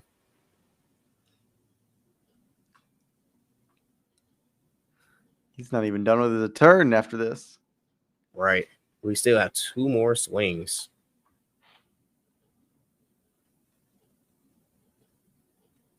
Oh my goodness. Another heal. But it doesn't pop off, but it's just a trigger in general. Oh, that's disgusting. Okay, I was confused by the first draft check because it was already 28. All right, so let's talk about his draft checks for a second. So his first draft check, he checked the heal. Instead of putting it on the grade 2, which was only 25, it could have been 35 essentially, because the Kyrie grade 4 was already going to swing for 28 because of the 5K pass which she got from the Kyrie Vanguard skill on top of the OT skill. So it was already a 2-card block essentially. So it was a minor misplay, but it didn't make a difference because you still check double trigger anyway and got chill out of your opponent. Yeah. Oh. Okay, so we're good. Now that's Shergo. Correction. Oh, does that mean that you can? Now the thing is, this is the only issue. You are putting back you put him at meteors. If you have 2 triggers left in deck, what is the likelihood of you checking them now? That's true, and I mean, like, even 1 attack hitting doesn't really matter that much. Because 3 damage. Because these 2 have just been healing so much. All right, this game has been insane. Like, I love it, to be honest with you. Like, when you see a game going back and forth like this, like both players are hitting triggers, both players are playing as optimally as possible. I love that. Mm-hmm. Like, this is actually a high level gameplay here.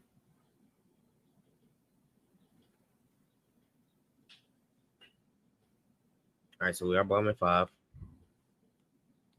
I mean, yeah, just get the nuke.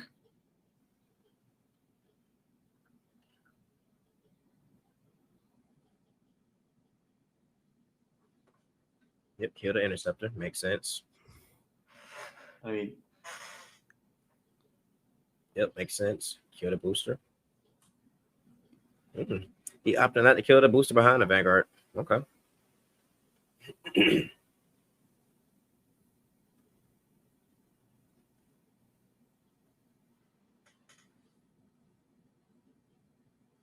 He was like, yeah, just PG this. Yeah, I ain't trying to deal with that. if he hits a crit here, Nope, double gear. That's depressing. Yep. I don't think he has any shield in hand. There's a grade 3 in there. Yep, healthy deck. So you can afford to take 1 hit if you want to. But I will just block this hit.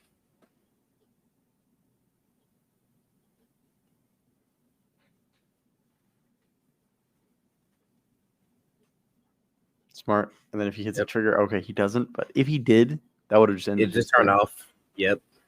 The only thing he could have swung at was just Kyrie. Yeah.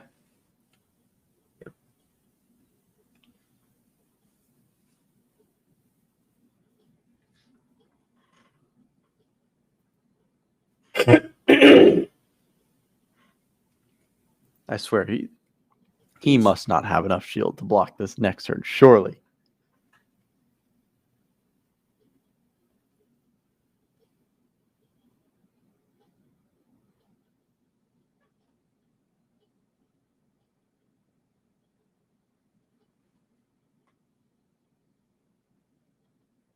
Okay, yeah. Yeah. At that point, you got to just like accept like he did. You just got to accept, okay, very unlikely I win this. Got to take it. Right. Just move on to the next game. Mm-hmm. So that's also another thing about best of 3s as well. Sometimes you just got to know when to admit defeat. Yep. Because you can actually afford to. Yep. And it's more so for time purposes. Yes. Because you want to give yourself as much time to play a match rather than being scrunched. Like if I go to a game 3 and I got to scrunch for time, I hate being in those crunch situations. Mm-hmm.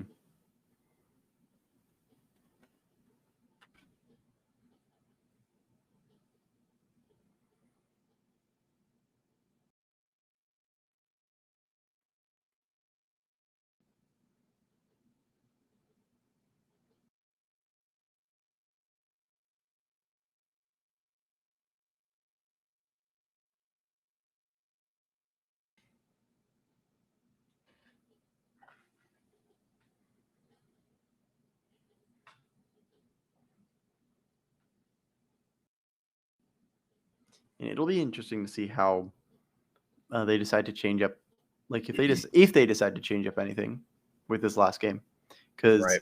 one thing you also see in a lot of game threes is that adaptation. Exactly. And especially like once you find out if going first and then going second, you see which way you actually need to play both games. Mm-hmm. Absolutely, and like that's another thing. Like I personally, sometimes if it's a best of 3, I'll just give up the first game just to see. Okay, that's the limits of like playing this matchup. Right. It's like obviously you want to try and win a matchup, but you know, if it's to a point where there's nothing you can do about that match, Mm-hmm. like I said, best thing to do is just move on and keep it moving. Yep.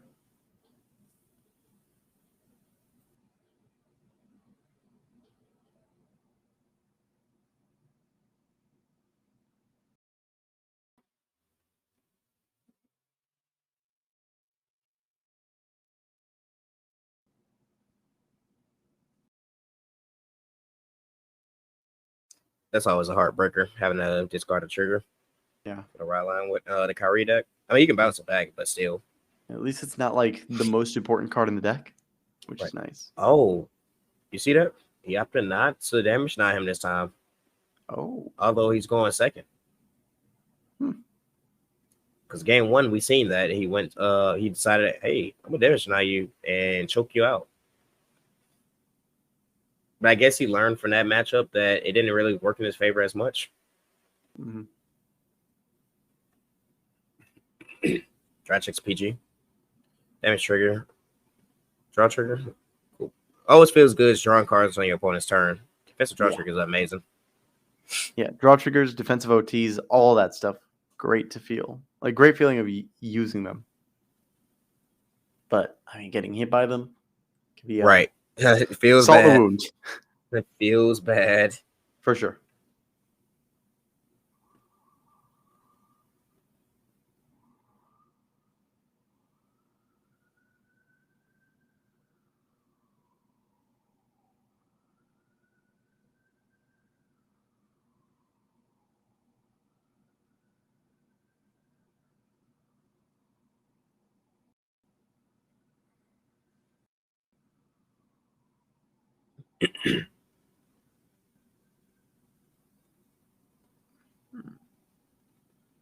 No Persona Ride. However,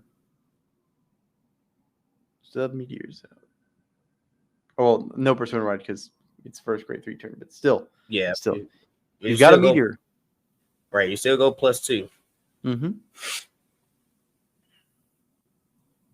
And here's where you hope not to draw into meteors, because you're going to have your meteors in deck still for your Persona Rod. For sure. Assuming you have it in hand or you're drawn to it. Mm-hmm. Because, yeah, Persona Riding, very strong, especially once we get those crits on the board.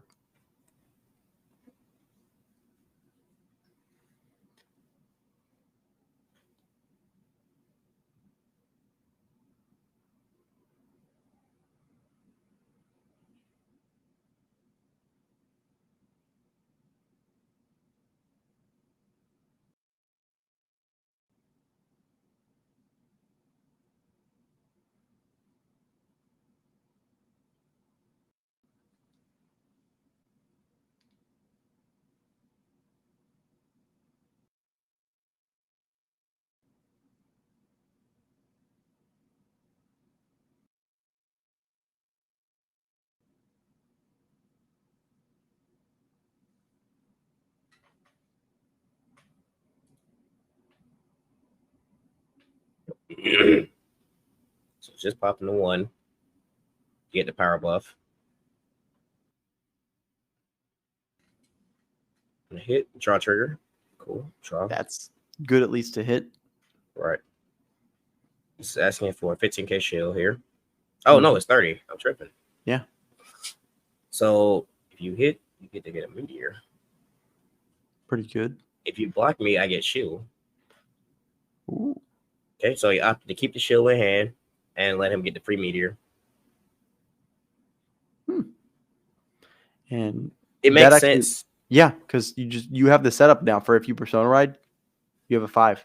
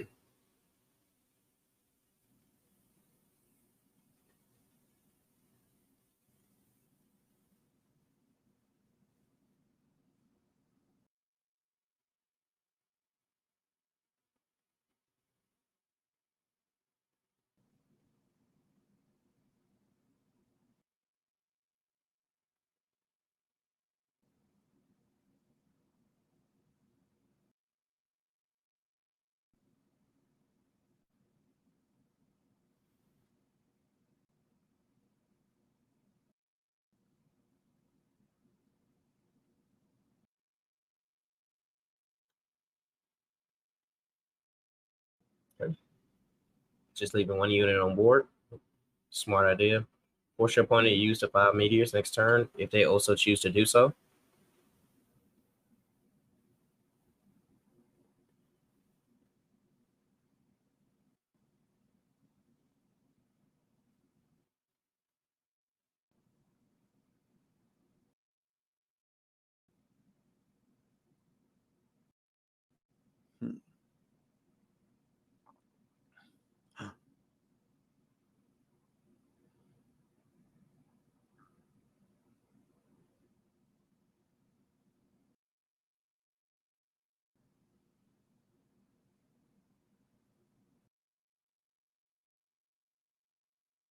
So we did persona right here. Let's see, what are we getting out? Do we have any small? Okay, so we got the Hell Hazard and a Baby Rock. So we'll be able to at least draw 1 card this turn.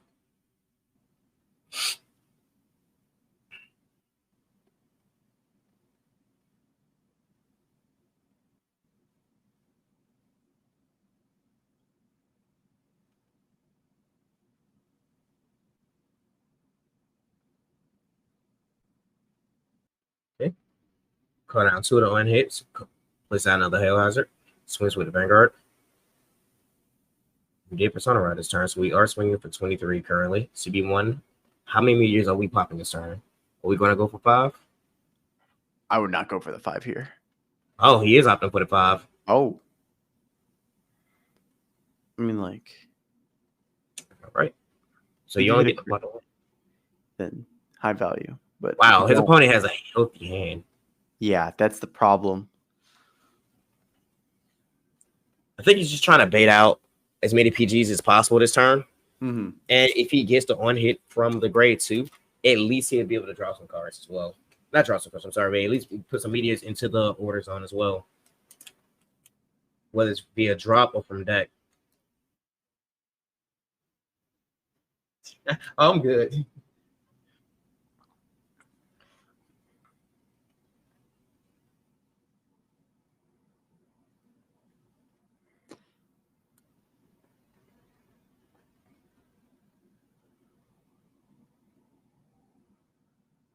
Right. So it's 35 here. Oof. So give me an additional 5K. Yes. We're blocked. All right, now we're going to grade 4 turn. Do we have the grade 4? Yes, we do. All right, Rise Kyrie. All right, what are we doing this turn? Do you have a Melty in hand? 4 damage. Cool. 4 to 3 damage right now. Calls out Melty. Yep. What are we calling out now? So we have a 15 body and an 18 body on board right now. So that's going to be a 28 column. 18. The problem here is that like that hand for the Kyrie player is just so healthy right now that it's just like a war of attrition right now, and Gravidia is losing it. Right. But the thing is, a lot of times, especially in Overdress, I've also considered this. Your hand can look really big and healthy. That's Sometimes true. this is a lot of fake cards. That's very true. However, I do think I see a trigger in there or two.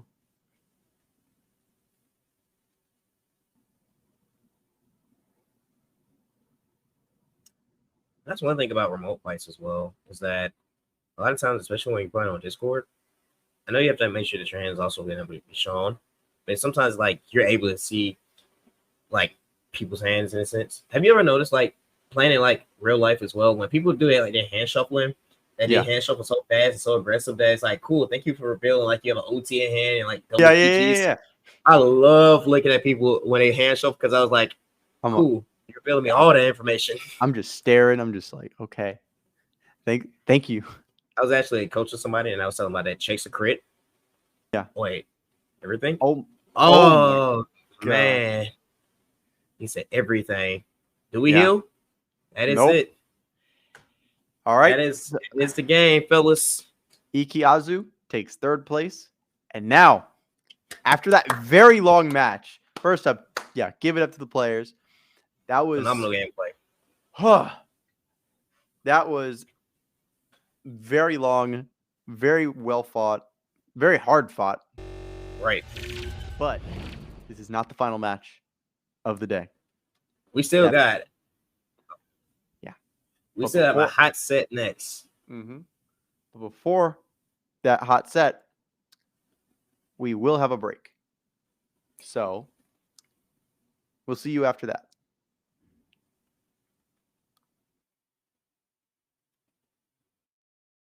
And the gameplay today has just been phenomenal.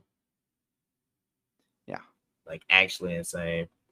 We get a nice overdress match. Yep. You versus Danji. Oh man. Yeah, that's the anime matchup that only happened once in the show. Right.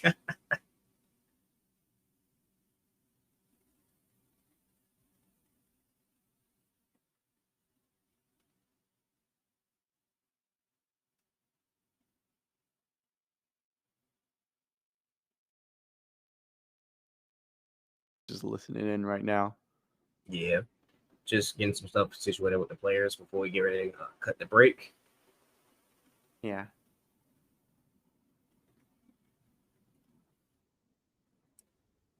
Yep, we're good. So we'll finally get into a break before our final match. Stay tuned though, and don't go anywhere. It's me, VB Franz.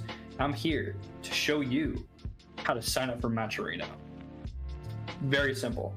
All you have to do, navigate over to matchareno.com, click on the login button, and choose your preferred sign-in method. Has everything you need from Twitch, Twitter, YouTube, Google, Facebook, Discord, even Line. After that, you're essentially in. You got your account set up. Now, what next, Franz? What do you want me to do next? Well, you can support our tournaments. There will be a prize pool that you contribute to. You can also claim codes. Each claim code is 25 cents into the prize pool. You get 50 codes for that. If you get all 50, that's $12.50 that you've added to the prize pool of the tournament without doing anything, without any cost to anyone.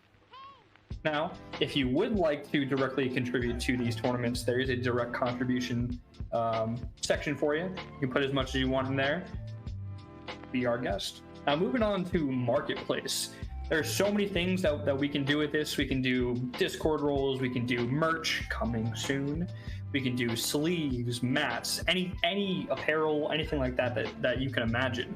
All these will have specific values that you can buy them for, and those values you can also get extra bonuses that'll go to our prize pool. You can buy a shirt for $10-15 and you can contribute $5-10 to the tournament while you're at it, and all that at zero extra cost to you. That money just goes from your purchase directly into the prize pool. Super cool stuff. Now, the last thing I really want to talk about here is quests. Now, over on the sidebar there, you'll see a bunch of quests going down. It can be anything from following things on Twitter, subbing on YouTube, to anything a little more in depth, like looking at a link, doing a small survey, anything like that. Overall, guys, this is a really cool opportunity to get more funding for our tournaments, and this is just for you guys. This is all for you guys. This is no benefit to us, no monetary benefit, other than giving you guys more of a prize pool to build and grow our tournaments. It's what we want for you guys, and I can't wait to see you in the next tournament.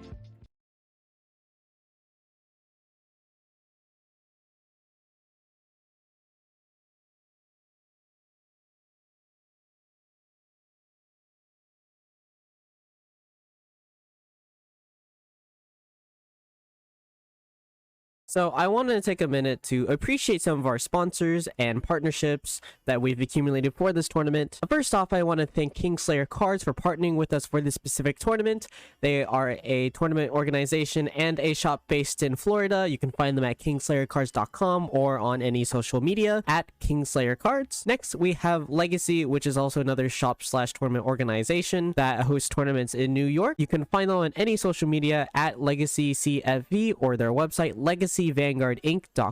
Next, we have famous content creator Outer Orange partnering with us for any future tournaments, and also you might see her sometimes in commentary. You can find her on any social media at Outer Orange and on her YouTube, of course, Outer Orange. Next, we have Metafy, who help sponsor the prize pool with their community fund. You can find Metafy at metafy.gg for any coaching sessions. You can find them on any social media at TryMetafy. Next, we have Matcherino, which is a platform that allows us to basically distribute prize money and add more money to the prize pool by doing a few tasks. If you haven't already, please go onto our Matcherino page and contribute for free by clicking claim code on the Matcherino page to add free money to the prize pool. You can find them at matcherino.com or on any of their socials at Matcherino. Lastly, we are affiliated with TCG Player. We currently don't have a link yet, but you can find TCG Player, of course, at tcgplayer.com. This is your one-stop shop for all your card game needs. And yeah, I just want to quickly appreciate them before going with the tournament, and I hope you guys have been enjoying the tournament so far.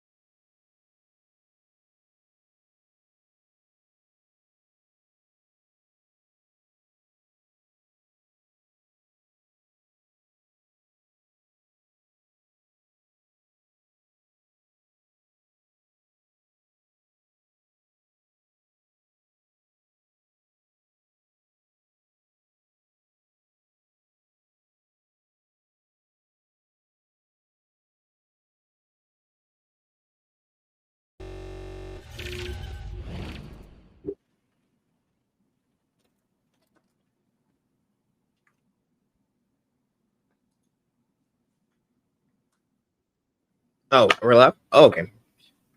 What is up, guys? We are back from break. Mm-hmm. We are now in grand finals. Today we have an actual overdress match. We have Donji in the left corner. We have Yu in the right corner. Mm-hmm. Who will be the ultimate winner of today? This Who is will going to be take home the gold? yeah, this is going to be an exciting match here because, I mean, Bruce and Nirvana are both pretty cool decks. Like, they both restand their rear guards. So, Right. that's my favorite thing. They are the one that started the series. It's just Yeah. funny to me that this is just the fact that this is the actual finals here. So both decks are grade fours. Now let's just talk about the matchups specifically. We have so we have Nirvana, which can go first or second. To be honest with you, you go first playing Bruce. You thought you went first? Nah, partner, that's me. I went first. I get to go to grade 4 first because of the grade 1. So your deck is able to pop off a lot faster than Bruce. Even though they're going first, you can still gain advantage. Now, what you can do in that sense, because you can kind of slow them down by damage to 9, but ideally you want to push as much as you can, so that way you can try and gain as much advantage. So that way, on your actual grade 4 turn, on your final rush turn, you can try and push for game. Because otherwise, I just feel like Nirvana will gas you out because they have good defense. They draw a bunch of cards. They swing for big numbers as well. And the fact that they have that superior ride to be able to get the grade 4 before you can pop off is also a thing as well. Yeah, and I mean, like, the fact that, like, both of these decks also just have that, like you mentioned, they pop off very hard. They have those big turns. Like Bruce, you have your big turn of like 6 attacks, and you can just keep doing that. Nirvana, you have your Esperardius. They get huge. They restand. You get those extra attacks anyways. It just means that it's like forcing out a lot of shield on both sides. So it comes down to who can get more shield pretty much. And who can like, this is a matchup that will be very, like, both these players will be walking on a tightrope here. Right. Now, I will say this. Because of this specific Bruce list, I think he actually has advantage. Reason being is because he's running Leonard. Most Bruce decks, especially if you're running Unrivaled Bruce, which is the grade 4, you don't run that in your deck anymore. You normally take that out. You normally replace that with anything else that's not that. Like, you would probably add more Dovers if you wanted to. You can add literally anything. But the fact that you're running him, that it's the fact that you can also attack a column. It's not specific to you being on Violence Bruce that attack a column, as you mentioned earlier, which caught me off guard because I was like, don't you have to be on Violence? He was like, no, it just attacks a column as long as you're in Final Rush. I was like, that is so smart. And it provides you with the soul that you need to go ahead and be able to combo off as well. Yeah. And great stuff. It does give you a turn 3 play as well, because you can actually call down the Leonard. If you hit, you get to call something out, which does mean that you can build up your board a little bit for free, which is very nice. Right. And just like what happened in the game that we had watched on stream, the opponent, the Bruce player specifically, he didn't have a grade 4. He was stuck on his grade 3, but he was able to make if he wanted to, he was able to make a board and a play because he had the Leonard, he had the Hellblast as well. So he was able to hit for numbers, which is also good because Leonard goes from 15 to 25. Boosted, he goes to 33. Like, good stuff. Yeah. And the Marjories, I have to say, they've been putting in a lot of work today. They have. Also, the use of Megan as well. Megan being the grade 2 that gains 10k for the turn every single time she attacks. So you can boost her the first time. She'll be 25 or 28. And then you suck in the booster with Marjorie. And then the second time she swings, she's still 30. So you're effectively not losing any power. Right. But with that being said, guys, I think our players are ready. Yes, they are. We can get into the match. And here we go.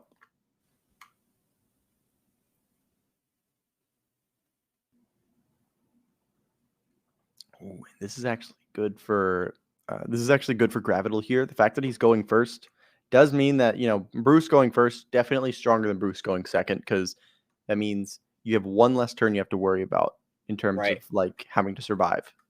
Now we're just hoping that our opponent here does not have the superior rod in hand. So this way you'll be able to pop up before them. Yeah, very true. Because That's a PG. that superior ride really can hinder Gravital's game plan here. Absolutely.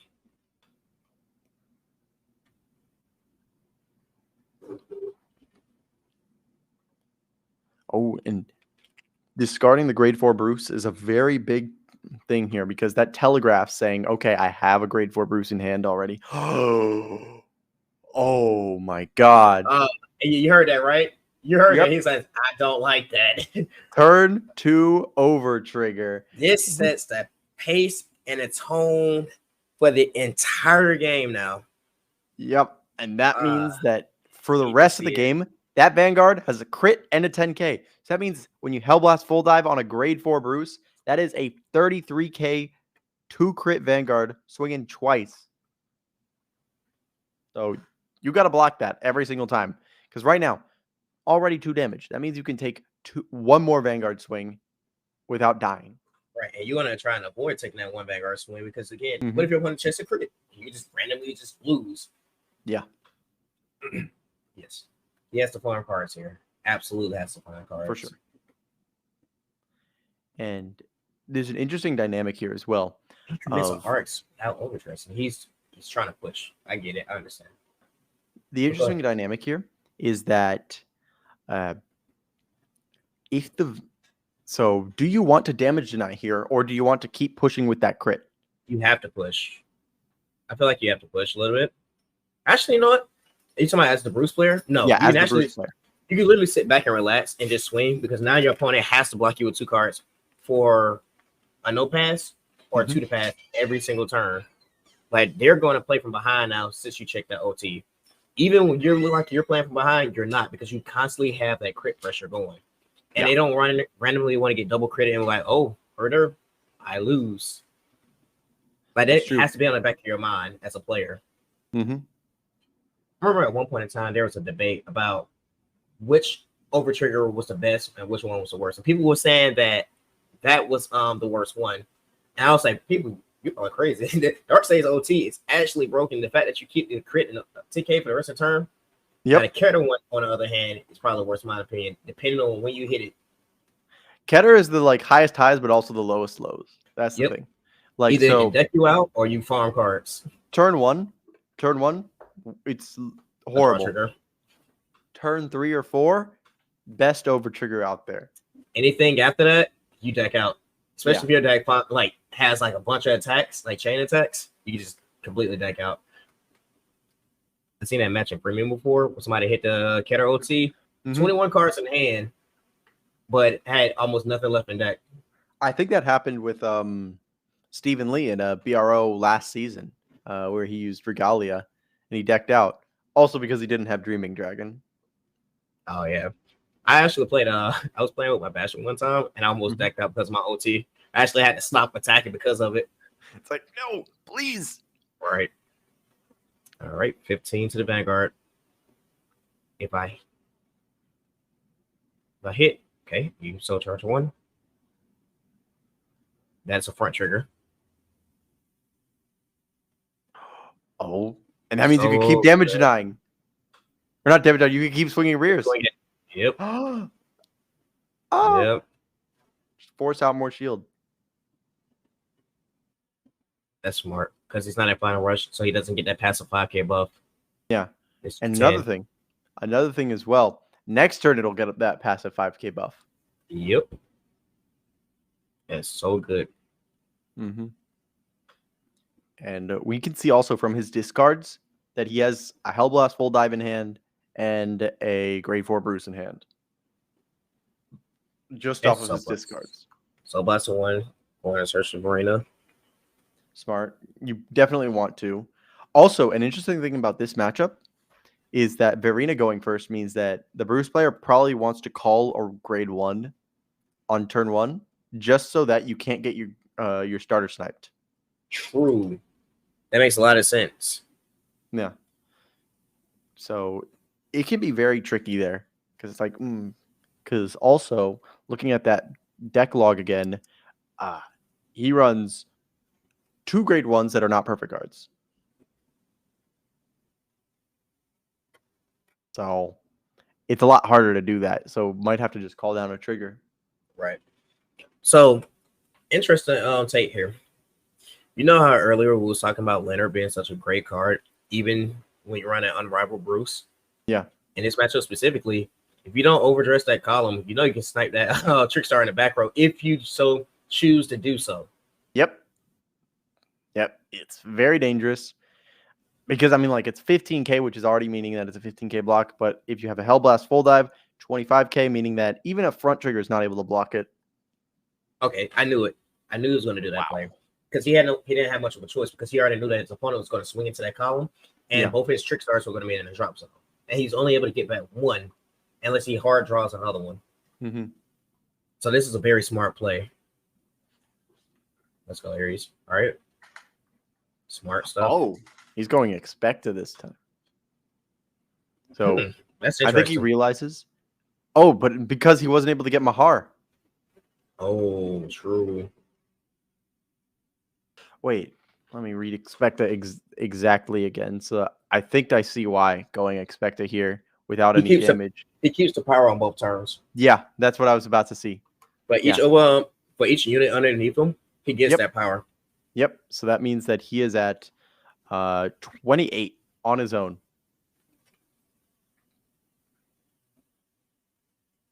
Wait, 38. Oh yeah, because of Nirvana skill. Yeah. Yeah. Because he opted not to go for the crit, but just for that power. Mm-hmm.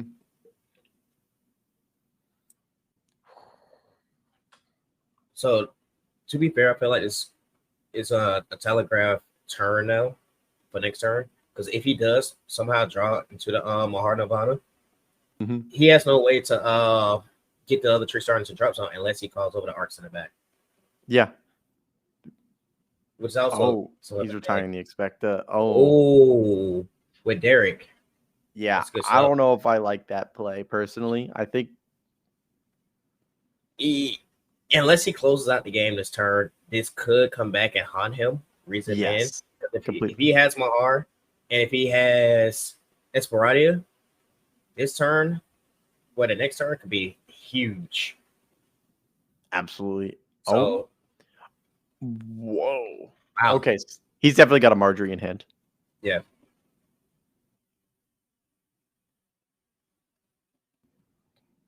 Yep.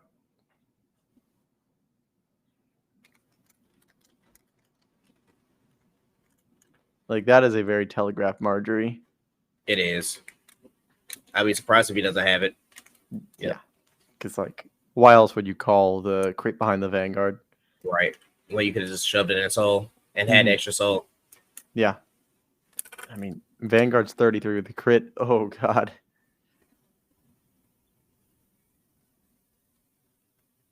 Now, I have a question, though. Mm-hmm. That Dober, once he boosts with it, where is he going to put the power? That's the magic question. That is a good question. Because he has 2 options. And both of those options are good. Because you could either go wide or you could go tall. Right. Oh! I see what's happening here. He's going to go wide. Yeah. Because there's like no reason. Yep. Plus 10 to Leonard. Yep. 35. Probably want to take this one so you can PG the Vanguard. So the question is, does he boost the Vanguard on the first swing? Or does he... Oh! And that just ends your turn, pretty much. No, not really. You want to farm cards right now. That's true. Oh, you could still use Leonard to swing at the back row. Yes, absolutely. But I wouldn't because, again, you remember we was talking about Esperadia. That's true. Also, you have to keep that in mind. Now, the thing is, do you want to pay the cost to restand for 1 extra drive, or do you just pass turn here?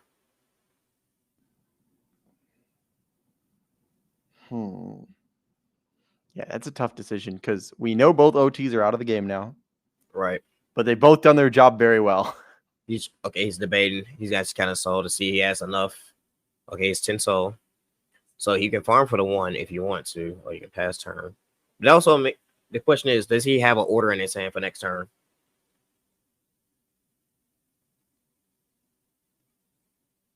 Draw check. It's sub blast, and then draw check. Yeah. Yes.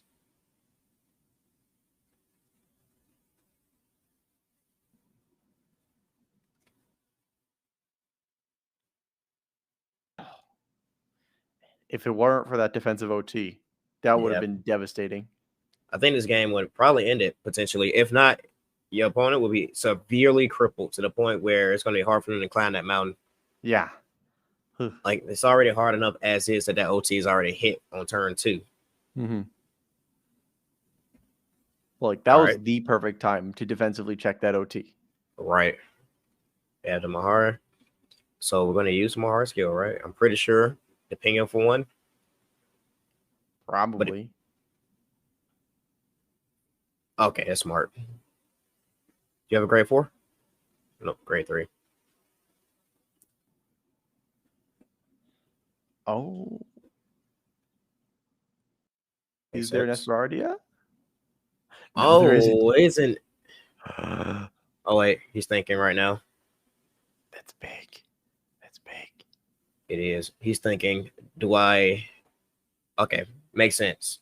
I agree with this play. So, originally what he was going to do was going to use Esperadia. Not Esperadia. He was going to use Expected Skill and swing with the crit. Mhm. But it's better to ping for the 1 like he's doing now. Yeah. And then everything is lethal now since he's at 5. This Mhm. makes a lot more sense.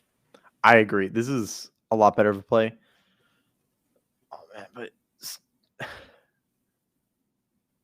So we have 23, 38, 38. yep. So you're just swinging for 2 really big numbers that are both at least 2 card guards. Right. Just 2 pass. Do we everything Vanguard? Nope. Oh, Heal. Oh, heal doesn't go nope. off. But where But- are we going with it, though? Yeah, doesn't matter if it doesn't go off because Oh. Are we bold? Are we brave and bold?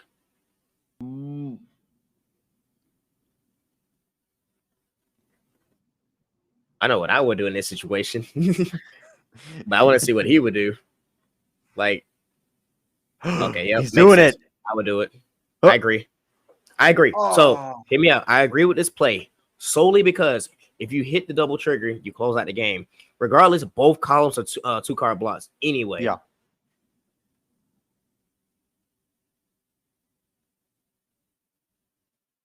Because your opponent hand is too healthy for you not to go everything Vanguard. Yep, I knew it. Yep. Yeah. That was a good play. Should have 5. Yep. Because you had 10 last turn. Yeah, he has enough soul. He does. Wow. Yep. Bro. So this is still so much momentum. You know what?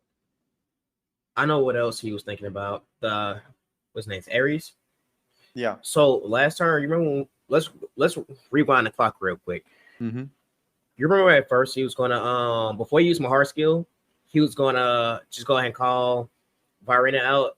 And then I'm pretty sure he was gonna swing with Expecto. Only reason why, because he probably telegraphed the Hell Blast was in hand and he didn't want to give him additional damage. So that way he can only do the restand play, not the order and the restand.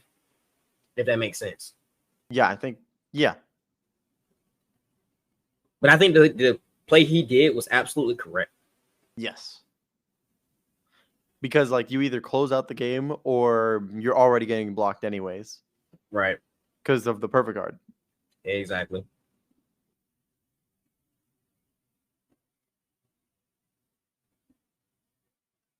So this is 33 swinging at Vanguard.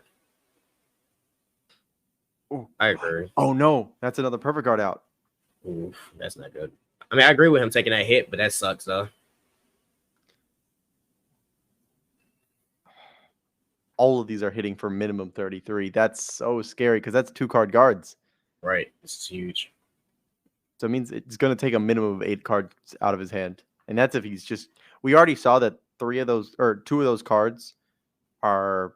Like, we know at least 2 of the cards are cards with 5k or less shield. And we also saw a heal trigger checked. So, yeah, he's calculating right now on what he can block with.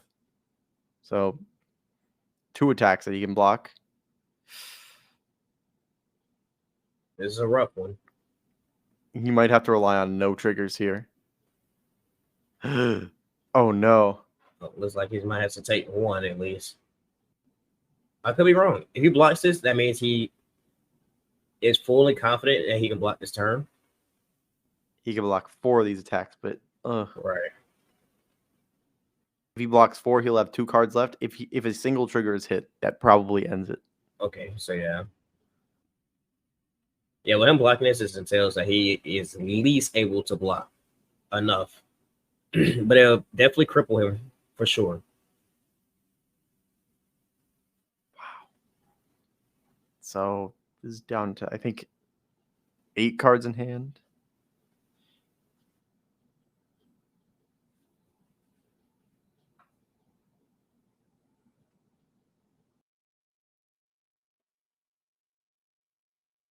Whoa. Well, this deck is 6 cards right now because Marjorie's skill was used twice.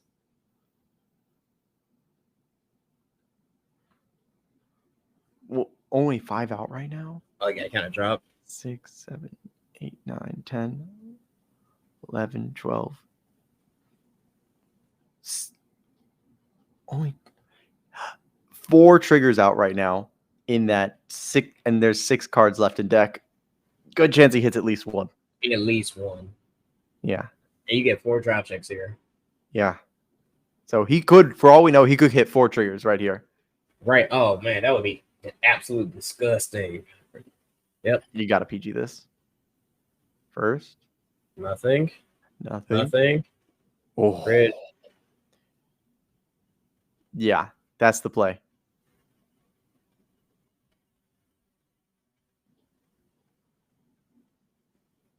And this is your last turn here. You like don't have much to survive with after this because your deck is just so small after this game or after this turn.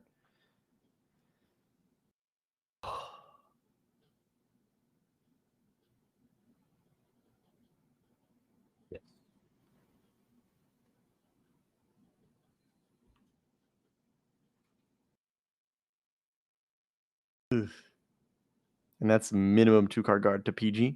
But we've seen like 2 PGs out already. Or 3, I think. Oh no. Yeah, that Marjorie's more than a 2 card guard. Unless you PG.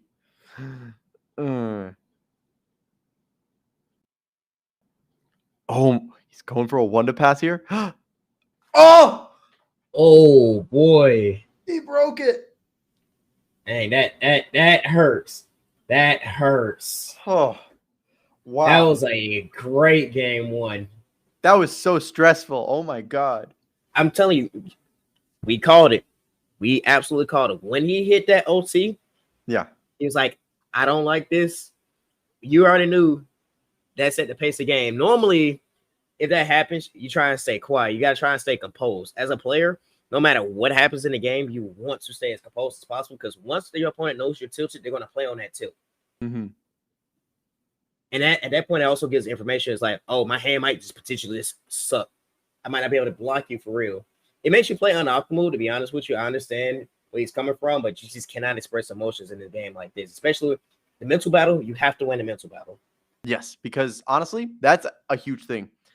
Like, I've had people ask me before, like, what's the difference between me and this guy who tops all the time? And I'm like, it's not the cards. It's what's, like, past the cards. Like, that mental game. That mental game is so important in card games. Like, your poker face, for example, being able to just, like know what your opponent's, like, sort of feeling or what they want to do. That kind of stuff. Right. Body language and everything means a lot. I tell players this all the time when I'm, like, coaching them. I'm like, you have to stay composed at all times. Also, watch your opponent. A lot of times, people's body language, their emotions, hand shuffling, like aggressive hand shuffling, stuff like that. All that small stuff matters because your opponent whole demeanor changes. For sure. And right there, when he admitted, "Oh, I don't like this," whole demeanor set. Yep.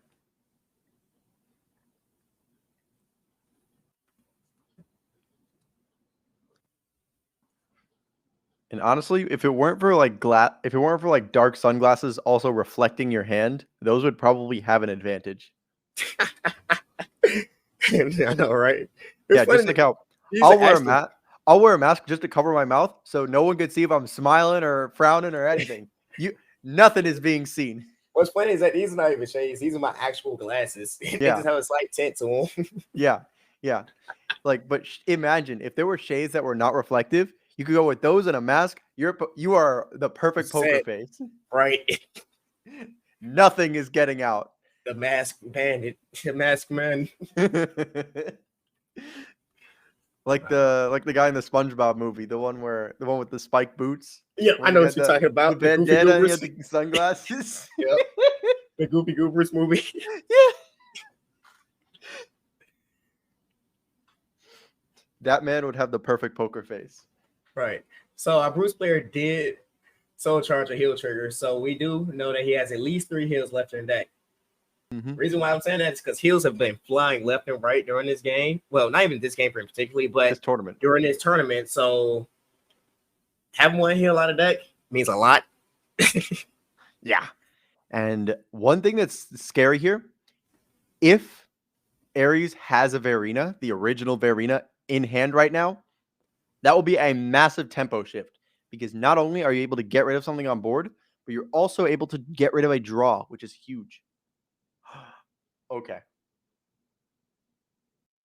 Dude, I'm telling you, every time I play Virena, I can never draw arcs in my opening hand. I can mold for it and everything. I never draw arcs.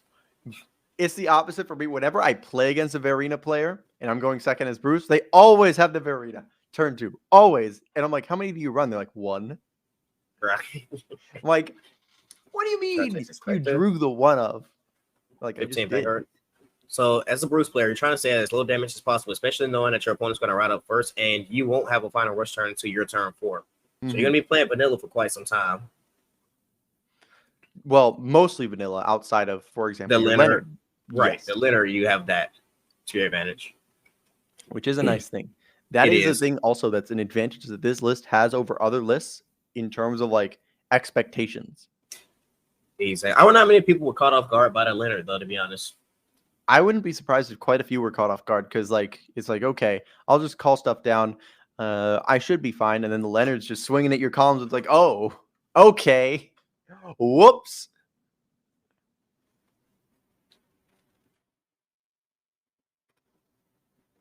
Yeah. That means no counterblast to ride up. No counterblast to use arcs. No counterblast to use anything, honestly. This is really smart.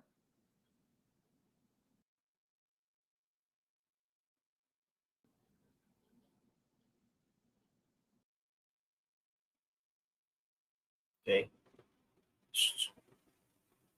He's asking if Derek is final rush only. He did not answer that, though. He did not answer that question. Because you can retire when it's not final rush. Which is actually why going first on the Bruce mirror is especially impactful, because getting that Derek turn 2, sucking it in and just killing their starter. Oh, so you only get the soul from final rush. You only get the call from final rush. You only get to look at you only get the Eugene effect off of final rush. You get the retire regardless. The retire is just for every 4 in your soul. Then if you're in final rush. That is good information. Yeah. That was literally when I saw that card get revealed, I'm like, oh, okay. The Bruce mirror is just even more swingy now. Wow. Or even more like lopsided to going first. I see, because I was confused at first. But I was like, I too thought it was final rush. Because again, you don't see Bruce nowadays. Yeah. Who is playing Bruce? Obviously, my man Gravital here is a phenomenal player. Yeah. He's piling this deck like to this fullest potential. But just being realistic, like this deck is just falling off the map. Nobody knows about it. Nobody really thinks about it. Oh, most people when you see Bruce, also OTK deck, I rush them, they die. But his list is so stable.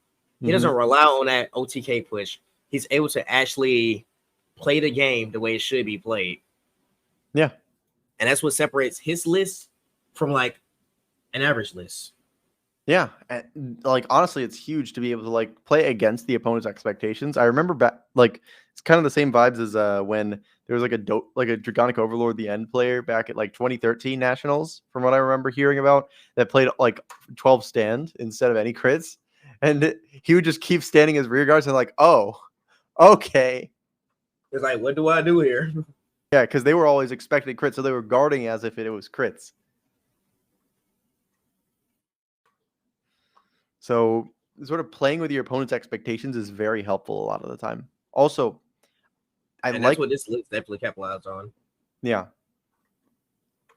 He was huge. Oh, yeah, that's big because now it's like, okay, you have to give damage now, but I mean, Gravital doesn't care anymore. You want to give damage now because you can now get to grade 4. This is how you survive.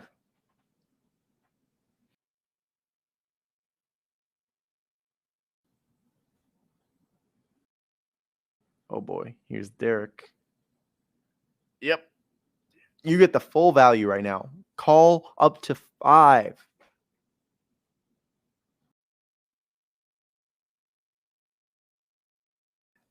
Jeez.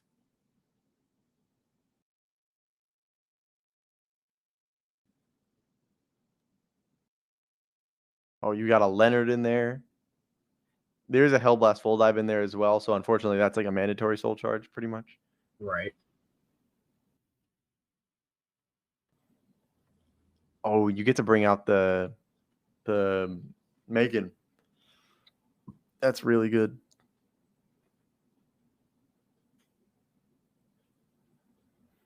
Yeah, this is really solid. Because he had 7 cards in soul, so now he's got he added 2 cards to soul, so he's got 9 cards in soul now.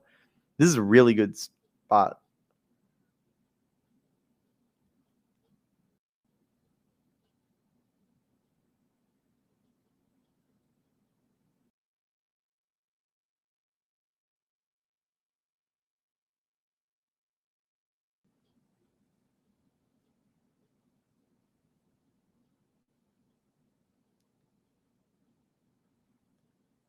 We haven't seen OT yet. Not yet. And what's funny is that this game has been pretty dry for the most part. There's a couple tricks been hit, obviously. But they haven't been flying off the walls like they have been in like these past few games. Yeah, absolutely. So that means you have to kind of play very weary as well. In a sense, granted, it's still kind of early in the game right now. Although we both are on grade 4. 2 to pass. Oh my god. Front at the start of a 2 to pass is like perfect. Exactly. Okay. Wow.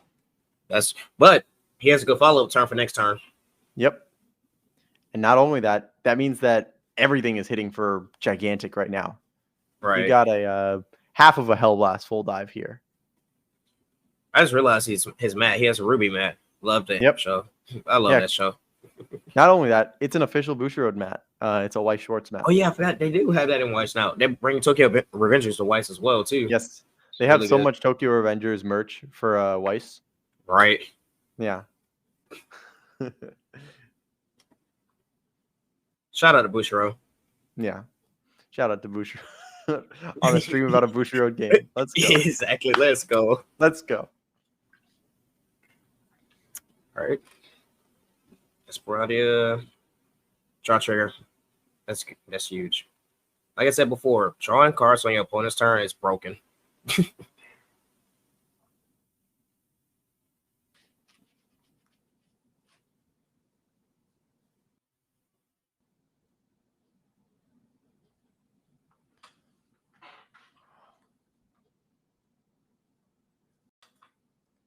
So this one's a 20k block. Next one is 25, and 25 is a very awkward number in Vanguard because, you know, next turn it's going to be weird. Does he farm or does he push?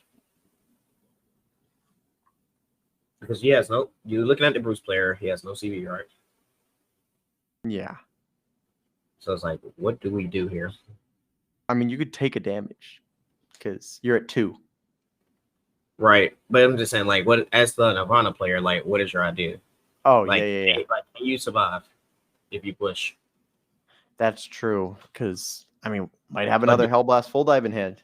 Right, or do I farm? Yeah, because we've only seen one Hellblast full dive out so far, and that was from a soul charge with Derek. Everything else is just pure, like Okay, just so he's guarding pushing. value. He's pushing now because he's calling the Trickstar out. So he has to force. Oh, you know what? Me, I will almost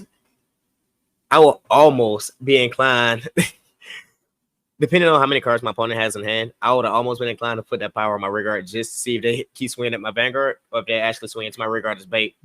I've done that before because I was like, I want the damage, but then I was like, I'm gonna put the power on my rear guard. Like, if you hit my rear guard, I'm perfectly fine with it.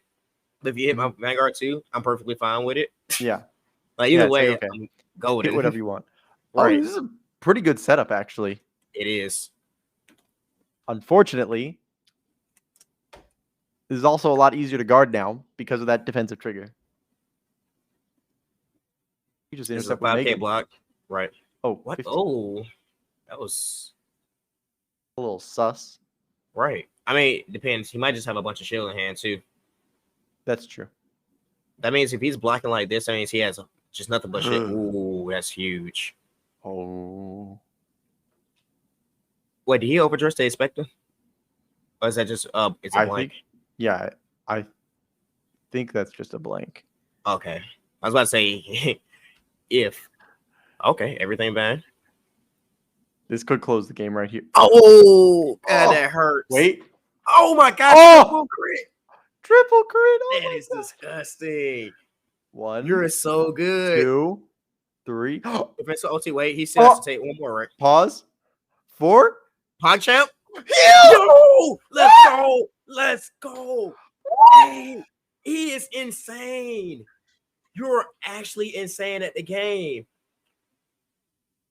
Bro, sign up for his Metafy. Holy. Oh my God. You are a world champion. What? Wow. Bro, he's too strong of a Vanguard player. Oh. That was crazy. Oh. Bruh, that's a bruh moment. That is a bruh moment. Only 8 cards in hand. No problem if you're Bruce. These are all going to be 2-card guards. You can only block 4 attacks. He's got 6. You're chilling right now. All you need is a Hellblast full dive. But even then, you actually don't care because you have Dobers. You have 2 Dobers. Right. Oh, but he's got both. He's got Hellblast full dive and Dober.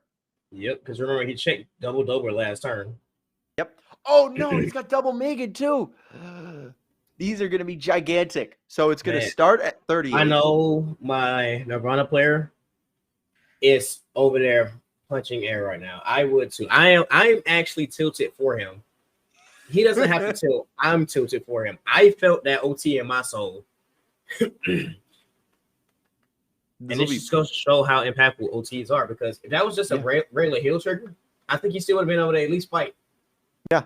Yeah, he would have probably still been able to at least like force out more cards in hand. Right. This just goes to show you how impactful OTs are. It is criminally insane. Yeah. But so it's going to be 38, 38, and then Vanguard will swing for 26 or 29. And then after that, it'll be 29 again, 50, and then 50. These are at least 2-card guards each. And so that's 6 2-card guards.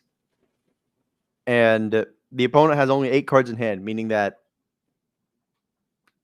Hey, you want to hear a pointy joke? What? All right, so you know how the new OverDress stuff is like prayer dragons? Yeah. Yeah, I say a prayer for my man's right here. Because it is not looking good. It's looking real grim right now. Double doors. All right, chat. Hit that prayer. Hit that prayer right now. Hit the prayer. Because it is not looking good. Yeah, That hurt. That last turn, you should just close it out. I'm sorry. Oh, it's 48. That's really smart. That's really smart. Giving the number to the other one. And then you can just suck in Dober and then give it to the other Megan again. Oh, that's smart. Hear me out.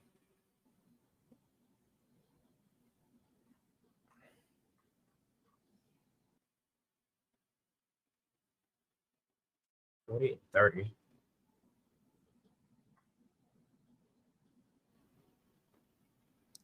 Oh man, only 4 cards left in hand after this.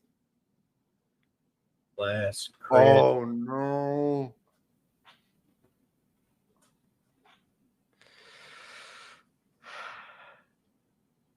Third. Can you hit one more? Oh man. And that heal works.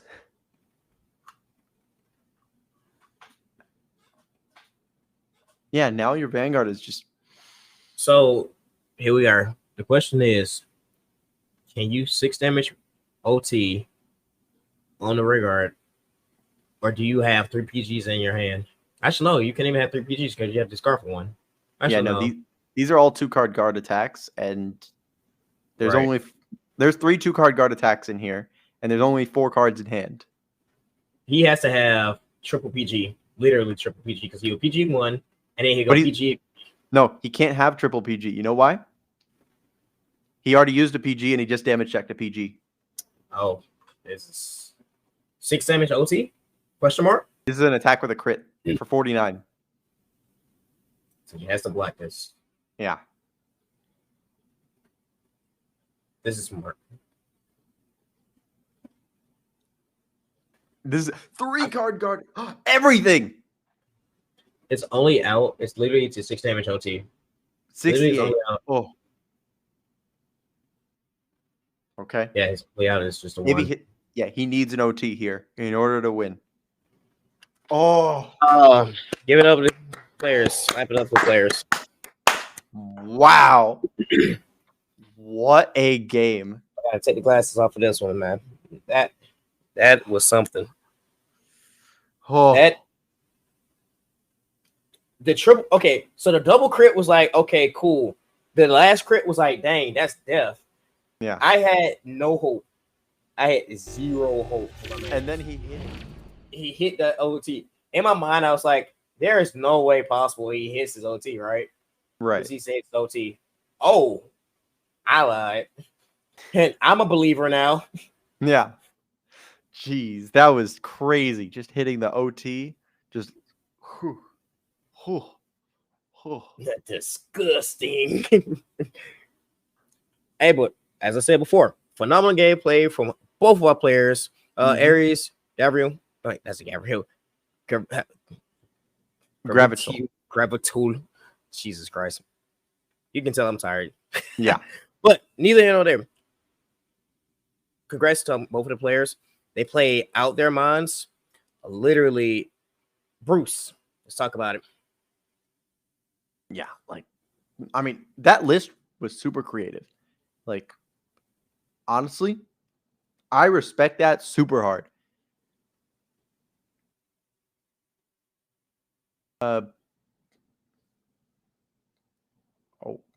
Listening to some congratulations to them from Judge himself.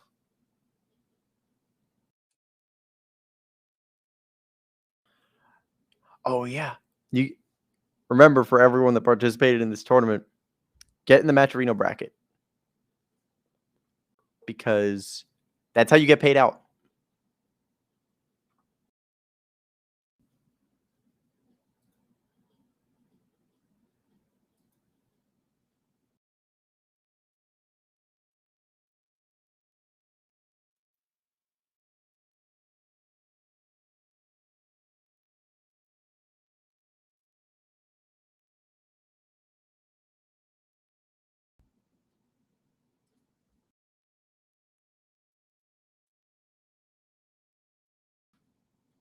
Sorry, we're just listening right now to Right. all the stuff right now. Man, that was what a finals. And honestly, what a top 8. Like all the top 8 matches were very intense. Yeah. I think all the top 8 OTs were checked in each game. Yes, they were. Yes, they were. It was not checked. Even standard OTs discussing and play against. Yeah, even in standard OTs are definitely discussing and play against. But I have came to the conclusion, no matter how much you sit there and try and argue about OTs, as far as standard goes, premium is a different ballgame, obviously, for obvious reasons. But as far as like OTs going into standard, we have to grow to accept that it's literally part of the mechanic and part of the game plan when they first designed OverDress. That's how they kind of introduced OverDress with the overtriggers. Literally, they were the box cover art. So yeah, it's unfortunate, but like that's a part of it.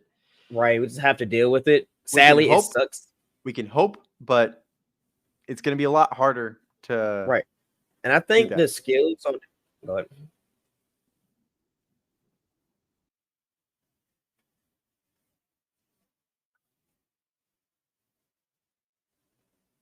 Okay, so if you want to, yeah, you can go ahead and bring on winner. I'm fine with that. Yeah, let's bring on winner.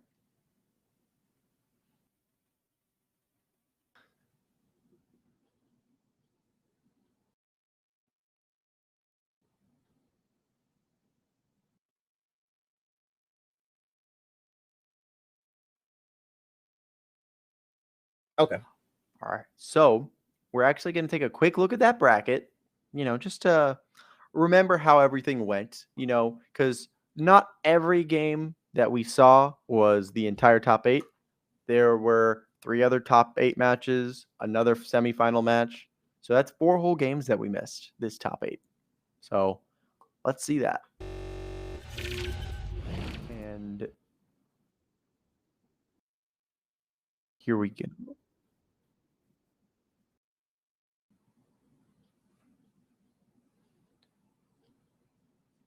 So we've got ourselves.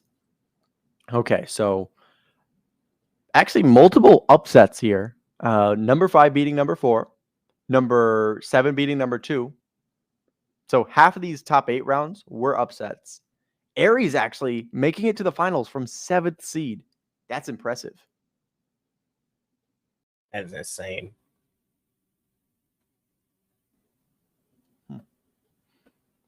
And in the 3rd place match, the lower seed won as well. So that means that in half of our games, or in half of our rounds, this top 8 were an upset. That's pretty impressive, honestly.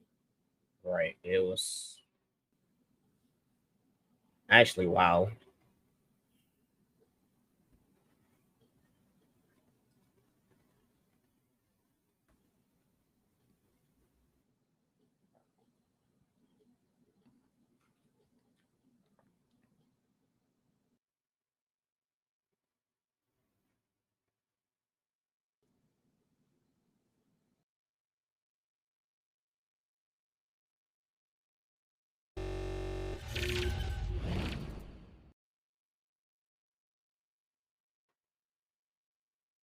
Oh, sorry. We're just listening in right now on some production side stuff. But yeah, so pretty interesting that like half of our top 8, top 4 finals and top 3, like half of all the matches in that were upsets. Definitely shows that even if you bubbled in, you still got that shot at making it to the finals, at still winning the whole thing.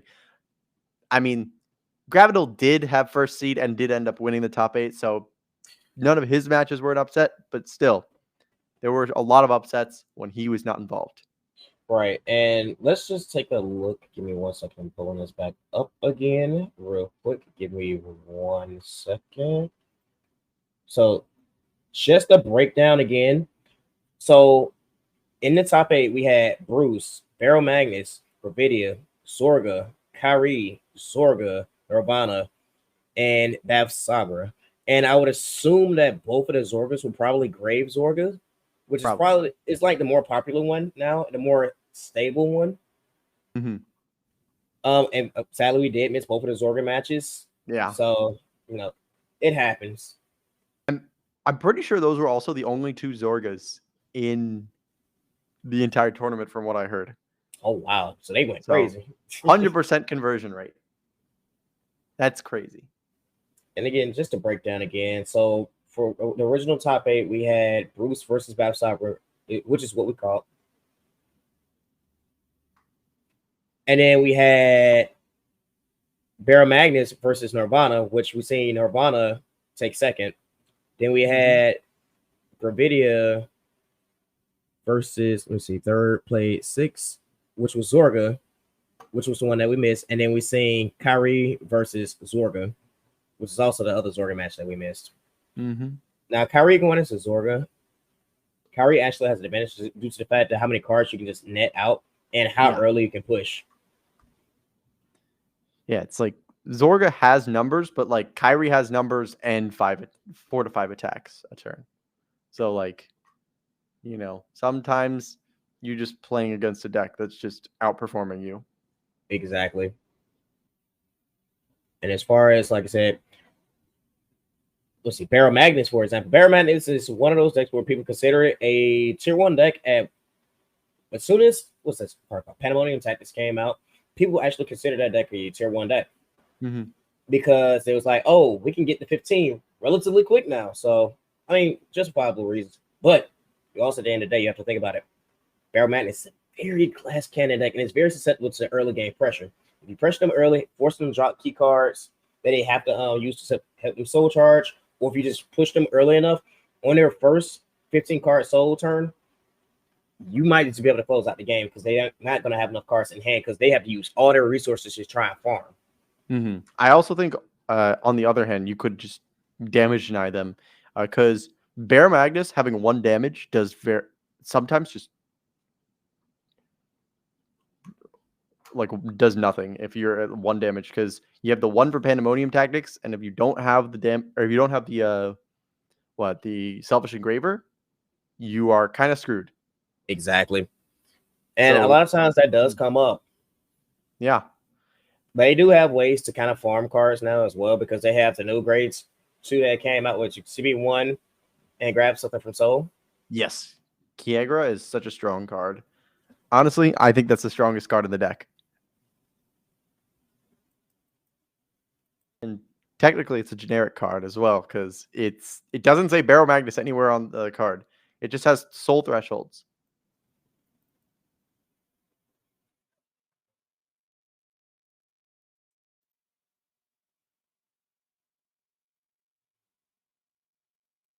But yeah, let's see what else do we have.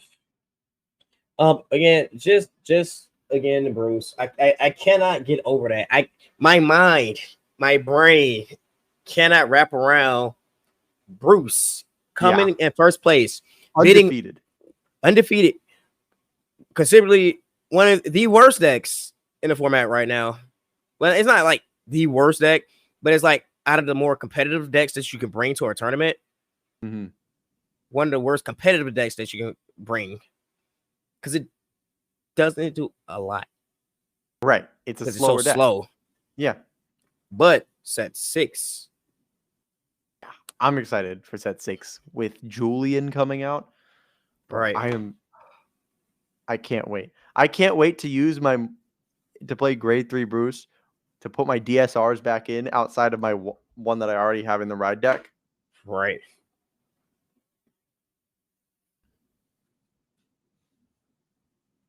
Yep, we're good. Yep.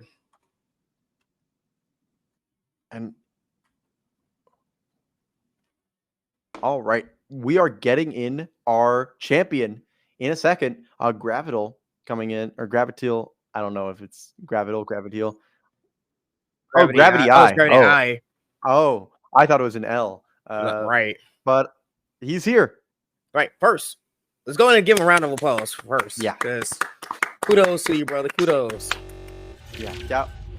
So impressive. It is. You played out your mind. So, first, we're going to let you introduce yourself. You're the champion. This is all about you. Tell us about yourself, good sir. Okay. My name is Icaro. I use the handle Gravity for most things online. I played Vanguard like a long time ago, but I returned since I moved to Portugal because in Brazil it's basically impossible to get cards there, Fair enough. especially where I lived. Mhm. And then I met some really cool guys here, and yeah, it's a great community, and they basically made me keep on playing, and yeah. Right. Just hey, so I guess the next question should be what made you decide Bruce? Out of all the because me and Peter here was sitting there talking, and I was gonna let Peter ask questions too, because I don't want to take Mhm. over everything. But me and him was having this conversation. We was like, out of all the competitive decks that you can actually bring to the table, that Bruce would be considerably one of the worst decks to bring in a competitive aspect from what like in the competitive pool of decks that you can bring because it's just so slow. I mean, when Sexies come out, you got some good cards coming in there, but as of right now, it's one of the slower decks in the format. What makes you decide Bruce? Yeah, so first, the thing about the deck being slow means that you can also slow down other decks to play at your pace.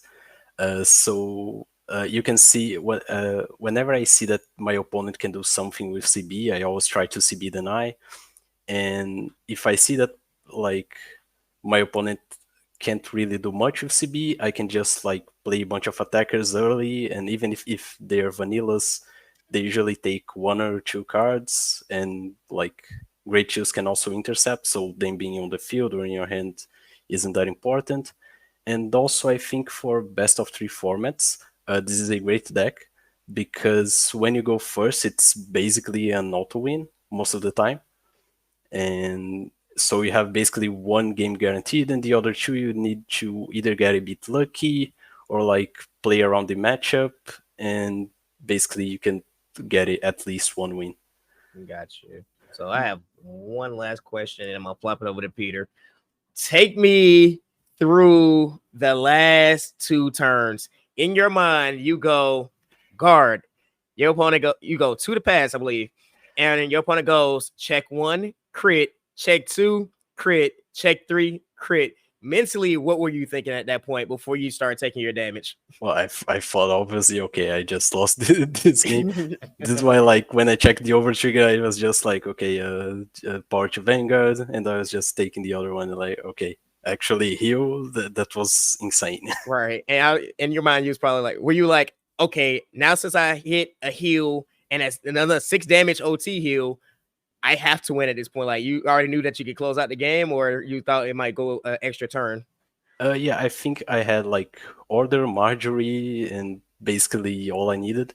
The reason why I PG'd the Megan was because I had like two Dobers, a bunch of triggers, APG, and an Order, which was basically what I needed to win the game. So I tried to keep the attacker on, and then I did the Order, drew another Megan. So okay, let's go for double Megan, double Dober, and let's go for the win. Got you. Hmm. All right, Peter, so Okay. I'm gonna swap it over to you. Yeah, I've got some questions now. I want to know what your thought process was on this build because this is one of the most unique grade 4 Bruce builds I've ever seen. It's sort of like a mix between grade 3 Bruce and grade 4 Bruce. What was your thought process when you built this list? Okay, so first, we need to address the main big weakness of the combo build.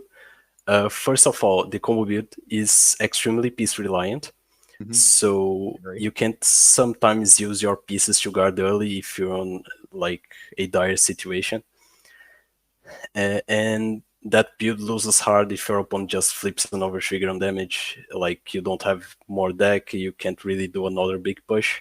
So trying to play around that because I knew that I would tilt a lot if I if I like just took a defensive overtrigger and lost the game. I made this build because I think it kinda does what Magnolia did on the past, which is basically a turn 4 deck that draws a lot of cards. You can keep always a healthy hand size. You don't need to commit a lot of cards to the board, and you have a lot of options. You have Leonard to attack columns. If your opponent really depends on the board to do attacks, Mhm. you can play more aggressive. You can do like cycle through your deck with Marjorie. Uh, like you can do a like two big attacks with Megan, and like Derek also gives your deck a form of retire and also a form of plussing. If you get like 2 Marjories, one Derek can call like basically fulfilled sometimes. And yeah, it just generates materials that you can then cycle with Marjorie, and then you can just like almost every game, almost every turn you end the turn with like 8 to 10 cards, and it's really hard to break through. That's fair. Yeah. That Leonard tech, it was crazy because, man, Leonard was putting in so much work this tournament. Also, I want to know, because you said you moved from Brazil to Portugal. Like, was there like a difference in like how strong the community was? Like, did you feel like, oh wow, this is a lot stronger of a community, or did you think like, oh man, this is a cakewalk now? Because I know that some people will move and they'll be like, wow, this is a lot easier than my old locals, or wow, Yeah, it's so much actually, harder. it's I thought it was a bit harder because, well, we have literally a world champion in our community. True. Shout out to Nuno, a really great player. oh yeah, And yeah, it was obviously harder. And usually the guys I used to play in Brazil, first I didn't play that much, and it was more of a casual environment. But yeah, it's like I didn't play that much, so it was obviously harder playing here. Okay, interesting. Yeah. And obviously you shouted out Nuno. This will be my last question. Is there anyone else you want to shout out, or any shops, stuff like that? Yeah, I like to shout out my team, Team Valiant. We managed to top on 2 BSFs, and I'd like also to shout out my entire community here. There are a bunch of great people there, and yeah, I think that's it. Well, that's been great. Thank you so much for answering all our questions. man, and congrats again. I cannot sit there and say how polished of a player that you are, showing what Bruce can do. I'm looking in the chat here. People saying, "Yeah, Bruce is tier 3." I gave it tier 2. People saying tier 3. Yeah, I don't think So- tier 3 is an answer that's Right. accurate. But like one of the, like I said, the more or less competitive decks, and just bringing it to the top. So yeah, again, kudos to you, brother. Kudos. Thank you. That pretty much wraps up like all the questions that we have had for today. Yeah. Like I said, is there anything else that you want to say to the viewers, or is that pretty much it for you? I'd say like Plug your Twitter, plug your Twitch, plug your YouTube, plug anything. okay. I guess you guys can follow me on Twitter. My handle is Peixoto_Icaro. I think you guys will probably have it somewhere in this chat. I don't know. And yeah, I think that's basically it. All right, brother. I salute you, man. Congrats. Thank you very much. Yeah. You did a great job today. You earned that money. You are getting quite a bit.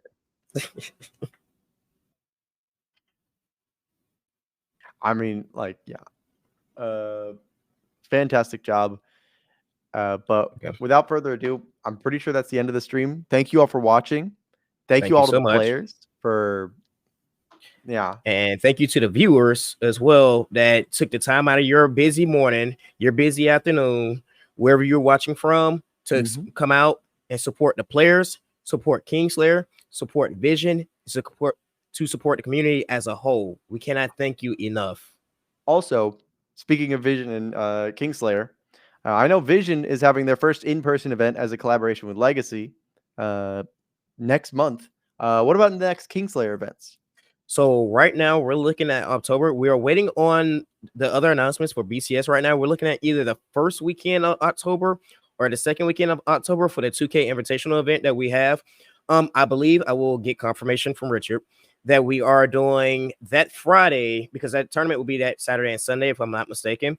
But that for people that qualify for premium and standard, but that Friday specifically, if you have not gotten your invite, I believe they're going to try and do pods and pools, so that way you can earn an invite. You can come out just to support your home, your homies or whatever, what have you. But if you have not got your invite, I believe you can. There's going to be like a last chance qualifier that Friday. So if you are able to come, hey, pull on through. Try and get your invite. 2K on the line. First place gets 1K. 2K on the line. Wow, It's a lot of money. that's a lot of money. And for the date for the Vision Legacy Cup, the current date is September 24th. That might change. Keep updated on it, but if anyone's interested, it's going to be in Northern Virginia, in Herndon, Virginia, at a hashtag gaming arena. So it'll be streamed, and it's stream setup's looking pretty good right now. So I'm pretty excited. I'm going to be commentating that. So Right. I guess we should probably plug ourselves as well, like Yeah. our Discourse or our Twitters. So of course, follow the homie, Gravity Odd, the champion. Follow my homie Peter. and follow Crow. I'm pointing at the Twitter handle right now. Cool. Yep, Twitter handle down there. And again, guys, thank you so much. That is pretty much it for us for the day. Oh, one more thanks is to Outer Orange and Casey Volmar for donating most of over $400 of this prize pool. Thank you so much. That Outer Orange is the homie. Make sure you guys go subscribe to our YouTube channel, follow her on Twitter, and of course, follow my homie Casey too. Me and him, we practice from time to time as well. That is the homie. He comes out, he supports you, and why not support him as well? Yeah, Casey, fantastic guy to be around. If you ever get to meet him, you will never regret it. I promise that. Really nice homie. Yeah. So that pretty much wraps up everything for us here for today, guys. And I think without further ado, thank you all for watching, and we'll see you next time. Peace.